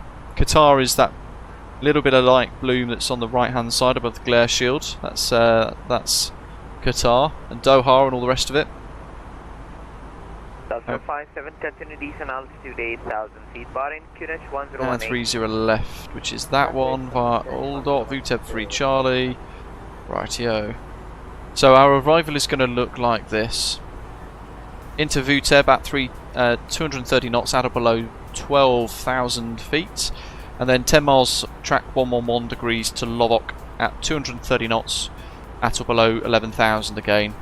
Dubai 529 at or above 8,000, and then 9 miles 130 degrees to Patid, 210 knots at or above 7,000, and then the VTEB 3 Charlie routes us downwind north of the airport, below 7,000 feet, late downwind decelerating to 185 knots, and then coming in 210, and then 300 degrees to Aldot to then move onto the final approach segment, which is the CAT 2 or 3 ILS runway 30 left. Dubai's got a couple of nuances to their procedures. I've spoke about it in my VATSIM regional differences tutorial video, and one of those is that on the approach you'll be given your landing clearance, but they will also tell you which exit to vacate on the runway, which makes things a little bit complicated. So we know we want to park around Charlie 53 Romeo. We'll have to find that on the charts, which is hard enough as it is. As you can see, B, C, which is all the way down there in Concourse Delta. But they're not going to want us to use the entirety of the runway. Did I pin that? No, I didn't. Let me pin that. So usually you're going to get told to vacate at Kilo 9 or Kilo 8. Usually, I think from memory, it's Kilo 9, the halfway point of the runway, the first high-speed exit, and then you'll come off and then turn right. Aiden, if you're still watching in the chat, Jeddah controller trying to contact you. 132135 apparently. And it will be guided by where to taxi to. But transition altitude, well, level is 150 there on the charts, fixed. Airport elevation 62 feet. Inbound course of 299 ILS. 958, descend maintain flight level 310. Descend maintain flight level 310, Aegean 958.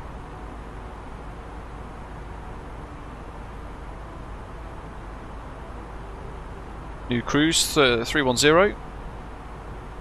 So we go to the RadNav page and have a little look. 111.3 inbound course 299. That matches, and the 4-letter code IDBW. That matches what we can see on the charts there as well. So all of that looks pretty good. We need to put in our minimums, and I will go for a CAT 2 ILS, and I'll just put rad out 100. So in the performance page, Radar Osprey 110 would be flight level 350. 100, and that will go into the radio section. Osprey 110 Bahrain radar contact flight level. TCA yoke for Davi 2K, exciting. I'm not very good with TCA yokes, I don't have one, so personally I wouldn't know how to set one of those up.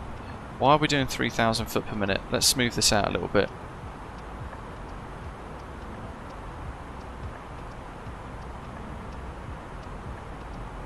$1,400 foot per minute might be a bit nicer. Right, where are we? We need the weather.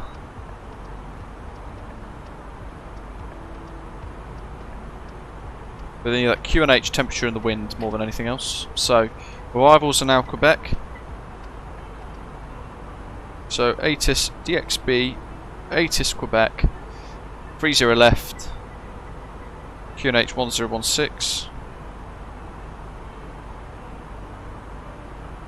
And wind 260 at 7. Bahrain Centre, very good evening. The rest of it not too fussed about. Flight level 390. Won't impact us too much. Daror. So 1016. Oh, I forgot the temperature actually. And 260 at 7. Osprey 247, radar contact 39.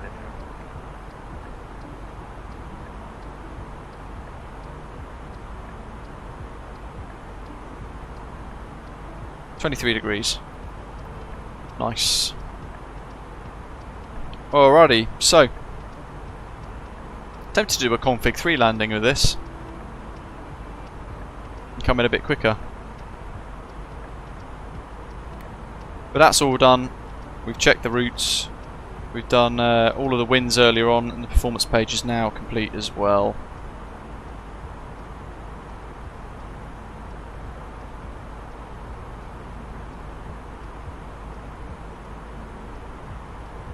And we've got Qatar on the right hand side.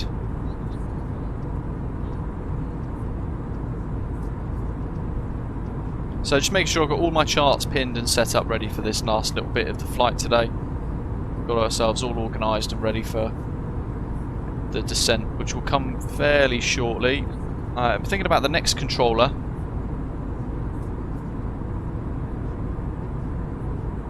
Bahrain is actually covering us for most of this through Doha. And then we're going on to Unicom by the looks of it, because there's no Dubai approach. We've got Dubai Tower on. That's it.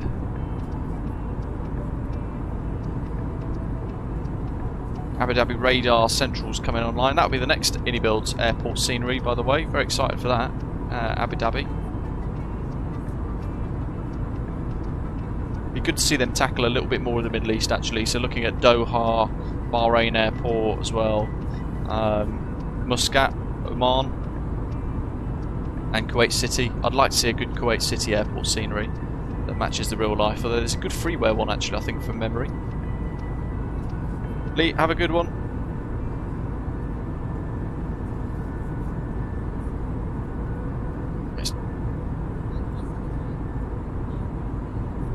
Osprey 110, report your Mach number. We're going Mach 0.82, Osprey 1.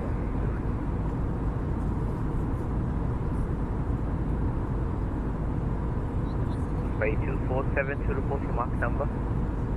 Decimal 80 for Osprey 2472. That's the one, Aidan, thanks. I might pre-tune. 122, just sort my headset out there. 1228 ready.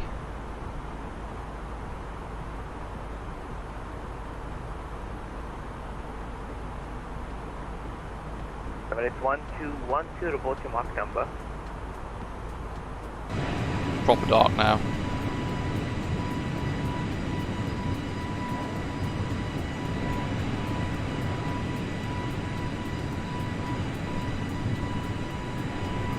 Emirates 121 Bahrain. Emirates 121, copy. Oh, there we go. Yes sir, please report your Mach number.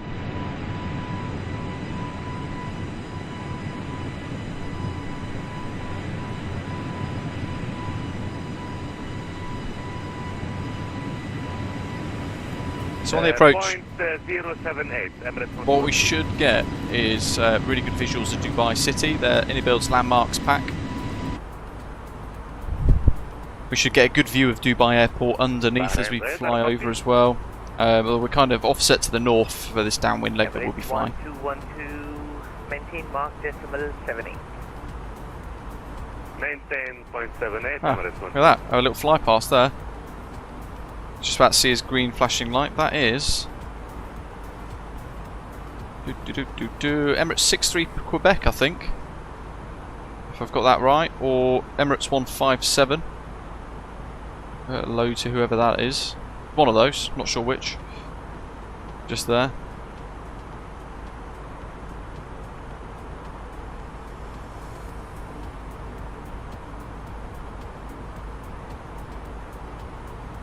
Hey, look what happens to speed. We're not yet at the conversion altitude yet, are we, at 31,000 feet, but it's reverted to it. Gamer Callum using the normal METAR, the one that's on the ATIS.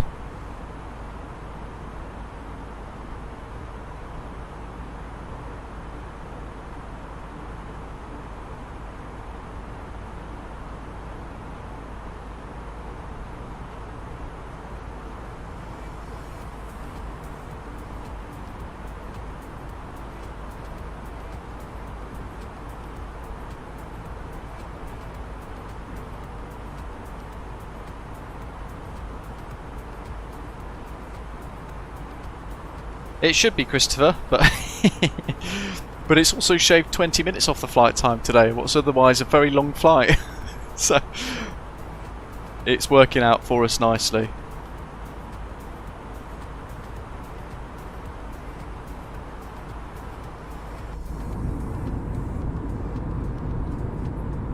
I think so, David too.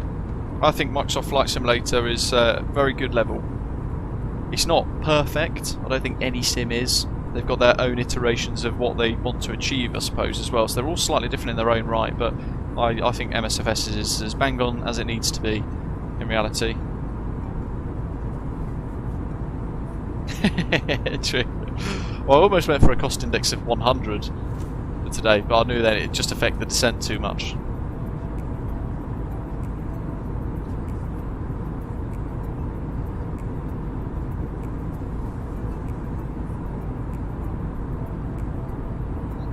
We don't do many of these nighttime arrivals either, do we? Although we've done more recently because of the being in the winter season and all the rest of it, but I tend to try and steer away from nighttime flights. It's very difficult to get your depth perception in the sim anyway, even in daylight, because you're not looking at the real world.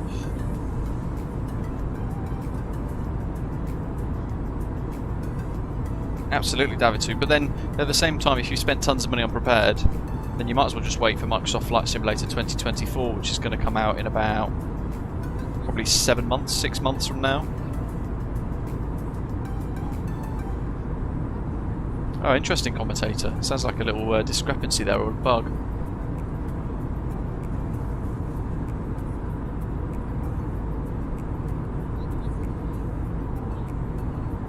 Big thanks to everyone who's hit the like button so far as well. Great to see lots of you enjoying the flight today as well, the stream.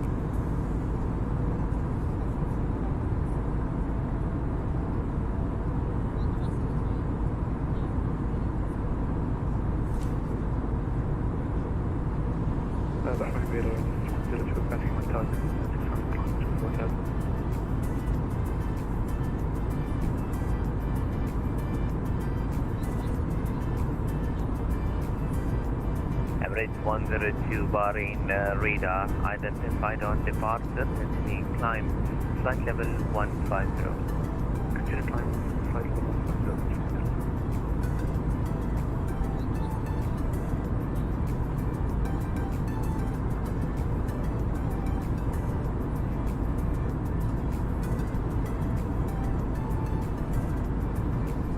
Radar 102 will be out of coverage for 5 minutes.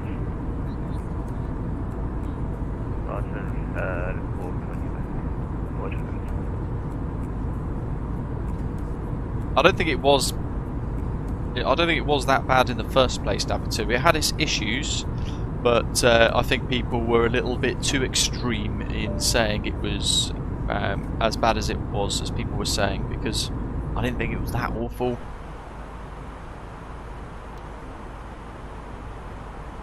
It's not as advanced as a sim like P3D, because P3D has been around for yonks, but they've improved it massively. I never thought it was that bad in the first place. It was more of a question of how the aircraft were all configured and coded. If they were coded to fly badly, then they did fly badly. If the developers knew how to code it to fly well, it flew well. Yeah, just come home, Badger. Probably wondering how the hell is he still on the flight sim. Embrace 157 Bahrain. Thankfully, the slow cooked pork's in the oven, which I'm very much looking forward to. Report your next waypoint, sir. What should I have with it though? Honey mustard pork.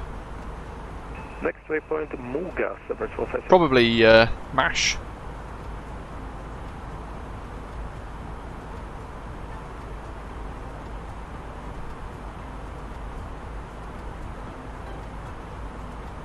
Data briefing. Delta 57, continue descend altitude 8,000 feet. Mash and some veg. Ooh, creamy garlic. Oh yeah, cream, garlic and butter.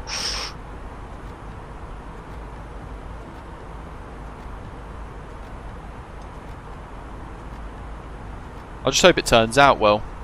There's no instructions on how to cook it. It was just it was a chat with the butcher. And nice light red wine like a Pinot Noir. I've had wine for the last 2-3 nights in a row, except for yesterday when I had gin and tonic. Flight level 310. But I might just get another Pinot Noir open anyway.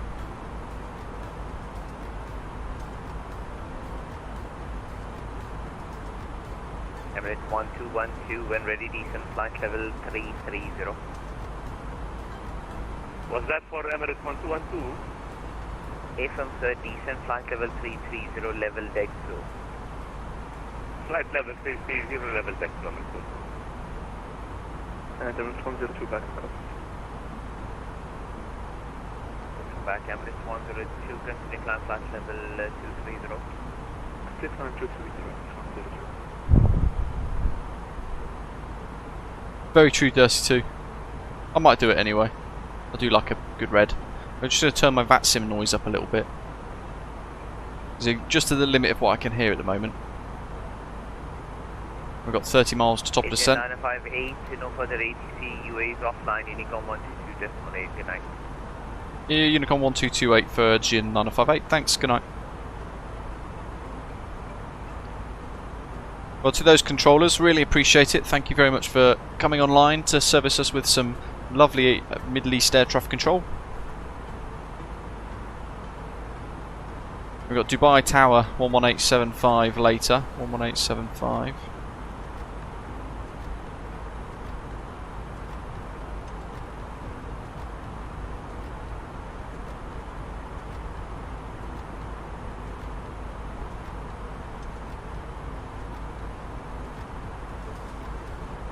I've not had a leg of lamb for a long time, Badger, actually, but absolutely love the stuff. Yeah, slow cooked leg of lamb with mint sauce and ooh. Talk about food now, making me hungry.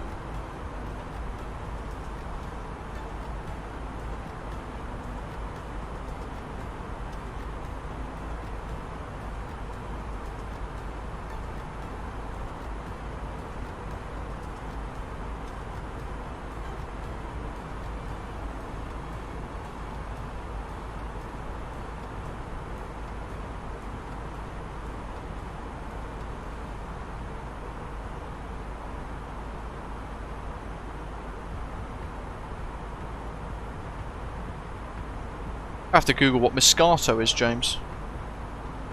Not sure what that is.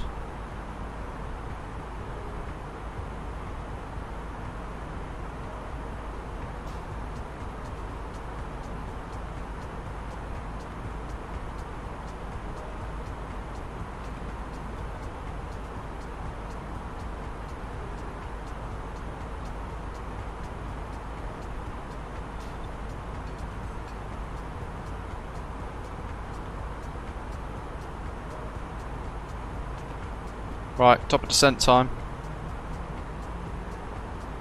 I'm going to start this early. What do we want to go down to?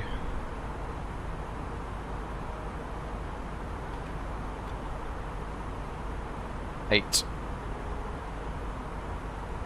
Which is odd in a way, because we're so far away from Dubai still. But it wants us to be at about 8,000 15 miles before the coast. I suppose it's so busy, the airspace. They've got to split people underneath, don't they?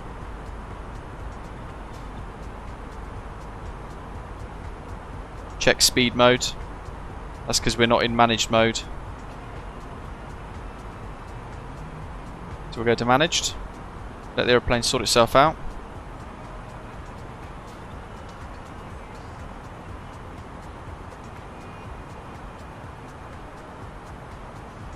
Or a Moscato. I think I've had that before, one of those. Or a Moscato based wine. You buy on the nose. Doops, doops, doops, doops. Baked potato, cold cuts of gammon, cheese, Piccadilly, sorry, chutney, other bits and bobs, just too. A nice little leftover meal there. Little feast. Yeah, lamb is probably the most expensive meat ever, isn't it, at the moment? That's the problem. Dao saying he's looking forward to coming back to Microsoft Flight Simulator, is hearing that there are many aircraft coming to the sim, like the A220, the A350, the 757 and the 777. Yeah, some of them are very far away though in development, like you're looking over the next year or so plus. So definitely something to bear in mind there. Intercepted the VNAV now nicely.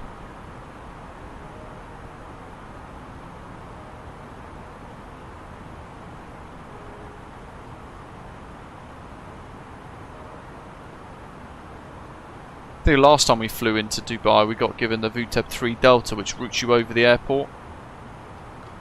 Should have done that really actually, because it'd probably be quite scenic. We'd see more of Dubai City with the whole pack installed there, but shouldn't be much different to what we'll see anyway. I'm the same, Dursey too, I don't think so.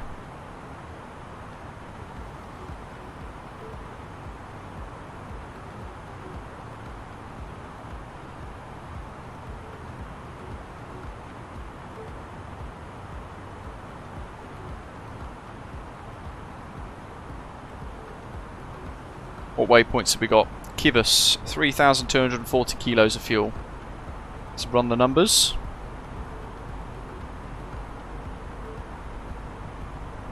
.2. Oh god, we're right on the fuel burn then. So that tailwind has helped us out. Only just about to stay on our fuel profile for today.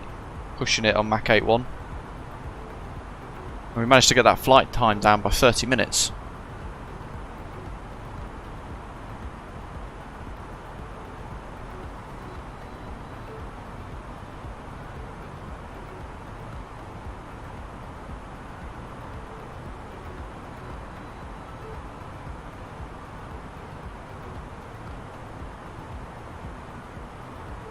Maybe we won't have that on so bright. Quite bright, isn't it?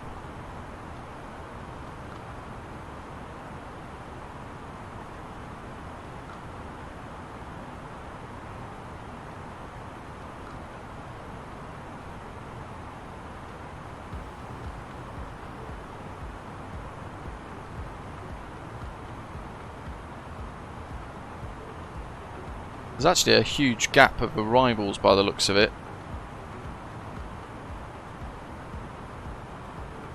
So at let's see, might go direct VTEB now. I'm just looking at Volanta, trying to sequence around some of the traffic that are moving in. So if I do a direct VTEB, that might take us across a little bit neater and create a nice gap behind us. In fact, without affecting anybody in front by the looks of it. So a sneaky little shortcut, save on the fuel. It's handling all this quite nicely actually with the descents and fiddling around with VNAV.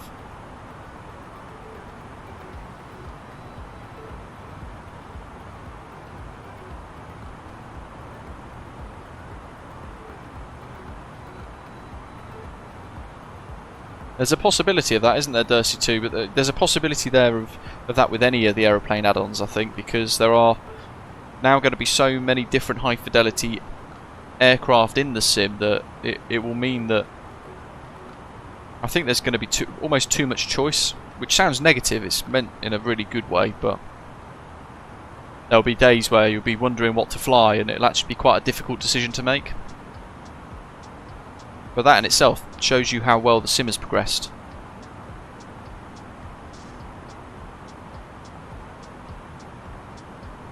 Turn and burn, Rab, if they don't.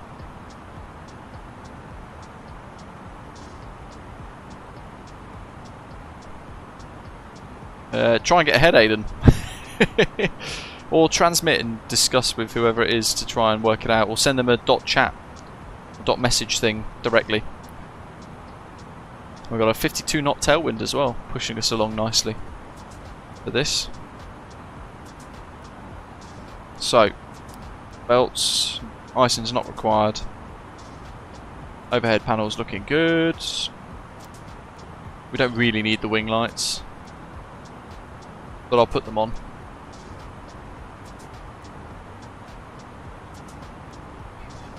I wonder if that has any effect on the externals. Oh, look at that.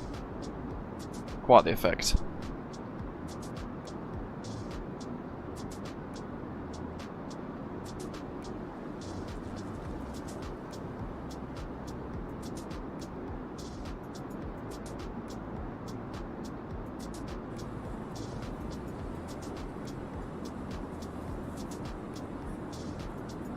Literally nothing around us.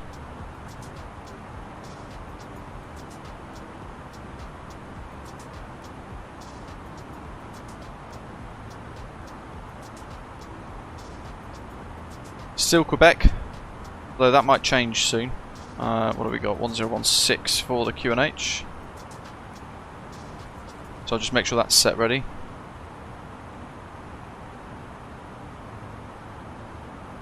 Same with the standby instruments.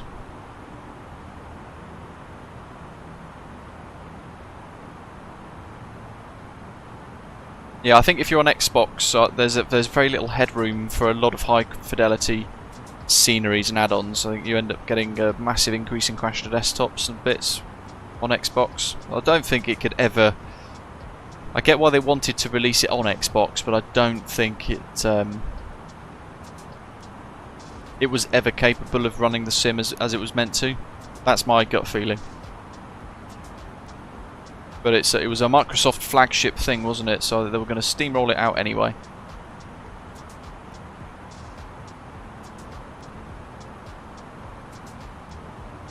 So at or above 8,000 at Delta Bravo 529, that's coming up. Lovok at 230 knots at or below 11,000.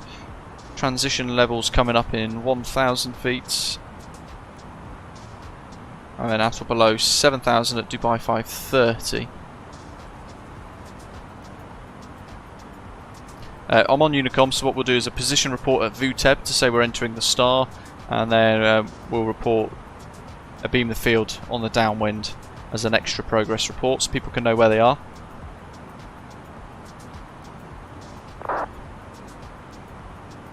And hopefully it might then sequence other people around us.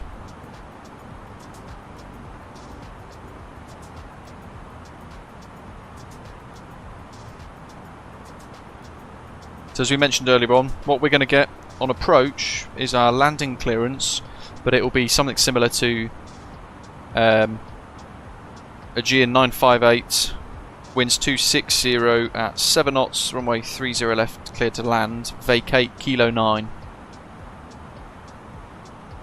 And we need to try and vacate at Kilo 9. Effectively, that's how they want it done in Dubai.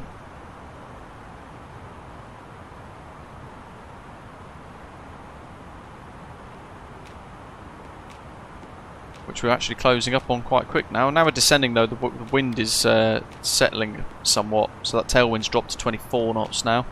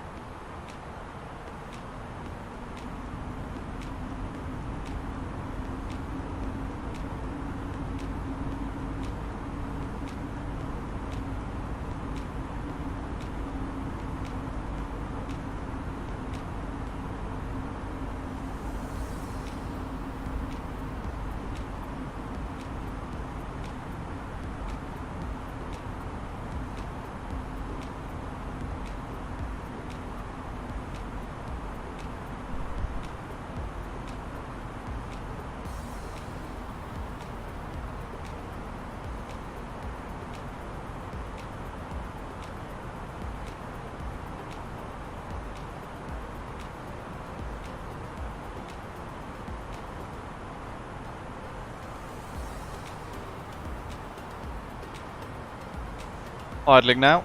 Speed's ran away to 300 knots there, didn't it? But it's idling down to 243 knots. I think it's supposed to be at 230 knots though here.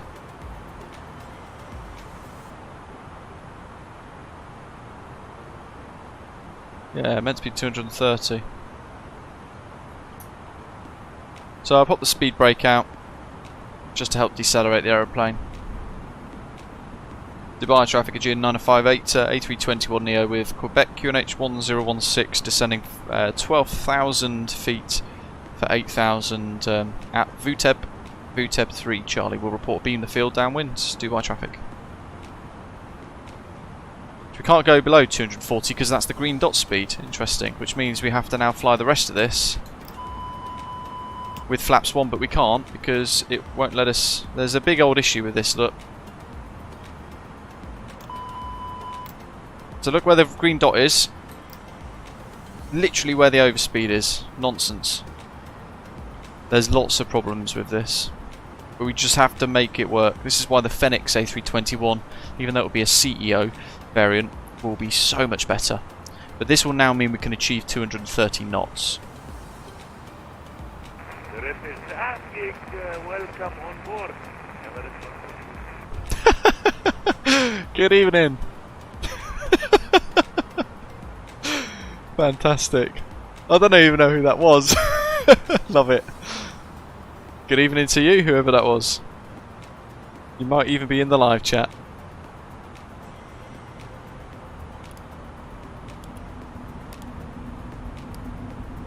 Light signs.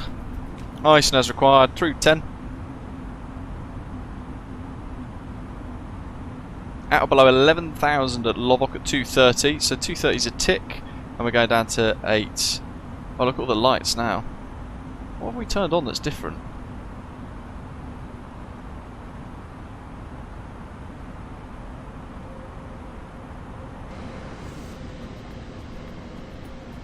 Maybe it's the wing lights, I'm not sure.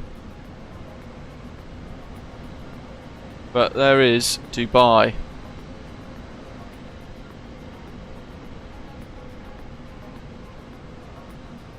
I'm going to try and position the drone camera somewhere suitable so we can get a good shot of this as it starts to render in.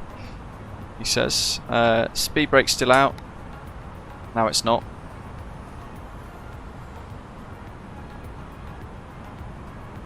There's some weird light bleed through, isn't there?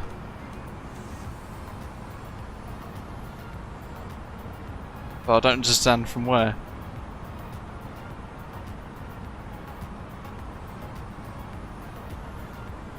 Oh well, that's a new one on me. Down to 8, we'll continue to 7 on managed descent. At or above 8,000 for the next one. Patid's at 210 knots for the speed constraint at about 15 nautical miles. So this is everybody slowing down quite quick. I'd imagine if A380s were flying this, they're all going to be flap 1 as well, at least. Those of you in the chat who have flown into Dubai might be able to confirm that.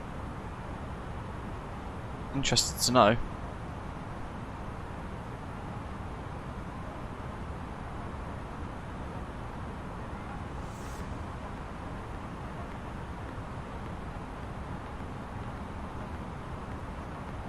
Yeah, so what happens a lot in Dubai is at Ridev or Velar they might step you across. So at Uldot we need to be at, let's see, 2,000 feet, maybe 3,000 feet at a push.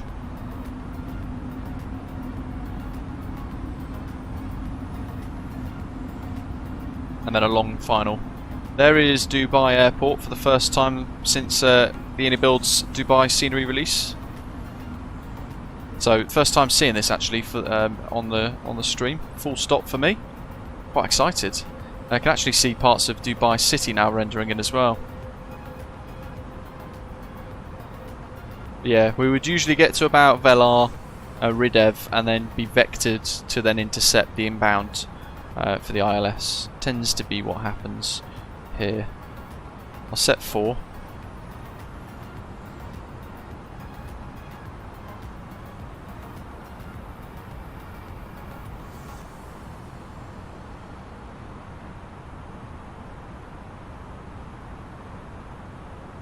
Speed's 210. I'm happy with flaps 1 still. Don't really want to put flap 2 out yet. Unless I really have to.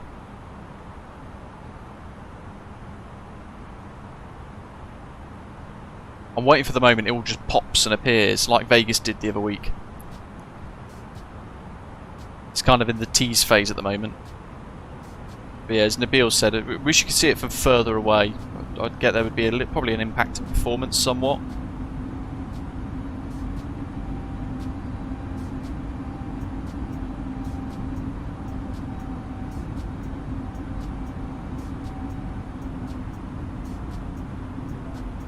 And there's that big old downwind.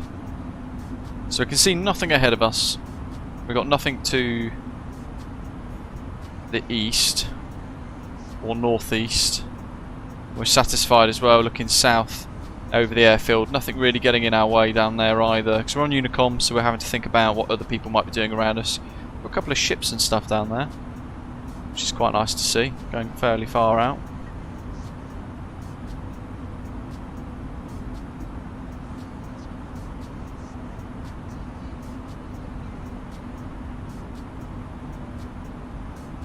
Yeah, no draw distance settings.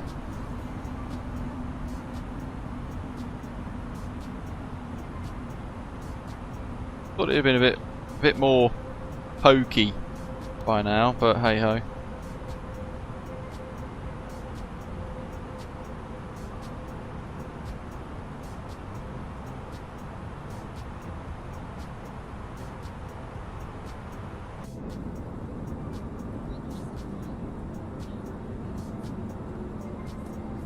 Not really seeing very much there. Looks very generic.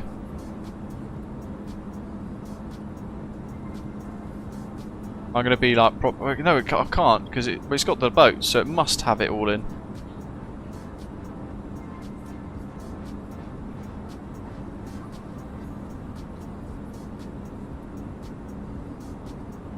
Yeah, iniBuilds OED Dubai and OMDU Skydive Dubai are all installed.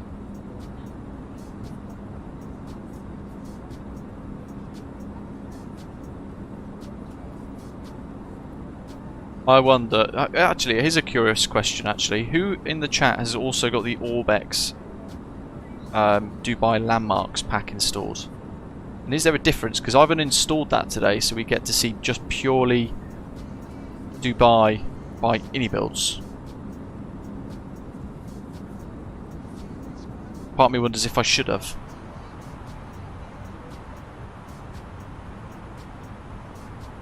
There's all dot. So I'm going to go now to, yeah, 1300, that'll do us. Mac, what the hell? How is that not auto-changed? We'll keep 210 knots.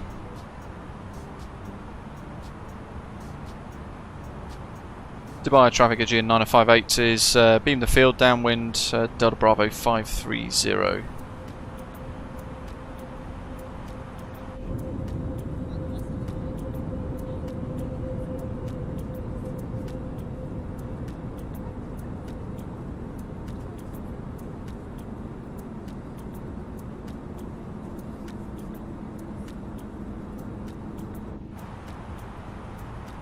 Good shout, Doc. It's already activated. We've already gone through the decel point.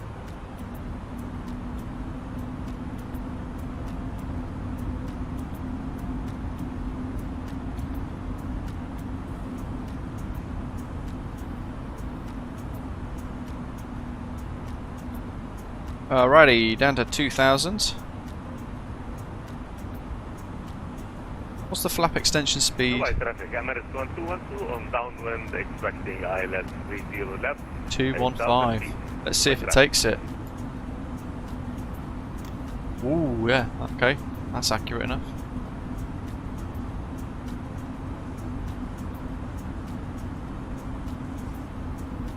It's got one behind us.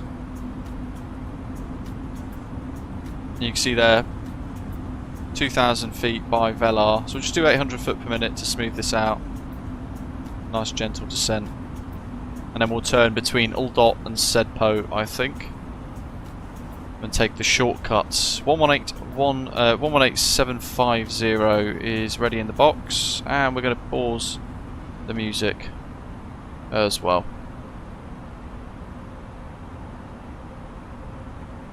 It's almost like a haze.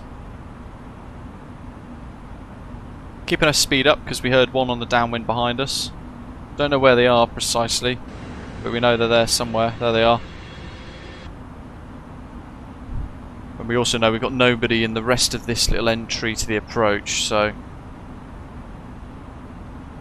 usually at about Velar you'll be vectored towards Aldot and then in for the approach, so we'll try and replicate that today. Certainly because we've got no one else in the sequence further down. Drop speed to 200.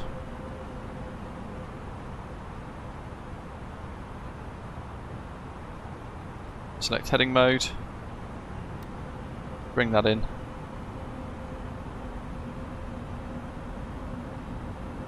One to go.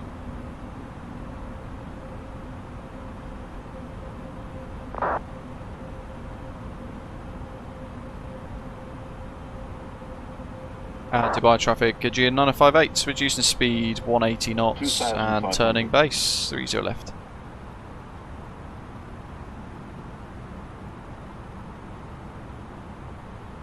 Follow the highway a little bit. Let's get that on. They're all set.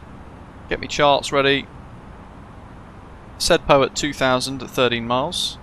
So we'll keep that as the target.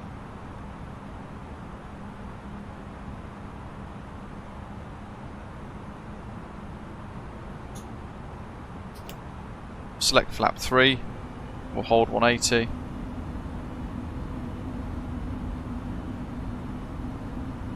.210.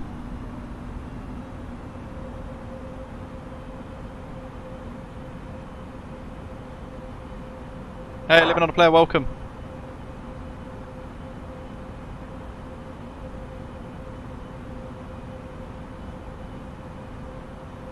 I always forget how low this approach actually starts. 230. Let's go 260.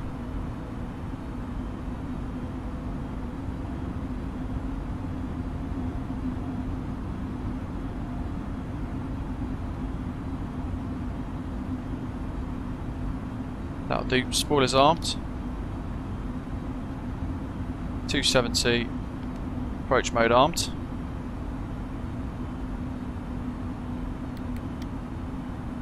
Get the mode set.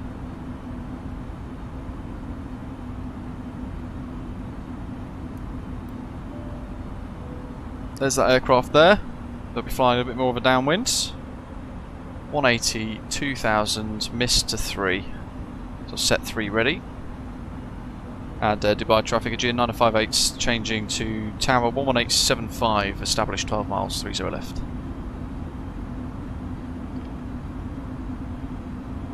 Autopilot 2 engaged. Make sure we've got the correct QNH. One more test, it's Quebec still. Dubai Tower, good evening, Aegean 9058 A321neo with Quebec QNH 1016, established 11 miles ILS, 30 left. Aegean 958 Dubai Tower, hello sir. Continue approach runway 30 left, plan to vacate left via kilo 8. Continue and plan for kilo 8, Aegean 958. Kilo 8. Rightio, it's just over the halfway point. It's the second high speed exit that we'll meet on touchdown. So they expect you to vacate at kilo 8 when they ask that. Bring the speed to 160. And full flap. Gear down, 3 green, landing memos, no blue. Feels good, we've got enough for one go around and a divert. Christoph's not sure, to be honest. Blind slope's coming up. LJC, hello, hello.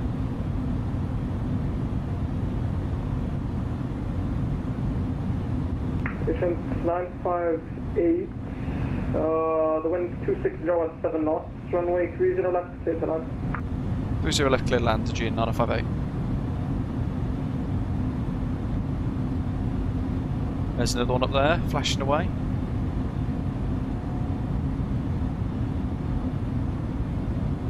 We'll hold 160 till 4, just let it trickle down on the glide slope. Missed approach is climb Dubai 707, then track 284 degrees to egg knot, hold 3000.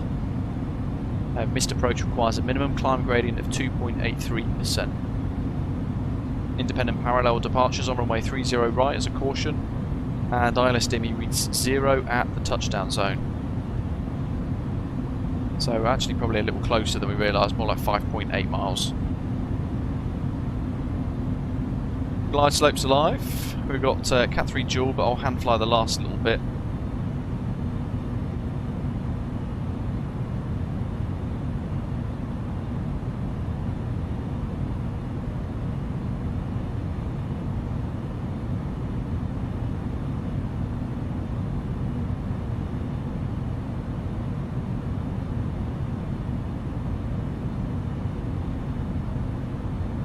Second high-speed exit on the left around the midway point.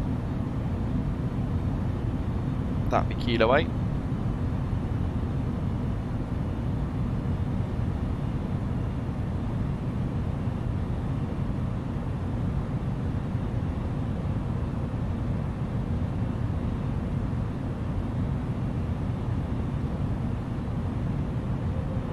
Rightio. Final approach speeds.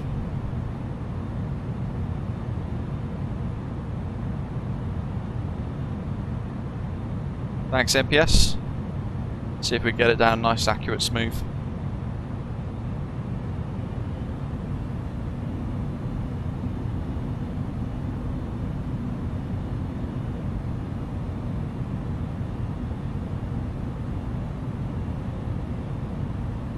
Okay. 700 feet from the grounds. My controls. 12 knot crosswind, left to right.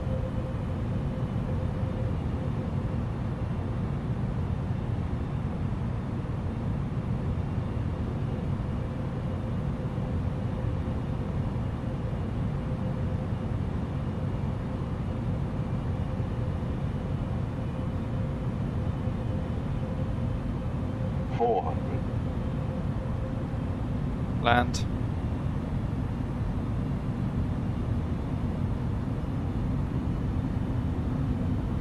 Suddenly dropped to a 6 knot crosswind.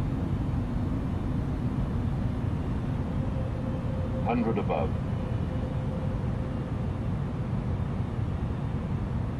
Looking ahead. Minimum. Continue. 50, 40, 30, 20. Retard. Oh, big old float. 10, 5. Okay, right at the end of the touchdown zone there, but we're down. Reverse green.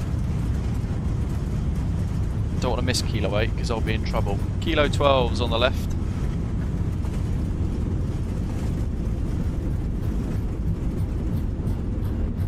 Double. 70 knots. Kilo 9. My brakes. Let's get rid of the reverse. And we'll keep her coming. 40 knots to roll off. Aegean 958, welcome to Dubai. Continue taxi Kilo, stand Charlie 58. Continue taxi Kilo, stand Charlie 58, Aegean 958, thanks. There's the touchdown, folks. Let's get the APU on quick. 1 and 2. Lots to idle. Speed's good for the exit, just below 50 knots. As we now vacate through the red line, bring the speed down. Oh, look at this. Airport looks wonderful, doesn't it? Dubai Tower, Emirates 1212, good evening, on final 30 left. Emirates 1212, continue approach runway 30 left, plan to vacate left 3 kilo 8. Please repeat, last transmission was not clear, Emirates 1212. Emirates 1212, traffic is a Aegean A321neo, vacating kilo 8, The wind's 260 at 7 knots, runway 30 left, clear to land. Clear to land, vacate. Cool. Well, touchdown zone right towards the end of, but 0 bounces and 1.26 G, minus 275 foot per minute. So quite happy with that. Vacated Kilo 8, precisely where we were asked by ATC. And then we've got to make our way to Charlie 58. So, GSX.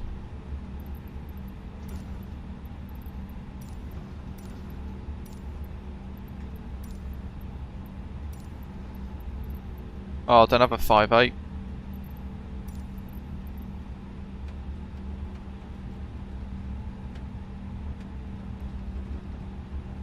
It's probably because there's a ruddy static there. There is as well. Tower from Aegean 9058. Charlie 58's got a static on it. Can I take 5.7, please? Aegean 958, no problem.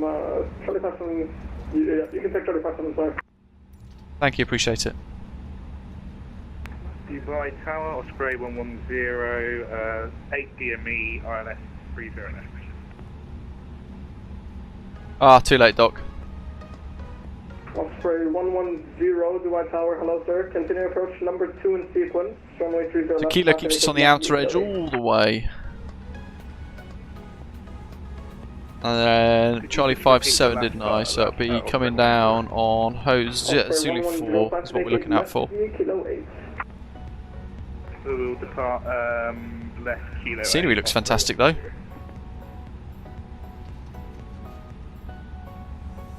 Dubai Tower, Saudi 5. Just wish you could turn off some of the statics, but I suppose it does make it a little bit more of the a realistic kind of look. Hello sir. Push and start approved, face west on uniform. Push start approved, face west on uniform, Saudi 559. For 4 hours 42 minutes down the line, Timbling. Long haul flight this. Zulu 6, we want Zulu 4. So long old taxi this. They've done the city pack, but it looks odd in the backdrop, look, all of the huge flats. It just looks a bit weird, doesn't it? I think they would have done well to have put something in around here, so it wasn't just like a whole gump of huge flats. Not terrible though, that's not a complaint, it's just more of an observation. Number 3 and descend by I bet you did, Kilo Rat. 8 for Osprey 2472. We got 3 on final. Amazing. And Osprey 2472, reduce the final approach speed. Reduce minimum approach speed, Osprey 2472.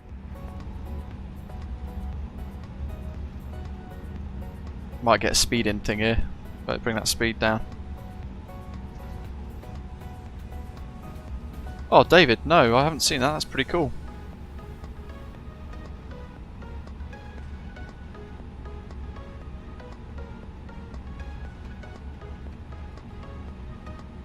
Okay, this is Z. No. This green line here is Z4. That's what we want.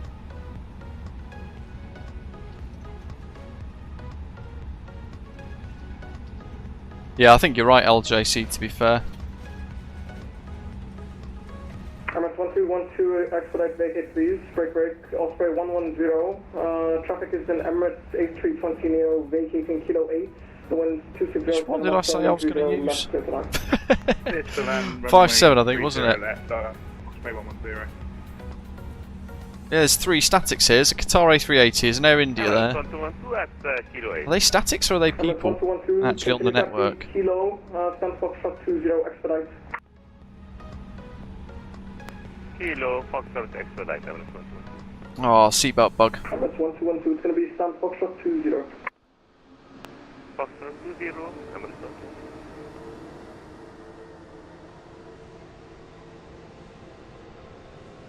Oh, touchdown right at the end there. Crikey.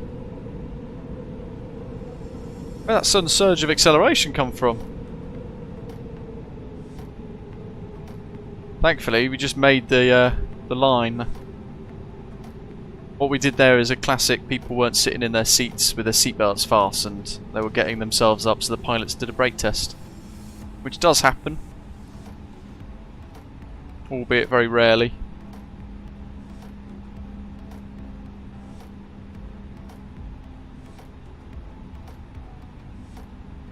2472, traffic is 8 company, A300 vacating kilo 9, the winds 260 at 7 off runway 30 left, continue on. Clear to land and company traffic ahead for Osprey 2472. 10. Oh, bit And Osprey risk on 110, welcome to Dubai, sir. Continue taxi kilo. Brakes there. Pakistan Charlie 50. 1. Continue. Sorry, was that for American? 0. Stop. Osprey 110. Engines Osprey 110, 1 and 2 off. Kilo Zulu 1, stand Charlie 50. Reverse deboarding. Kilo Zulu 1 and stand Charlie 50 for Osprey 110. Get that off. Well, to be fair, I'm trying to get taxied and parked real quick so I can try and spot Emirates 1212, hello sir, can you please expedite? some of these landings. Like Copy. so. Emirates 1212. Ah, I made one at least. Just about. I think that might be the last one in. It is. Chuffy neck. Streamers updates. It's Parallel 42's Flow Pro for Microsoft Flight Simulator. And then with a whole load of widgets attached to it, so you can kind of fiddle around and tweak it to your liking as well. Pretty good bit of kit. Nice little landing. Emirates 1212, can you give me last instruction? And there is 1212, continue taxi on Kilo, your stand Foxtrot 20. Osprey over here that's parked up. 20 on Kilo, Emirates 1212. There's Dubai in the backdrop. Bit odd actually, because there's a whole lot of it's a bit underwhelming actually. I think the Orbex City Pack would have made it look a bit better, I reckon. That's very basic, but it's a free pack, isn't it, from iniBuilds? So I should have left the Orbex one on as well, I reckon. But their airport scenery, I'd love to explore in great depth, but sadly it's taken so long to get here. I don't really have the vastness of time on our side. Good to see an A300 flying in. What's the A310 in fact? Let's change the time a little bit here just to see what we've got in the day. That's a bit better, isn't it? So this is a whistle stop tour, and what we'll do at some point in the near future is depart from here and have a good old explore on a shorter route perhaps. So you can see what we've got from it. But that's a lot more impressive, isn't it, in daylight? Look at that. It's the nighttime textures that really kind of let it down, but that's a remarkable bit of landscaping in the background. And then inside, not a mega amount of detail, but it's all you need for the inside of the terminal really, isn't it? It's such a vast airport. Let's have a little look here. The tower looks good. Oh wow, look at that. Couple of layers to that. Where are we? All the way over here. Yeah, it's a nice airport. This iniBuilds Dubai International OMDB. I think the statics, I get why they put them there. I think it would look a bit bare without, wouldn't it? So they have it there. I think just if the controllers knew precisely where all these statics were, then it would mean that people aren't being told to park in those locations. But here's the old little terminal down here.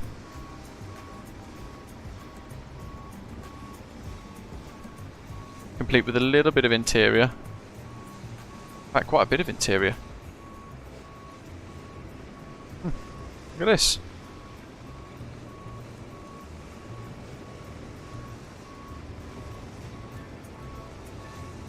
Oh, there's all our punters. All heading off upstairs to arrivals. That's smart. Ready to taxi with Quebec. Saturday 559er, taxi via uniform, Yankee, hold the Yankee Alpha. Yeah, they do, don't they, Doc? They're all default blocks, Black Shark AI generated blocks of flats. Holding point for 559. Saturday 559er, it's going to be There we Yankee go. Alpha.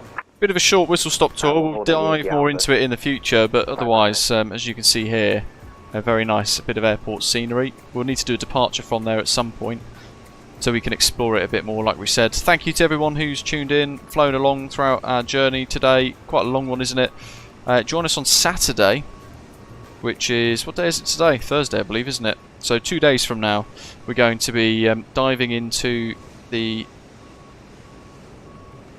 A300, 600 once more with our Osprey Airways flight to join Cross Africa, which is going to be very, very, very nice for our flights. You know what we've got to do, actually? One last thing. New sky. We've got to see how well we've scored on our flight today. So, whack the close button. Hoping for a good score here. 32,000 on the balance and 9.92 average touchdown. Ah, oh, shocking. That crosswind, that tiny little crosswind, I think got me there. But otherwise, a very good score. But there we go. Thank you to all of our controllers and our fellow pilots joining us for today. I hope you've enjoyed it. And I'll see you on the weekend on Saturday for Cross Africa Live. Thanks for watching. Enjoy the rest of the day. Take care.